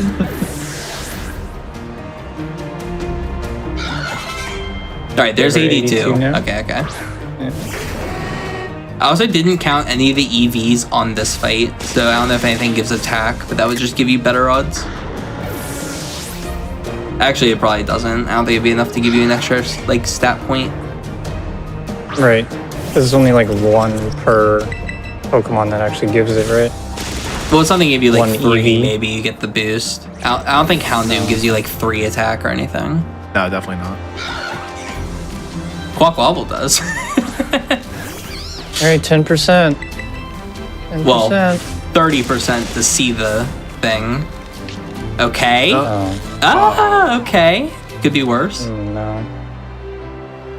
Alright, 1 in 3 to So- hit through now. You do have the Forestore still. Yeah, You still have that, so you can take the hit and then use it.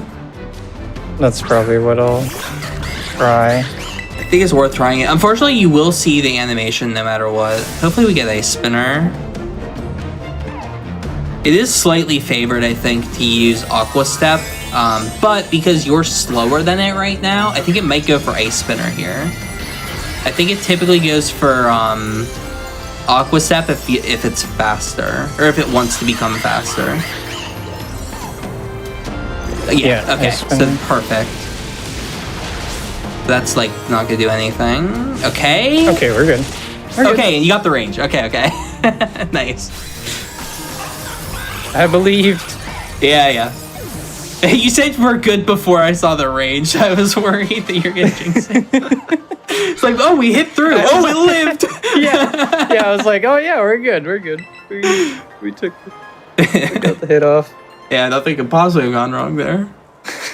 All right, so a scary Clive, but that was rather fine. Barely lost time to having to watch the ice spinner animation, so that will happen 1 out of 3 runs though that you get effects board by the Amoonguss. It's so bad. Like that Pokemon is like a demon for these runs. You play for so long, and then this Clive fight is like that terrifying. Also, I've never tried losing this fight. Like, I just assume you can't. I don't know.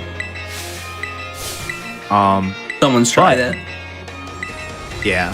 You it's have actually to win worth, all these last fights. Yeah. It's worth mentioning that fight there is actually one of the reasons, one of the other reasons why Fuecoco is the best starter for this run. Sure. The Clive fight here, and when we fight Nimona later, we're gonna basically fight the 2 starters that we didn't pick. Because we have Fuecoco, the bulkiest of the 3 starters, which is Skeledirge, won't appear in any of the fights, which is awesome. But more importantly, on Clavel, he kind of has like a Gen 1 style team where the Amoonguss, the Houndoom, and there's a Gyarados that he can have will be traded out for whichever starter he has instead.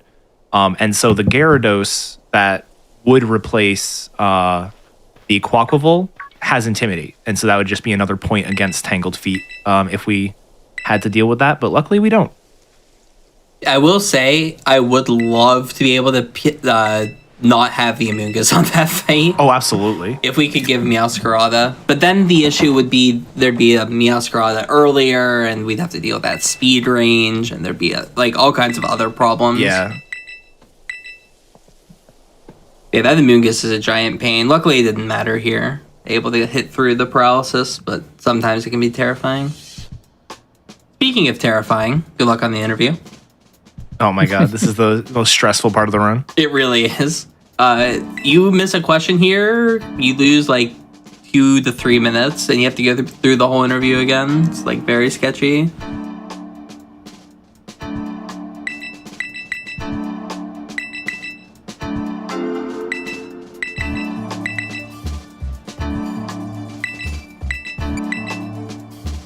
Hardest question based off your version when you're playing.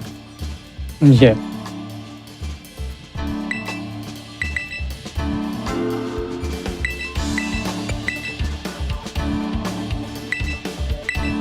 We picked the Psychic Gym for this just because it's faster entering. It's like up A, up A, up A. For the 3 questions about the gym leader. That makes that like really easy to input. It's also crucial to know the backup for when you turbo through the first question. You pick Bug by accident. You have to quickly answer those questions.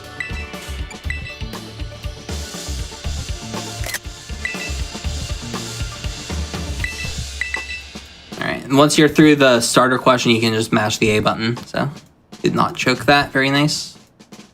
Crucial not to mash the B button, because then you would say that you don't like Pokemon, getting you kicked out of the interview as well.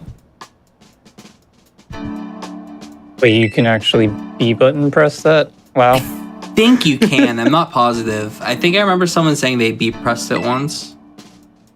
That's brutal.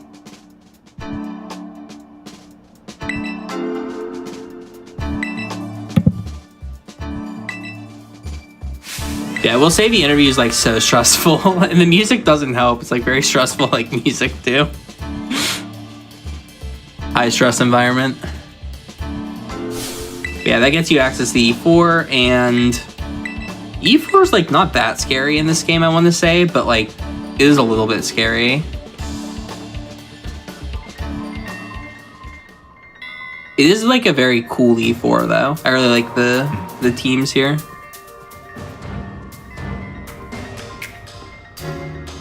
And also the fact that a 4-year-old is like the scariest fight in the game. Or like one of them.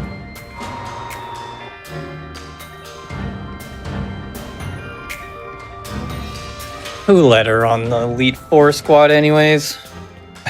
Her team is sick. Like It really is. I understand why she's on it.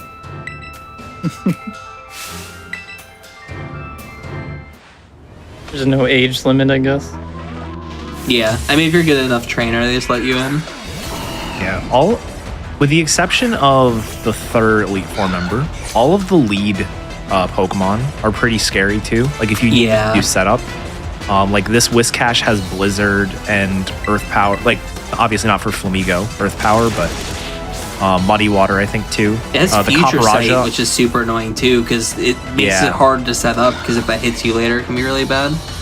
Yeah, the Caparaja on the next fight has like Play Rough and Heavy Slam and Superpower, I want to say. Like it's everything is really brutal. And then randomly the third one is like I can Sunny Day. Yeah. No, it is a problem if you're like super slow because it has chlorophyll and then it gets annoying, but we always outspeed with the vitamins that we buy. Nice, not proccing Sturdy on Dawn Fan. Technically that's enough HP to live the next fight. You choose to not heal. Yeah, I usually don't heal Larry. Mostly because he almost always Sunny Days. Oh, I meant for Poppy. Oh, right, for Poppy. Yeah, I guess if the Bronzong didn't die. Yeah, you should still be fine. Yeah, you protein to get the guaranteed on Bronzong though. Alright, Clodsire. Yeah, this is the only time that you can really lose on this fight, and it's kind of silly. The only thing this Clodsire really has that can hit you is Protect. So hopefully we didn't see it. I've noticed if you dodge the Stone Edge, you typically get double Protect here, which is like really annoying. Ah, it's unfortunate.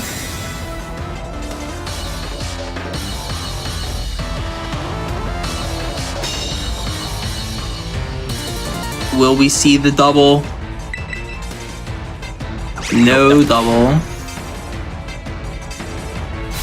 Yeah, my PB dodges Stone Edge. I got really excited. Then it double protected and went for the triple. It's like, what are you doing? Like, what is happening? That's brutal. Rika is unimpressed. Yeah. I also love the character design in this game. Like, all the characters are really good.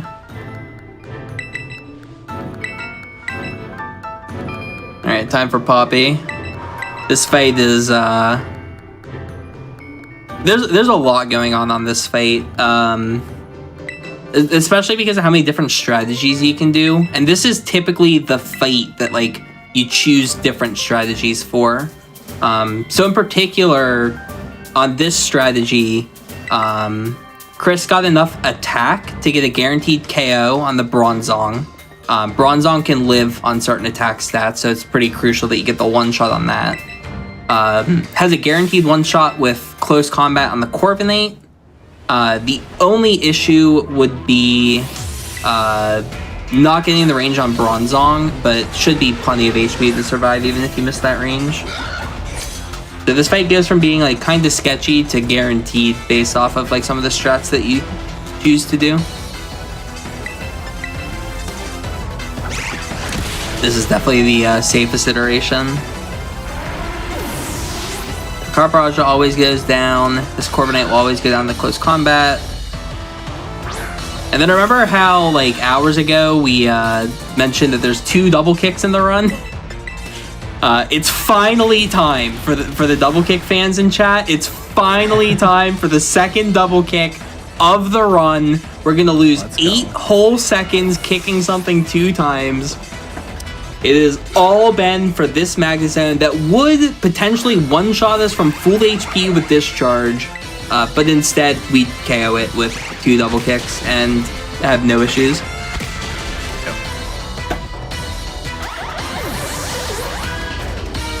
kind of mean putting 2 sturdies in the Elite Four. Yeah. Yeah. At least the Dawn Fan can't do anything to us because we're flying type. Yeah. Yeah, so that is the second and last double kick of the run.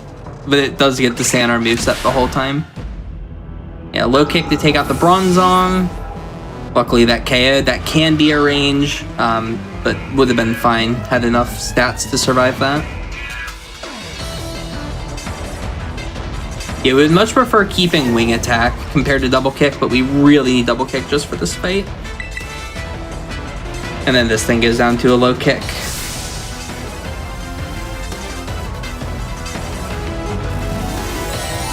Yeah, this fight you may have noticed we used 3 different moves on. This is part of the reason why it's really hard to fit sword stance on the moveset.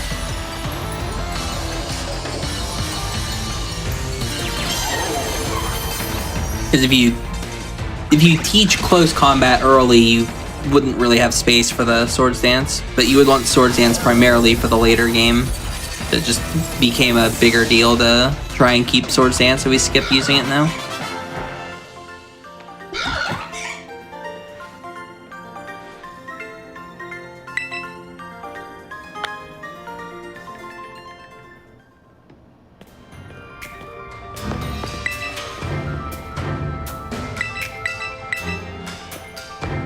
Alright, time for the next gym leader. I mean, E4 member. It's me, Larry. Yeah, so this is the foreshadowing I was mentioning earlier when we were talking about how all the gym leaders, except for one, will terrestrialize a Pokemon that's not their type into their type. But Larry will take his Staraptor and terrestrialize into normal, which is what all the Elite Four members do. So like the Tinkaton in the last fight is Steel, the Clodsire is Ground. So it's pretty cool. It's not something that is easy to pick up on. Mm-hmm. I will say this is also the scariest fight in the game just because Larry has the threat on the team. Has also located the correct starter. Yeah. This fight, I will say, is actually kind of a pain. It's one of the few fights we have to actually set up on. This Oricorio is like impossible to one-shot. If you're 252 EVs with perfect attack at neutral, which means like not getting the drop from Scrappy, it's a 50% range. Like assuming like best possible conditions. So it's just like never viable to go for the one shot on this Oricorio. We didn't really mention it, but like one of the reasons why Flamigo is so good is just the coverage between fighting and flying is kind of incredible. It fails to hit like only 5 or 6 type combinations for neutral. There's quite a bit of like ghost that you wouldn't be able to hit for neutral, but that doesn't really matter because there's only a few ghost types in the game. But yeah, it turns out the only Pokemon we can't hit for neutral damage are the Wattrell from like 2 hours ago on the Iono fight that just goes down to any move. And then this Oricorio. These are the only 2 Pokemon that we can't hit for neutral. So we have to use a not very effective move, but at +1 it always goes down. Ends up working out there.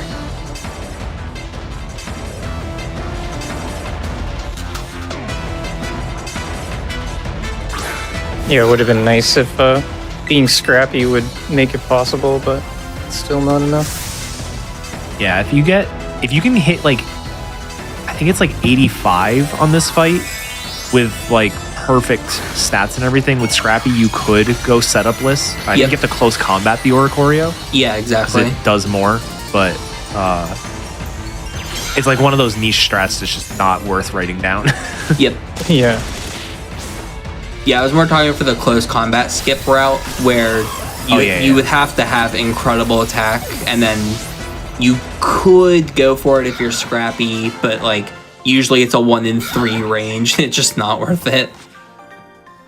Though it doesn't really do that much if you do take a hit from it, but it's better to just give a turn to the Sunny Day Tropius because it's even less of anything.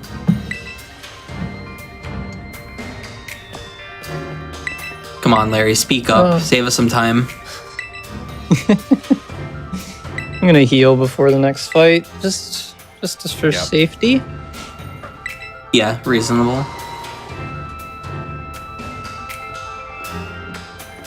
Yeah, this fight, it's and I got like... the effect spore, so Yeah. poison points coming.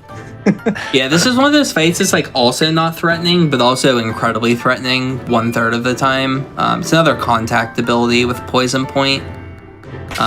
You do still have the full restore, which is nice. You didn't have to use it on wherever that fight was, the Quack level. So you do have the full restore if you are worried.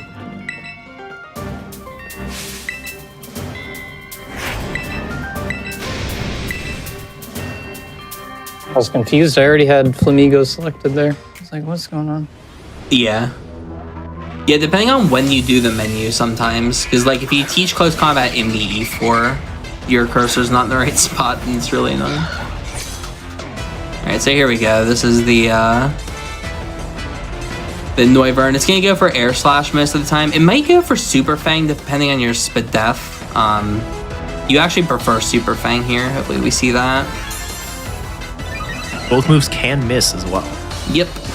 Nice. It does go for Super Fang, so that helps with the safety of the fight. So now, if Poison Point activates, it doesn't matter, because you will not die the poison by the time the fight's over. If you get Air Slash there, and it does enough damage to where you die to poison by the end of the fight, you kind of have to just heal the poison mid-fight, and it can be kind of hard too. Nice, and just no poison point activation at all, so you don't have to think of anything here. Sweet. Yeah, it's a free ride.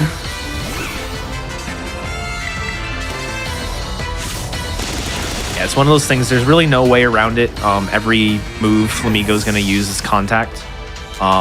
It's a really sad way to lose like 20 seconds. Yeah. Let's see if we get the optimization here. Will Chris go for it? Ooh, just goes for Acro, losing 1 second compared to double low kicking the final two. Would have been in guarantee. Yeah. On Bax Caliber. Okay. Yeah, low kick super guaranteed. It's low kick is a 1 in 8 to KO without any setup with your stats. I see. Like it's either 6% or 12%. I didn't actually look. Yeah, it's more the Haxorus, because it's only 60 power low kick on Haxorus, but the +2 it always dies. Yeah.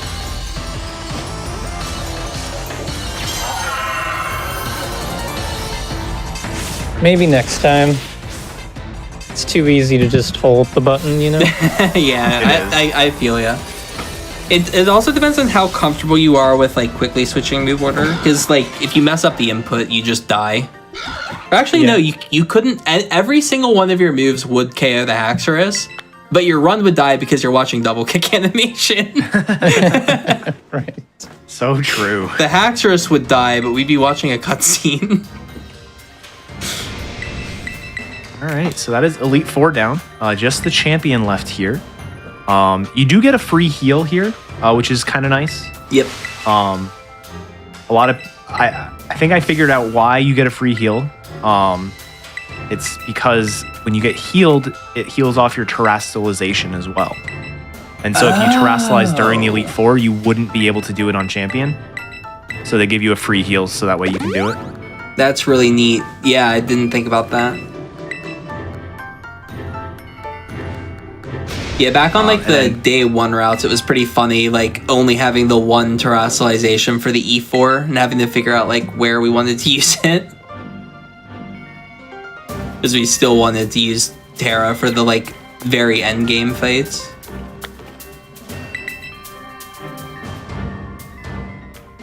Yeah, this is one of my favorite champions. In terms of the strategy that we get to use. It is press the correct move and you win. There's a 0 setup. This fight would actually be really slow to set up on. Specifically if you're setting up on the first Pokemon. The first Pokemon has one of the meanest abilities that Pokemon has ever put on a Pokemon, especially a lead Pokemon for speedrunning. It has this ability called Opportunist, which will mirror stat changes that you use. So like if you use an X defense, its defense will go up too. And so you absolutely do not want to set up on this thing, but luckily Flamigo is just so powerful that we can one-shot everything here. Yeah, the team's also kind of just weak to Flamigo. Yeah. There's like no resist to any of our moves here. The only bulky Pokemon is weak to fighting. So everything just kind of drops. It's actually kind of funny. The only Pokemon that would live, she terastallizes into a type that makes her not live. Well, even then, I think it always dies to close combat. Or, no, it's a range. It'd be a range, combat. Yeah, you're right. Yeah, she also just has her team in the wrong order. Like, I don't understand why the Glamora wasn't the lead and the King Gambit wasn't the A's. It would have been so much cooler. I know. But no, they send this thing out, like, second when it's not threatening. Give us Terra Dark King Gambit with Sucker Punch or whatever. That'd be terrifying.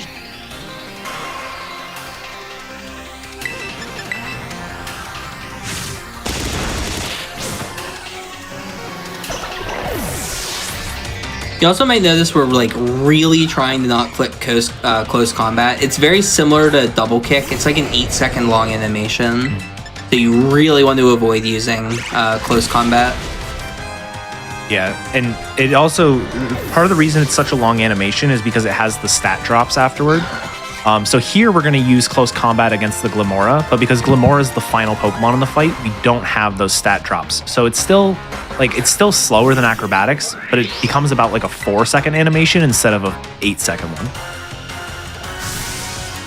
Yeah, it's actually really convenient that most of the things we close combat in the run are the last Pokemon. Because we have the Mabastiff, we have this thing, and then there's the Glamora in Area 0. That's just the last, because there's only one Pokemon on that fight. You only have to see stat drops, I think, 2 times with close combat.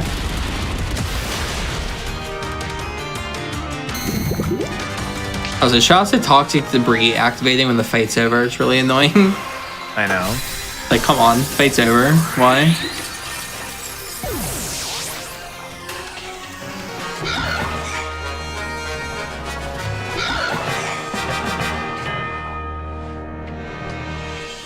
And that's the story of how we took a flamingo through a Pokemon game. Except there's still more to go. Yeah, a little bit.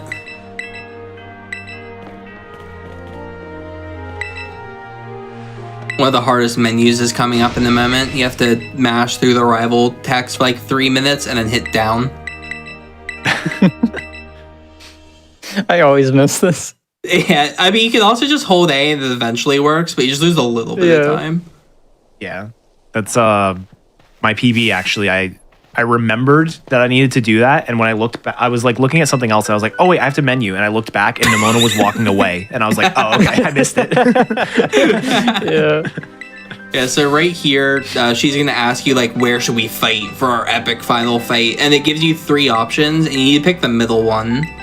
So right here, coming up in like 2 seconds. It's coming up right after that. Right there, Messica. There it is. I was like purposely not turboing that just because I didn't want to. Yeah, but if you pick the top one, the next she'll be like, nah, I don't want to fight there. Where should we fight? And then they'll be in a different order. It's you just mash A the second time. But yeah. Which is funny because and there was a really popular clip on Twitter when the game came out of the other questions she asks you there are like, did you become champion? And you can be like, no. And she'll be like, yes, you did. And then you can say no again. And then she'll be like, yeah, come on, yeah, you did. And she does the same thing when it's like, yeah, you're truly my rival this time. And you say no. And she's like, yes, we're rivals. Also, big moment. Hasty Mint finally used. Yep. This fight and the final fight have 2 of the highest speed Pokemon in the game. And so we just use the Hasty Mint. For the most part, we're done needing like our really high attack. So we can trade the plus attack for plus speed. Yeah, so basically now the fastest Pokemon in the game, the top 4, not counting the wild Fluttermane, but there's a Fluttermane with 199 speed on the final fight. This Meowscarada has 183. The Jolteon we're doing on the next fight has, I think it's 178. And then the Noivern in the E4 has like 160 something. 164, I want to say. Yeah, 164. So like the threshold we need for the E4 is 164, but we need 184 here. So it's like this huge increase that we need. So you can save the Hasty Mint for after. It just so happens that like the order we do things in is optimal, and it lets us switch to Hasty not before E4, which is really convenient. Because you do want Adamant for the E4. The one bad thing about the order is the Quaquaval. Like you just have to have higher attack to get to the Quaquaval earlier. But with some of the other ranges we have, like the Bronzong, for example, being a little bit worse, then you don't really have to worry about it too much. But yeah, the order of there are 5 things you have to do once you're done with all the badges. You have to fight Clavel, then you have to go fight Cassiopeia. Not gonna ruin who it is. To finish off Starfall Street, you have to do the Elite Four in Champion, and then you have to fight Nemona. And then the last thing you have to do is you have to fight Arven. And so we do them in this specific order. We do Clavel first, which allows us to go immediately to the Elite Four, like by jumping over that ledge and triggering the loading screen.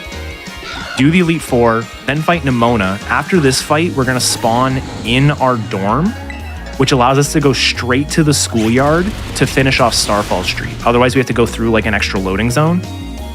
And then by doing Arven last, we skip a little phone call that happens because if you do Arven, if you do something else last, Arven will give you a phone call that says like, hey, I got everyone together, let's go do this thing. And so like the order here actually does matter. You can kind of do it in whatever order you want in terms of like stats, but just for optimization purposes. Also, nice critical hit on the one fight that critical hits lose a lot of time. Bonus time, yeah. It's like this and like Nemona too. Yeah. Yeah, there's a lot of good crits you can get. You did have one good crit on the Dondozo. Yes. We did have one beneficial crit this run, which is actually pretty rare. Like, there's not that much stuff that you save time critting in this game. Very few things survive the bird assault. Yep. Yeah. Another funny story.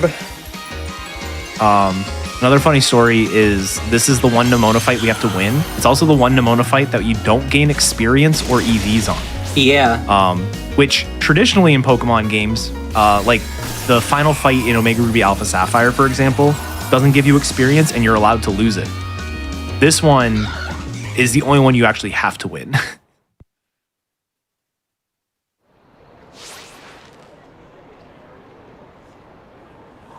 And she dabs on you. After losing. Kind of weird. Yeah.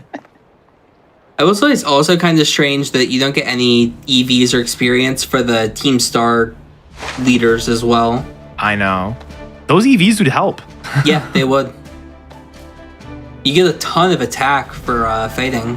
I had a big EV chart and I was using it when I was routing early. I didn't realize that Team Star didn't give you EVs. And I kept getting like outsped or like not KOing stuff. I'm like, what is happening? And it's like, oh, I'm missing like 30 EVs that I could have had in attack. Or like speed. You get a ton of it for the Reverooms. Oh, so that is the first of the 3 main stories completed. So we just need to complete the Starfall Street and the Path of Legends.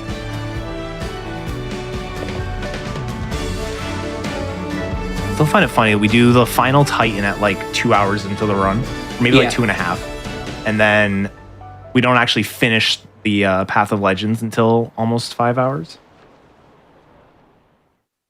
Yeah, it's funny if we just did the Arven fight. Like, you could have a kind of reasonable Path of Legends time during an any percent run. Yeah. Maybe like an hour and a half or something, which is like a reasonable time. Oh, wrong way. There we go. Not getting ahead of myself.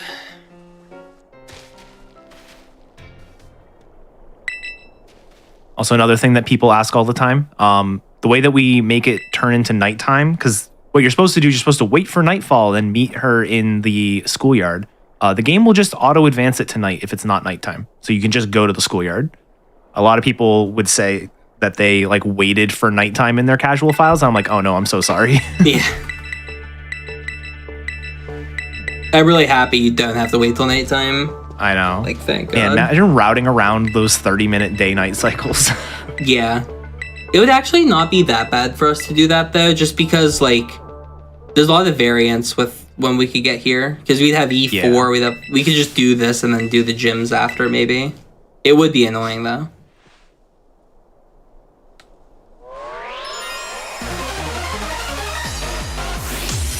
I'm gonna play this one safe. Technically, you could just skip this guard spec, but there's a really high chance you will get minus attack. You still sweep at +1. So you could just X attack and then guard spec if you get baby dolled. Right. That's what I usually do, at least. It saves a turn in theory. It's funny you want to get psychic here, because if you get psychic, it puts you into range of most things. Okay, you would have gotten baby dolled anyway, so you wouldn't have saved time. Yeah, this is optimal because now you're guaranteed psychic. This is optimal. Yeah. So because of this psychic, you're in thunder range to the Jolteon. So now Thunder's a guaranteed one-shot on us, which is optimal because that means it won't go for Baby Doll Eyes.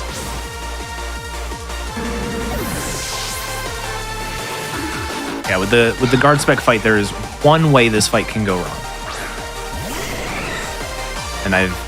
And even then, it's not dangerous. It just wastes a turn. Wait, I'm actually curious. I don't know how something can go wrong with guard spec fight. So the guard spec wears off after 3 of them, and if the final 3 all baby doll eyes you, you don't one-shot the Sylveon. But right. that means the Sylveon baby doll eyes you, which means it didn't hit you with a fairy move, so like you're fine. Yeah. I got the is it the Flareon and then the Leafeon? I've gotten baby doll eyes from both of them, but then the Sylveon didn't do it. So I got close once. I've just never done the fight with baby doll turn 1, or guard spec turn 1. I always just X attack. Yeah.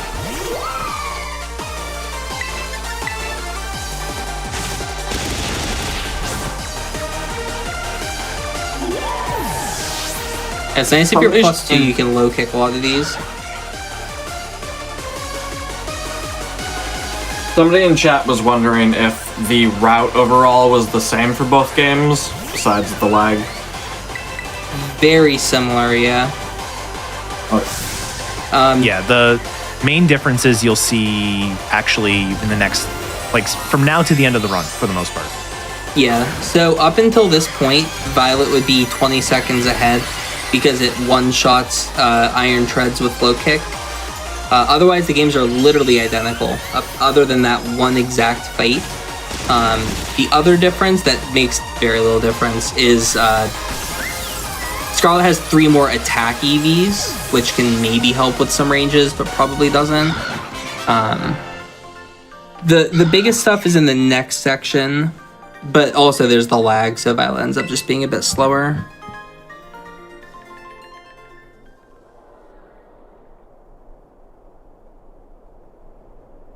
I guess also if you're playing on Violet,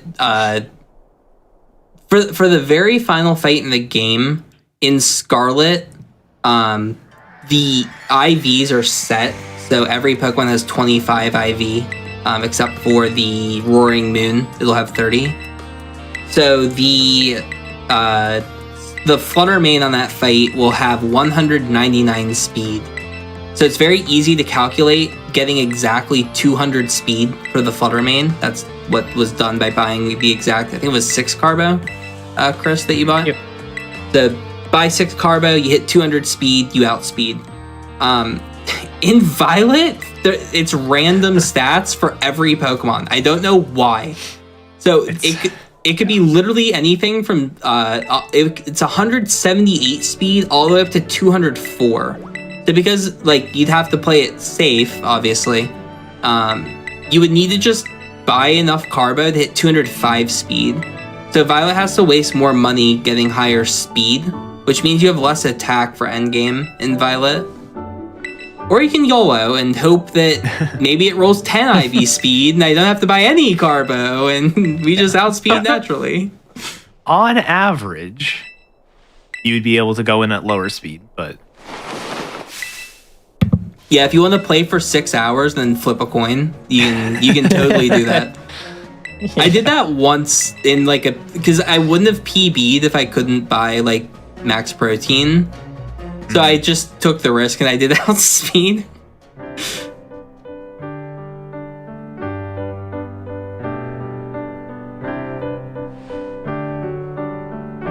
Yeah, it's actually very silly though that it's random in Violet, but it is interesting. It reminds me of the good old Call-O with the random shadow Pokemon stats, and you have to just adapt. Yeah. The other problem on that fight, though, is the Iron Hands, because it's so bulky. If it rolls high bulk, and it has Fake Out, which is annoying. Yeah, and then the only other thing, Scarlet versus Violet, which this one makes no sense whatsoever, is for the entire last section of the game, you are without your ride Pokemon. You have to run around, which is fine, because, you know, just run around. We have a bunch of ways that we can make it faster. A lot of movement things that you'll see. It turns out there's this one section where the fastest way to get there is you want to jump off a cliff, and then when you get off the cliff, you're behind this giant structure, and you need to get to the front side of the structure to trigger a cutscene. In Violet, there's a loading zone on the back side of the structure that's not there in Scarlet. We have no idea why, but you can save like 20 seconds of movement in Violet versus Scarlet just because the loading zone is closer. It's only 7 seconds. It's not that big a deal. Well, it's only 7 seconds over what we do now. Oh, true, yeah. But like before, when we had to go all the way around, it was like 20 seconds. Yeah, we've been smarter since then, so it's now only down to 7 seconds saved because we got smarter at Area 0. Why is Area 0 different? We don't know. It's like these games, I can't comprehend the version differences. They make no sense. They are very funny, though.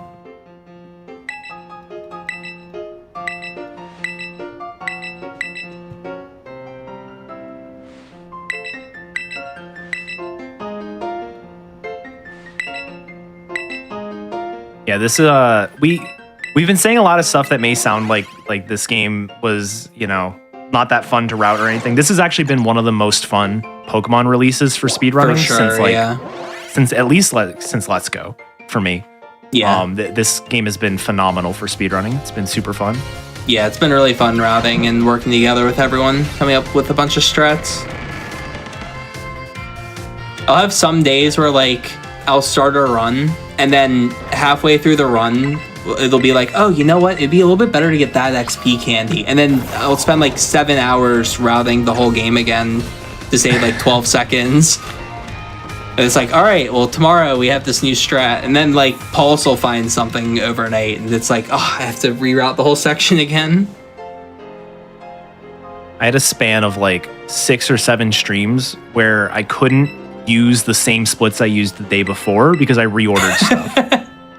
So yeah, I remember that was when I had the reroute with the like early water gym or something. And I remember someone sent me a clip where you're like, I hate everything because you're like in the middle of a run or something. Yep. It was so funny. Well, it's funny too because like it's really tough to make notes for this game just because of the way the movement works. Where you're picking up all these rare candies, it's like you don't want to write down, pick up the rare candy. You want to have like a picture or something and maybe a map. But if the movement's changing every day, you don't want to like spend the time to make a map to just be outdated in 6 hours. Yeah. And so a lot of people would learn the route from watching other people do runs. And I had a Korean runner by the name of Joylin who would come in every day and be like, all right, what changed? That's really funny. Also, shout out to the lighthouse fly. Literally an impossible challenge. Yeah. Yeah, it is really funny that trying to make notes for this game is like just such a struggle. Yeah, my current notes are named Pokemon Scarlet any % notes Flamigo version 8. Version 8. Nice. Which it's kind of like what was it? BDSP, where it was like the Monday route, the Tuesday route. That was good times. Someone actually came into Discord the other day, was like, is the current route the Wednesday route? It's like, yes, actually it is. That's so funny. But yeah, the history of this game was actually, I mean, it's only been a month and a half, but it was super interesting because like Flamigo wasn't even the thought of really as being the main Pokemon for at least the first 2 to 3 weeks of the game being out. Yeah.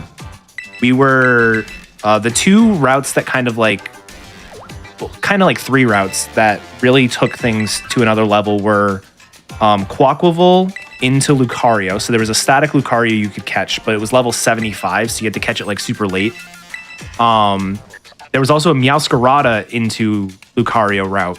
And then Shen and Pulse were mostly doing a Hawlucha route. And then another runner by the name of Halkery, who's actually going to be doing Legends Arceus at AGDQ. And yesterday. Halkery was doing... that was T-Pat. He did commentary, but was there. But yeah, Hulk was doing a Zangoose route. And so like all 3 of these routes, or 3 to 4 of these routes were like super competitive and like bouncing back and forth between each other. And then Headbob came out with the Flamigo route. And then I think you had one last hurrah with Hawlucha, Shen. Yeah, I took out the Flamigo once with the Hawlucha. Yeah, and then Flamigo just sort of stormed since then. I will say Hawlucha can definitely still compete with Flamigo. I think an optimal Hawlucha time is like a 5:25, somewhere in that range. But I think Flamigo is capable of like maybe a 5:22. Yeah, and like the Quaquaval Lucario route, I stopped doing when it was like with the new timing, it would be a 5:45. Mm-hmm. And it could definitely be improved because like there are things like extra candies we found since then. Yeah. But yeah, it would probably be stalled out, probably like the low 5:30s, I'd say. Yeah, I think my fastest with Hawlucha was a 5:36 with current timing. I think Pulse is pretty similar.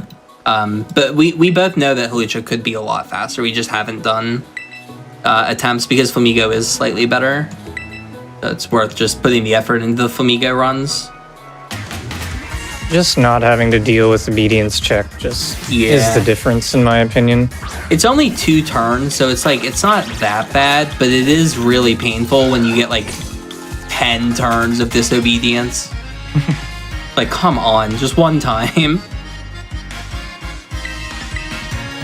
Also, this is another one of the Scrappy battles. You can save a decent amount of time here if you have Scrappy, but unfortunately it does not. This is also the final fight for the Path of Legends speedrun.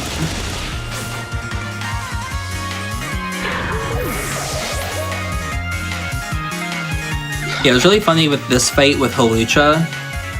It was faster to X attack this fight and have the fight be 6 turns long than it was to not X attack this fight because we had to use 4 close combats, I think. Oh no. Because we had to close combat Greedent, Garganacel, Cloyster, and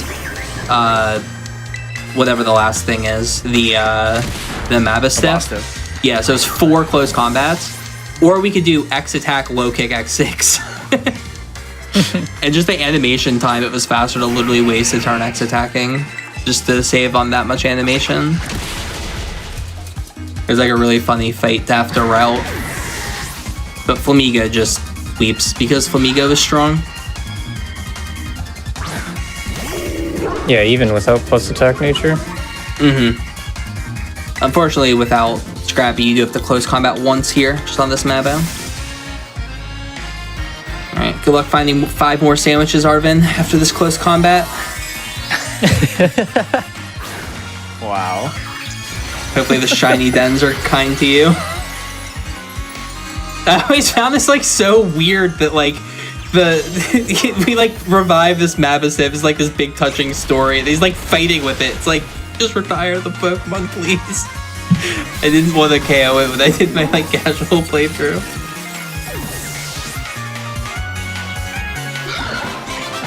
Oh, why did the sun just zoom across the sky? That's what the shooting star was that I saw earlier.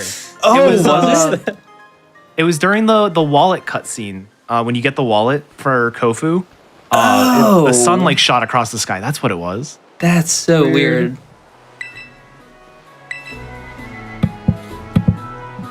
Yeah, I've like never seen that before.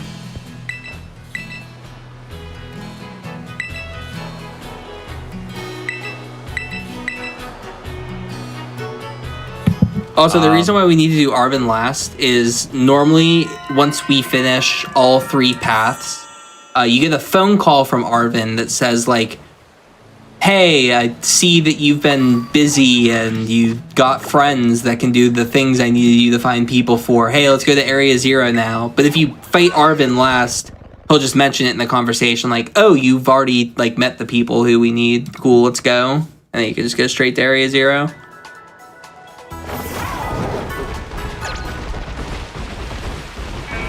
Yeah, and just to answer a question from chat, we don't go by in-game timer. In-game timer would sort of equalize us with the FPS drops and everything. But the downside to an in-game timer, there's 2 main downsides. The first is that the in-game time in this game is down to minutes, not down to seconds. So you'd have a lot of ties. That's actually how Pokemon used to be timed. And you'd see ties all the time. And the second main reason is because we wouldn't be allowed to do any save and resets. So it's less beginner friendly. And also like we saved and reset during this run to reduce lag. You wouldn't be able to do that. You'd have to do slower strats in order to optimize in-game time, and that's a bit silly. Also, shots of the like, I think it was like a 9-way tie for single segment glitched for Pokemon Blue at 50 minutes. At 50 minutes, yep. Wouldn't she like purposely lag the bases to get lower in-game time? Like, Yeah. Oh, it would be so bad. Well, lag would be optimal because you would want your game to lag because you'd have more time to like react. Yep. That's so To bad. the laggier the game is, the better. This is 100% off topic, but one of my favorite bits of information is Pokemon Yellow was such like a port of Pokemon Red and Blue.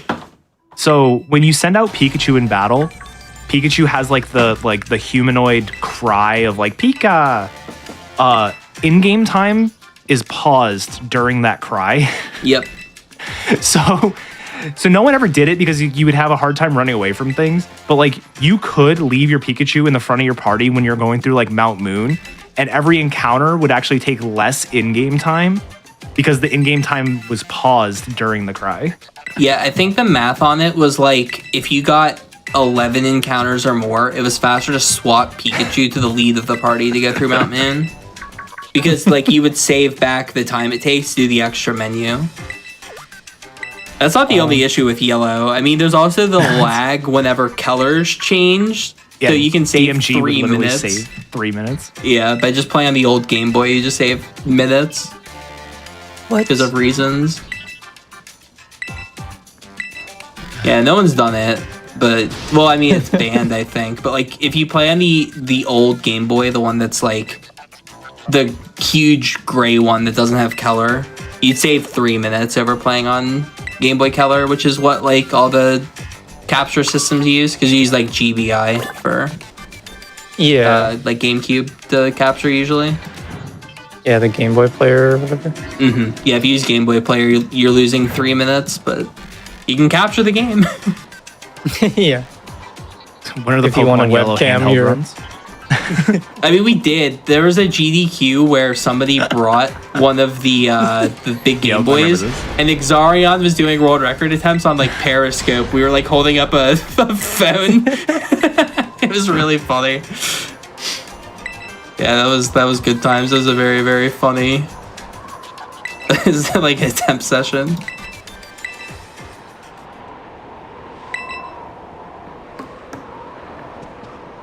finally time to enter the lag zone.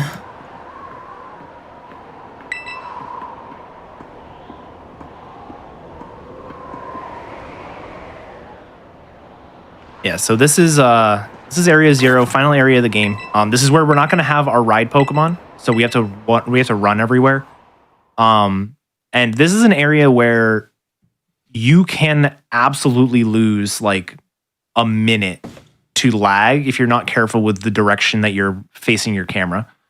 In general, you want less things to be on camera, just so the game runs a bit better. So like if you're pointing your camera sort of haphazardly at the middle of the area, you will notice frame drops. Yeah. It's actually really funny. We were talking about like the version differences as well. This is another spot where Scarlet saves a ton of time over Violet just on the lag. I always like to compare my, like when I'm doing the run, I have like a couple runs open so I can make sure I'm not lagging. So I know to do a save and quit if I get like the weird lag. And I compared this on Violet to Scarlet, and it's like literally 30 seconds slower just walking through area 0. It's actually kind of wild.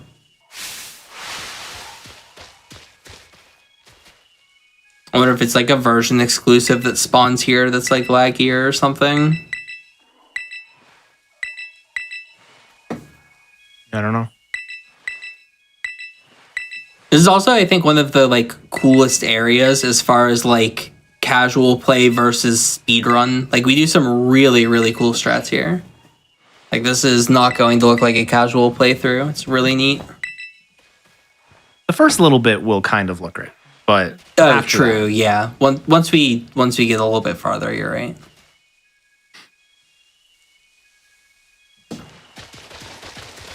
Okay, so off we go. Immediately camera down. Yeah, camera down, camera left, all kinds of strats here. Also, the Pokédex is going to get updated for a little bit longer. We're actually almost through the Pokédex updates. It usually ends during this stretch of movement, so it finally catches up. Oh, there's some money. Yeah, so that's Rika. And then this is Poppy. So Poppy, we don't get that much dex info for. I think it's 4, and then we get Poppy's money. Because we already have Flamigo, so you only get 4 Pokédex. So weird. So there's the money.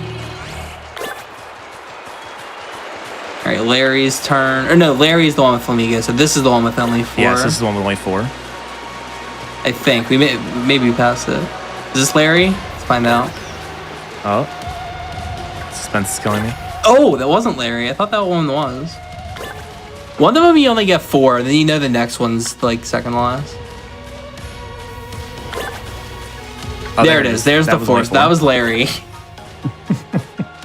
So we're getting closer. Let's see what strat we get here. There's all kinds of strats you can do to get down here. We're doing the rock? Oh, we're doing the rock. Do the rock strat. Oh. Oh no, I messed it up. Unlucky. Oh, get the slide. Oh, lame. This is still going to be like 1 second faster, I think, than doing it the normal way. Like it's still I've actually fine. never attempted that rock one. I always just do the slide. The rock one's like scary because if you go a little bit, like if you mess it up by like a bit, you can get sent back to the waterfall. Yeah. Yeah, that's happened to me before. Yeah, so the general theme of this area, what we're trying to do is we're trying to go down into the crater, and there are a bunch of these research stations we have to go to. And so for the first 3 research stations, there's going to be a Pokemon out front that we have to defeat. This one we've seen Glamora before, but after this, they're going to get weird looking. I apologize if you haven't seen them yet. And in general, all of these research stations we're going to are lower, physically lower than we are currently at. And so the obvious idea. Come on. What? Yeah, that's possible. Wow. Yeah, if you have the 31 hasty, attack IV. Yeah, with hasty that happens. It's like a little bit worse than the low kick range on Bronzong. Okay. So like if Bronzong's at 12 out of 16, this is like an 8 out of 16. So that was probably like a 14 out of 16 or something. Yeah, very unfortunate that lives because that loses a lot of time. Yeah. One strat you can do for that fight is you wing attack the Lycanroc. Yep. You attack your partner because the partner always KOs, and you don't have to watch toxic debris twice. So if you have like really bad attack, it's actually more optimal to just attack the Lycanroc. A very silly but very correct strategy. Yeah, so all these research stations are like lower, so you're going lower and lower into the crater. So the obvious idea would be to just jump off the cliff, land in the right area, and go to where you need to go. The problem is this game very much wants you to do things in the order that they like told you to do it. And so if you drop down to a point that's lower than the research station that you're trying to go to, you get warped back up to the research station that you just left. So you can't just throw yourself off the cliff and do what you want. That being said, there will be some well-placed cliff dives that we'll be doing. Just not quite yet. Yeah, I will say you can break out of that like trigger system, and you can get to the future, whatever you want to call it, like research stations, but the buttons just aren't active. It's really stupid. You can use some glitches to get through the like big cutscene trigger that like normally warps you way back, but then even if you pull that off, none of the other like triggers are there, so you have to walk backwards.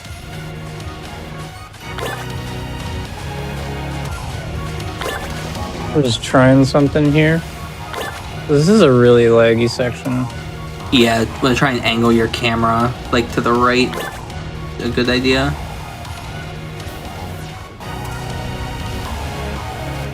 Hey, look, it's Haluja. Catch him. Probably we could go here first before the Team Star sections. Weird. So there's research station number 2. Nearly there. Things get fun after this research station. This is where we get to do some cool strats.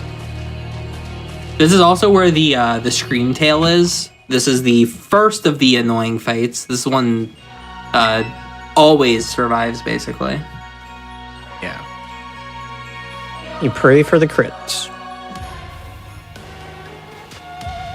The worst part is this will sometimes survive, and all these fights you have like a partner with you. So it'll usually survive, and then the Umbreon is your partner can either Baby Doll Eyes, which does nothing, or Dark Pulse and not kill. Yeah. Which always feels bad. Yeah, it's really unfortunate that we need the hasty nature for the rival, because you really do still want to be adamant for this section, but depending on like what route you're doing, you kind of just need to be hasty for the rival fight. It also sucks that crit isn't even guaranteed to kill this, like our range, especially when you're hasty. Like it's a range when you're adamant as well. Yeah, so there's Baby Doll Eyes, so pretty much no one turn. Yeah. Wow, that is the crit. That would have been close. Rest. And there's the rest. Oh my god. I've never seen that big of a roll. That was wild. This is typical Chris luck right now. Double Baby I'll be Doll. 100% honest with everyone. I didn't know this had rest. Yeah, I've seen it I'd before. never seen it before.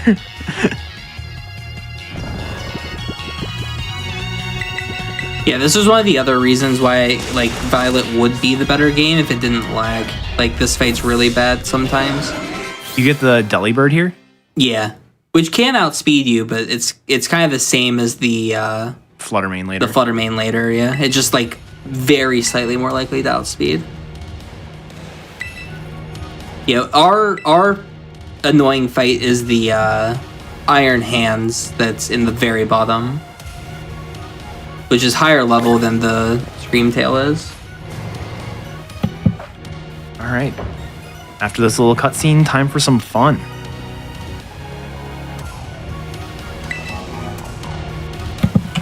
Yeah, so the way that the what should we call it? Like the send back load, like the way it works is it's like a flat plane that's below the research station that you need to be going to. So it kind of just checks to see if you've like fallen down below the research station you're trying to get to. So we could run all the way from research station 2 to research station 3, but it's actually faster to travel back to research station 1, which saves us a lot of like horizontal movement, and then we let gravity handle the vertical movement. So it ends up being a little bit faster to do that. This is a really cool strat that we'll get to see here. We're gonna do quite a few of these throughout this section. Yeah, because like if you think of the crater as like a clock, you've got area research station 1 is at like 12 o'clock. Research station 2 is at maybe like 5 o'clock, and then research station 3 is like maybe 11 o'clock. And so actually it's probably flipped. It's more like 1 o'clock, but whatever. Instead of going all the way around the circle to get to the third research station, we go back up, and then research station 1 is like almost on top of research station 3. And so I'll let it speak for itself. I will say this like drop down can be kind of annoying. Oh, nice, doing the correct strategy. I saw this for the first time the other day. I haven't tried it yet. Yeah, I've seen people going like the other way and it's a bit slower. You can do like a really cool slide here if you hit the right angle. Yeah. Get the nice little slide down onto this thing. And then slide onto this. Slide. Yep. That's perfect. Beautiful movement. Yeah, that was exactly how you want to do that section.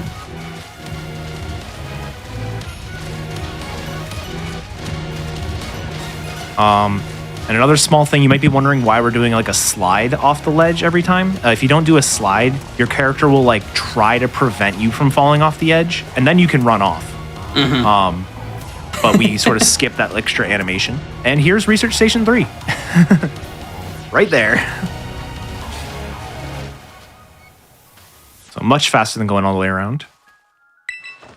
Yeah, I think it saves like 20 seconds or something to do it like that.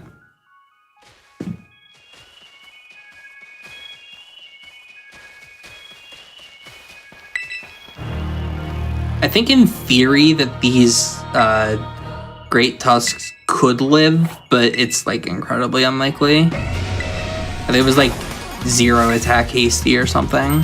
Only the second one could live, not the first. Still surprised about that Glamora. I had no idea that was even possible. Yeah, that's why the other benefits of just being more protein. Like the more protein, the less likely that stuff like that happens. The real strategy is buying more carbo so you're faster than the Meowscarada and you don't have to be hasty in this section yet.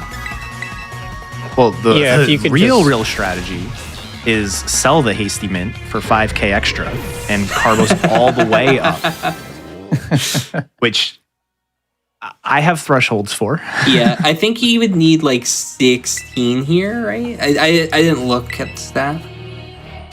Let me find my sheet. I've been looking, like I said, primarily at the like 83 early for fighting base, which makes you 87 for the Flutter main. Oh my god. Yeah. Yeah, that's wild. So let me find numbers. If you have a combined like 35 IVs, you can do it. Yeah, that doesn't surprise me. I've just been doing early proteins and then doing the double mint. Yeah, there's so many routes you can do for endgame. It's funny that like we all do the same like first 2.5 hours. Like it's very set in stone, I feel like, with like kind of what we're doing. There's like a little bit of variance you can do. But then there's like so many strats you can do for endgame and like depending on how much risk you want to take and whatnot, that it's like very runner dependent, like what you want to go for. I guess some of us force catching like early Halucha so that we get like the early XP and the ability to do like early Ghost Gym. I refuse. Well, after we learned what the penalty is for badges, I'm afraid to do early stuff. Yeah, it's definitely sketchy. But I mean, it's still like 80 or something percent. It's basically the same as Scyther if you force early Hawlucha. Yeah, it's right about the same. It's if you backstrike the Hawlucha, it's about the same as a non-backstrike Scyther. Something like that, yeah.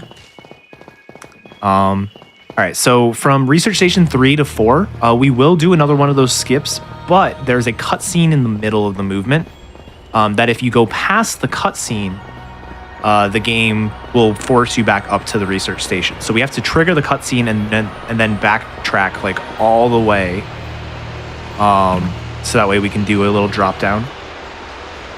Yeah, if you notice these like little text boxes in like the bottom middle, those actually are part of the problem with doing some of the skips.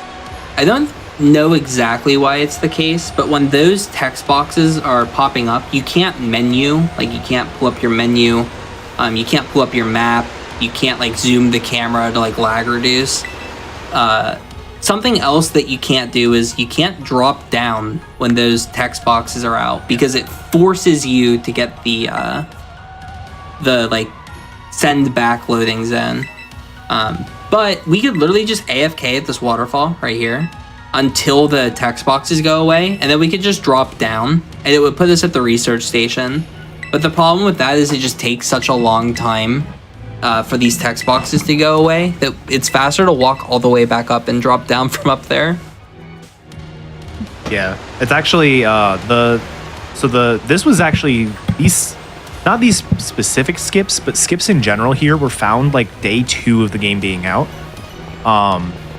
But the first one that was found was actually an impossible one. It was a runner, 4th gen gamer, got lost and ended up jumping off of like one of the cliffs and landed, in a section where, it respawned him at the new research station.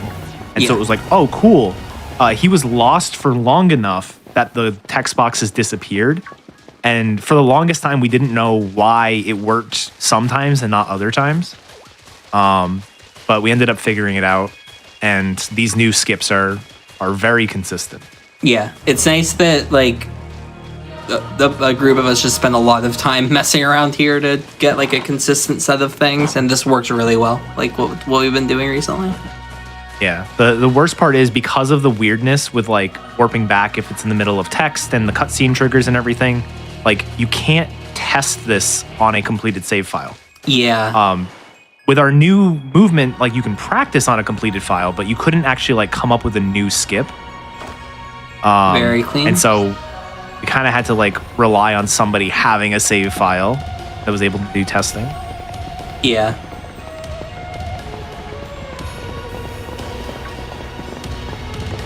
Yeah, it's funny how like just a lot of it was like kind of writing out on paper and seeing like where on the clock you are for each of these drop downs and being like, oh, okay, it's probably faster to go this way to get here and then drop down, or it's probably better to just do this part normally and stuff like that.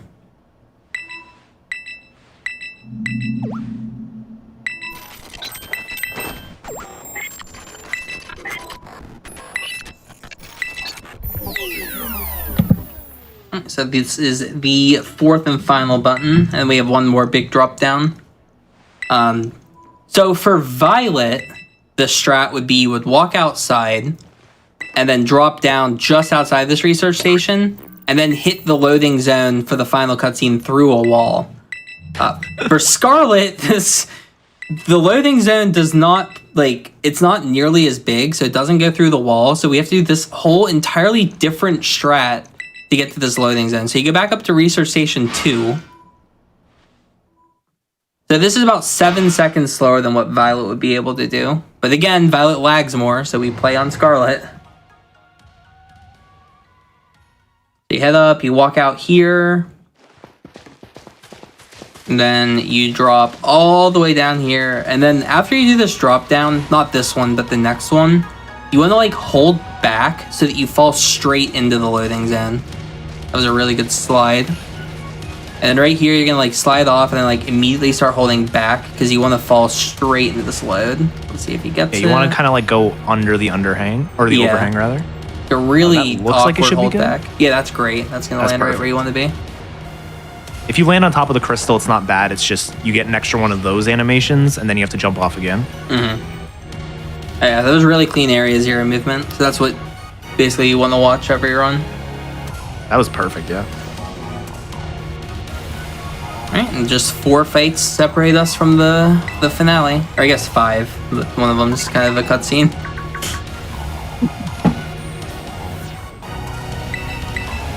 So I've had this Flutter main outspeed me before. Yeah, it's a lot more common than you'd think. It's about a 4 out of 25. Oh, okay. Yeah, pretty much any plus nature. Because Yeah. these random Pokemon are random in their stats and natures, so Must have been plus Can speed happen. then. yeah. Not common though. Yeah, I think it's like plus speed and it needs like 7 IV if it's plus speed. So it's a little bit less likely. It also 30, was it 20? It's like 28 IV or higher can also outspeed you, I think. Like just 28 or higher speed naturally. I see.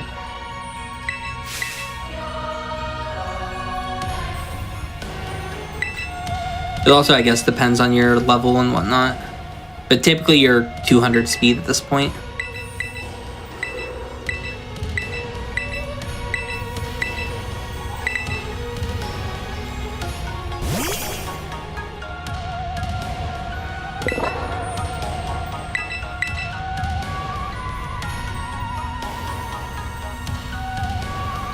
Let the Pokemon free.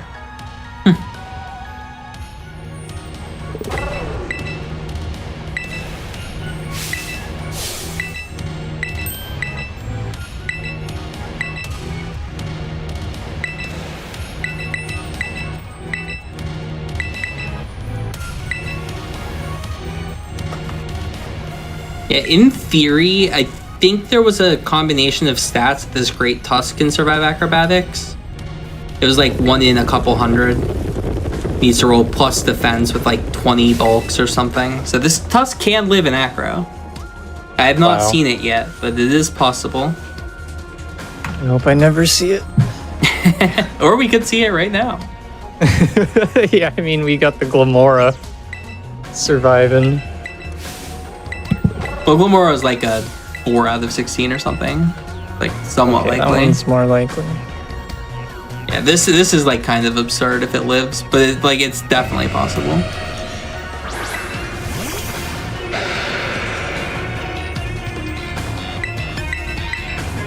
No more than like a 1%. Ah, boring. Boring. Yeah, I think it has to roll plus defense and it has to roll like pretty solid bulk to be able to live.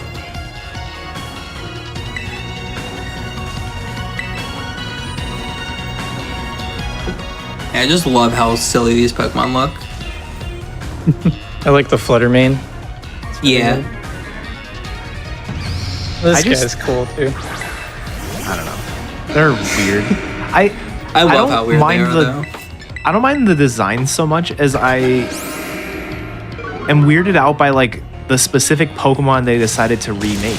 Like, Yeah. why Jigglypuff over Wigglytuff? You know, some weird ones like that. Especially like the Scarlet ones in general, they remade weaker Pokemon than the Violet ones. The Violet ones have like 2 pseudo legendaries, all fully evolved, and the Scarlet ones are like 1 pseudo and 2 not fully evolved Pokemon. It's like just a weird conglomeration of Pokemon. I heard Flutter main's really good. Fluttermane's broken. Yeah. This Yeah. is like one of the best Pokemon we've seen. It has like maybe the best typing in the game. Ghost Fairy's really good, yeah. Maybe like Fairy Steel would be better, but Ghost Fairy is definitely like a top 3 typing. Like Ghost, Normal, Fairy Steel, Fairy Ghost are probably like top 3. Yeah, Tinkaton is very steel. Really good Yeah. Pokemon. For sure. Luckily did not get outsped by the Fluttermane, so get the chance. Yeah, we got lucky that time. Well, didn't But get unlucky. yeah. I mean, we got rest on Jigglypuff, which is just sad. Oh, we're going. All right. I saw another question in chat that's worth answering. So somebody asked about setting the game to 720p while in docked, and you can do that, but there's no performance improvements. Basically, when you change the output resolution in the Switch settings, the game still renders at whatever the game was going to render at, and the Switch downscales. So that wouldn't really have an impact on performance. Yeah, that was like a rumor for day like 1 through 5. Like, we just kind of were like, oh, let's just play on 720p and see if it feels better. And then it maybe felt better, maybe didn't. Because we also started saving and quitting then. So yeah. I think what was happening was we thought it was lagging less, but really the save and quits were what was helping. Actually, another funny thing about saving and quitting for just some of the history of the game. So when we first were doing runs, we didn't have any of these skips here in Area Zero, or we had like the last one. There was a different version of it, but it was something like that. And it was actually faster to save and quit right at the start of Area Zero, so you could reduce lag throughout all of Area Zero. But now we skip so much of the movement that it's no longer worth doing that save and reset. The other side of it is the save and quit from the poison base, or like fighting base, wherever you go first, usually like helps with the lag reduction anyway. Yeah. So it's like not as big a deal to do the save and quit.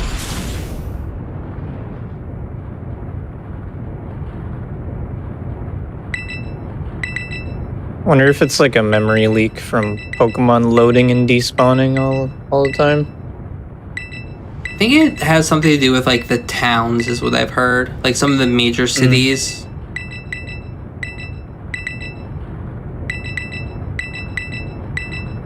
So weird. Yeah, I hope a patch comes out and fixes all that. I can't wait till we get sub 5 with the lag patch. That'd be sick.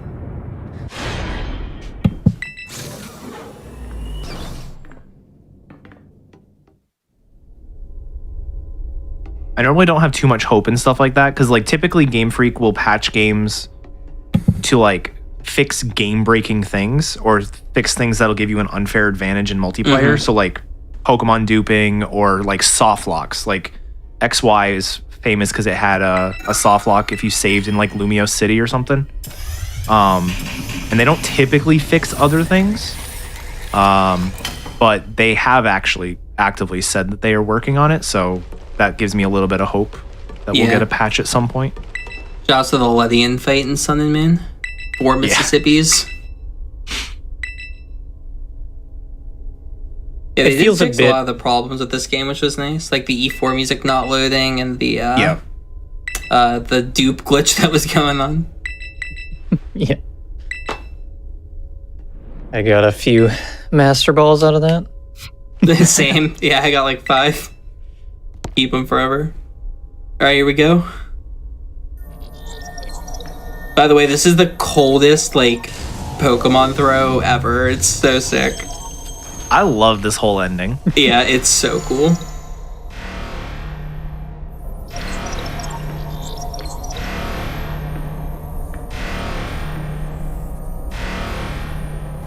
And especially if you go into this fight with no spoilers, like you don't know what any of these Pokemon actually are.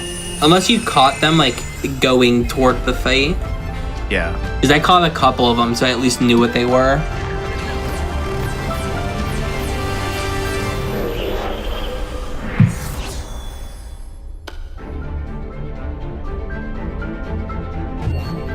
Yeah, the RNG seed in comp battles is another good example of something that needed to be fixed.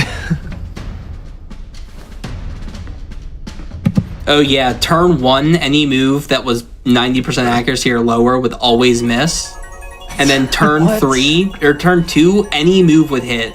So people are running Choice Scarf Rock Slide into Choice Scarf Horn Drill. And getting a free KO every turn. It was so dumb. Yeah, there's some very silly strats. All right, this fight is it's not that scary, but there's some stuff that can happen. Turn 1, get this thing off our screen. We are not dealing with this thing. Is so scary. It's so scary. And then luckily the thing that comes out second isn't that scary. It's a Screamtail. We need to set up an X attack so that we can sweep the fight. But this thing does have play rough and it can drop our attack. But it's not that big a deal if we get the attack drop, but it does make the fight a little bit more complicated if you do get it. So here's the X attack.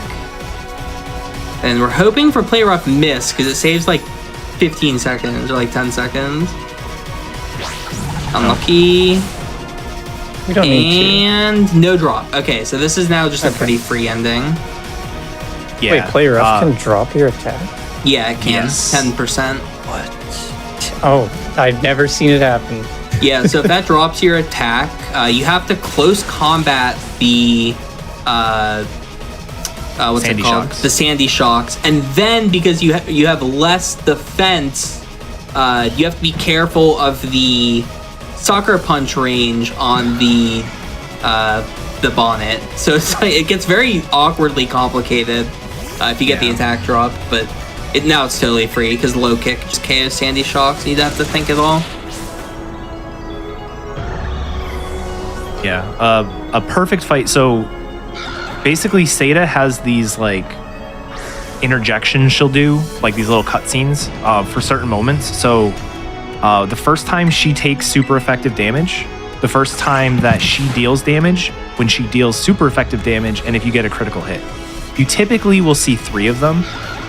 If you crit, obviously that's very RNG based and not one you usually see, but you can end up seeing. Getting hit by play rough satisfies 2 of those requirements, so getting hit and getting hit for super effective. That's why a play rough miss actually saves a decent amount of time, because you skip the super effective text box, and if you don't get Sucker Punch, you skip the damage text box too. 2 crits. There was a crit. Yeah, so many crits this fight. So many crits this run. You had the crit on Nimona too. Yeah, 1 good one, 2 terrible ones. Yeah. I think it would be funny to do like a all dialogues run or something where you have to like crit and super effective on Nimona and like get all the stuff here. It'd be pretty funny.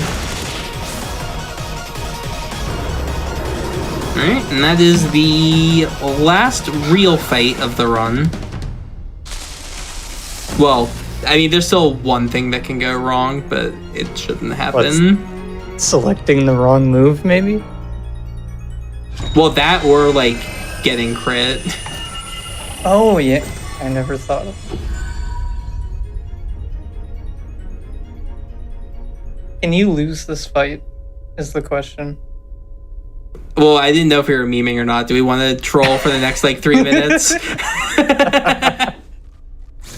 It's up to you. Just let us.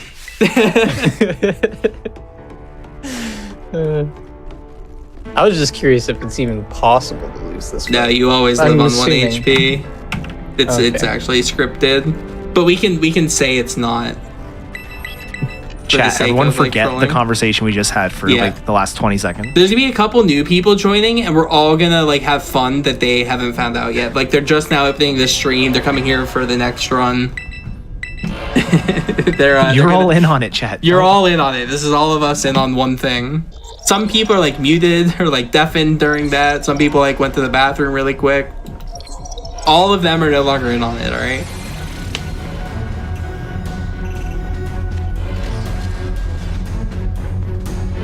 Should create a Twitch moment for this.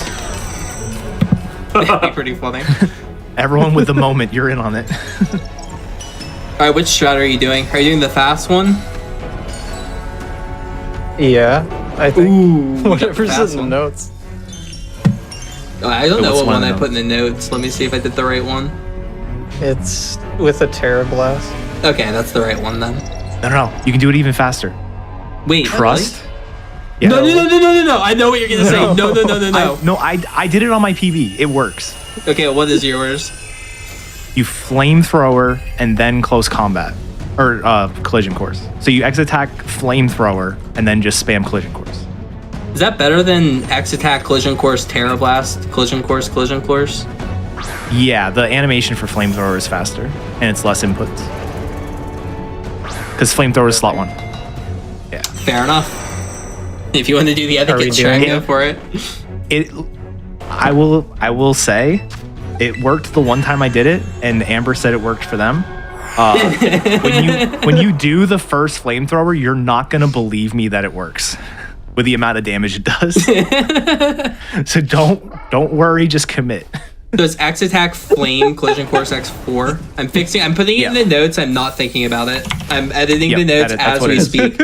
X attack, See it happening. flamethrower, collision course X4, and I'm gonna put send No. and angry DM to Eddaket if this fails. All right, it's in the notes now. All right, let's do it. Enjoy. Like I said, you're gonna do flamethrower. You're gonna be like, this isn't gonna work. It's gonna burn, have and to we're gonna trust. save a turn. It's gonna be so sick. Somehow gonna burn. Oh, we'll get burned. No, we have the ability where we can't be burned. I forget what it's called. Plot armor. Is that what it is? Whatever the ability's called. All right, here we go.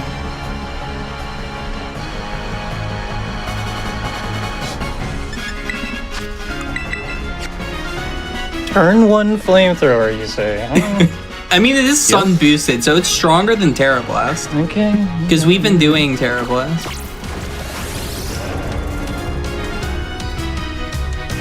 I'm just excited to see how much damage this does.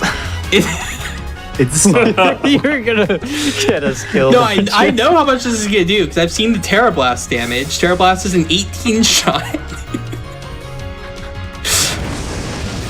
All right. Ooh, trading flames. watch this. It's gonna do like at 40th, right?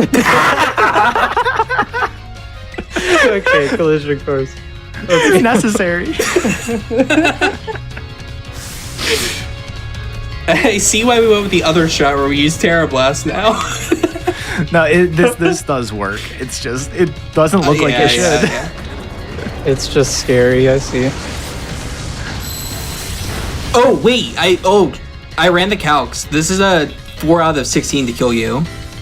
I just ran the calc. What? Oh wait, the Giga Impact? Yeah, the Giga Impact. You need to heal. You need to heal. Oh god. Oh no! Wait, no.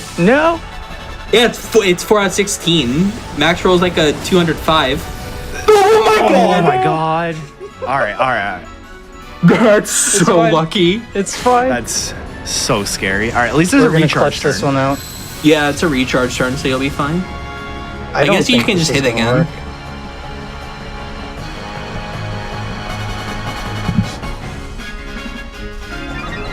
Oh, attack boost. Let's go. That helps. All right, free turn. Let's go. All right. Unfortunately, we didn't get a speed boost. If we got a speed boost, we'd outspeed next turn. Oh, that may not kill. You might need more attack too. Oh man. I am severely worried right now.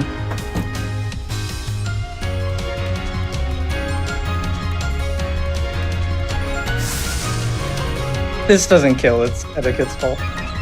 It's true. Yo, is that an Omni boost? Omni boost. That's the attack boost we needed and the speed boost. What are the odds no of that? way. If this doesn't kill, it's gonna be very funny. I know, right? I have to fix the notes immediately. Get it! Hey, let's victory. go. Wow, that was so lucky. This is the Not at all 3-minute scripted. warning to mute the VOD. You have about 3 minutes, just letting you know. We'll give you a basically second once, warning. once we go through time, Yeah, you don't have to which mute will until be time. in a bit. I just want to Got make me sure they're worried here. a little bit there. Make sure that everybody's paying attention. Yeah. All We right, didn't if- wander off during the past 5 hours.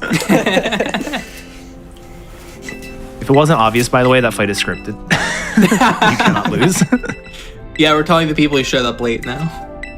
Yep.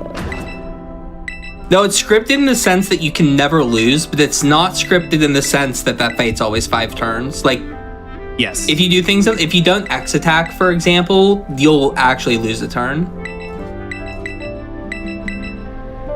Yeah, and the flamethrower there is you need to use it's 6 total turns, and the flamethrower is just a faster animation than collision course. If you do like all collision courses and then a flamethrower at the end, you won't kill. Like the order actually does matter too. So,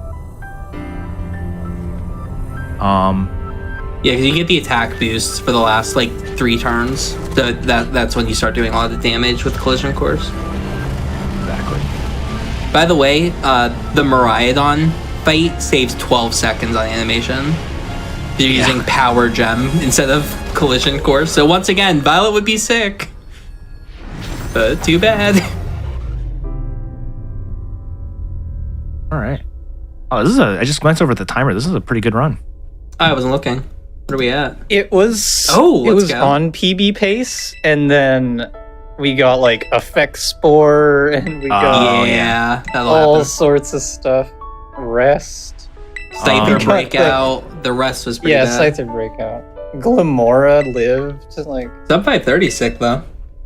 yeah, it's a good. run. Time is on the fade out after this little conversation. Just before the 45-second cutscene of darkness. And then we should mute at that point. Yeah, then you can mute.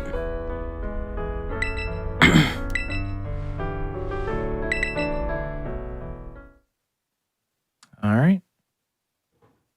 Time. GG. That was great. A solid run. Let's go. Thank you. Thank you. Thanks for joining me on commentary. Really appreciate it. I didn't Thanks for having us. make any crucial mistakes. Thank God. Yeah, it looked pretty clean overall.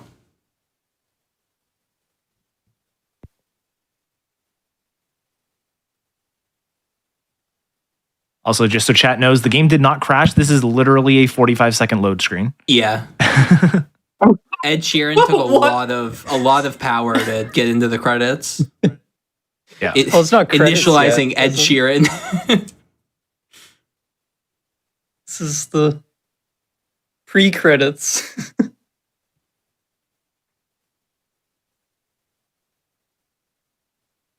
I just realized that we'll get to listen to the Ed Sheeran, but the stream can't.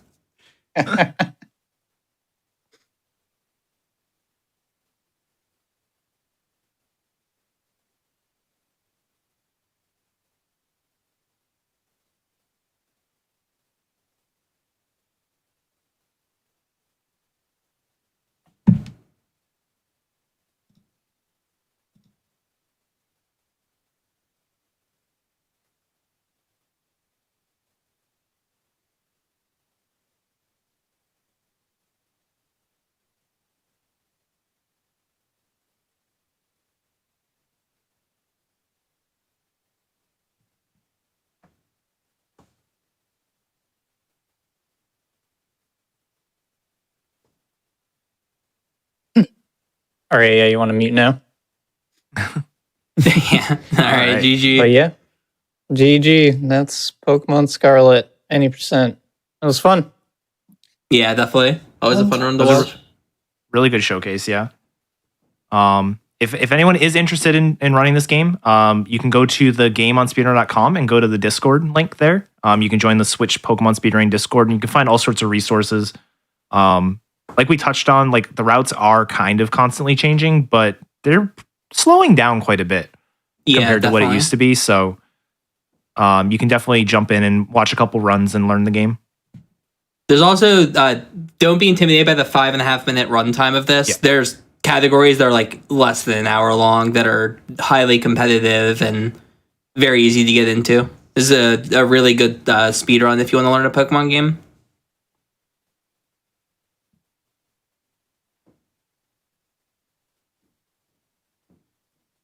Yeah, thank you three so much for being on. I mean, you've all said it. It was a great run. Very entertaining, amazing commentary. So thank you all so much. Unless any of you have anything else you'd like to close out with, we can head to a break and go to the next game. Yeah, You can thanks follow for, Chris by hitting the having us.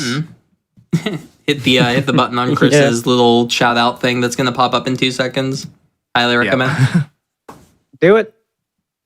But yeah, thanks for having me again on the Hotfix. Always lots of fun. And thanks Eddaket and Shin for the commentary. It was awesome. Great run.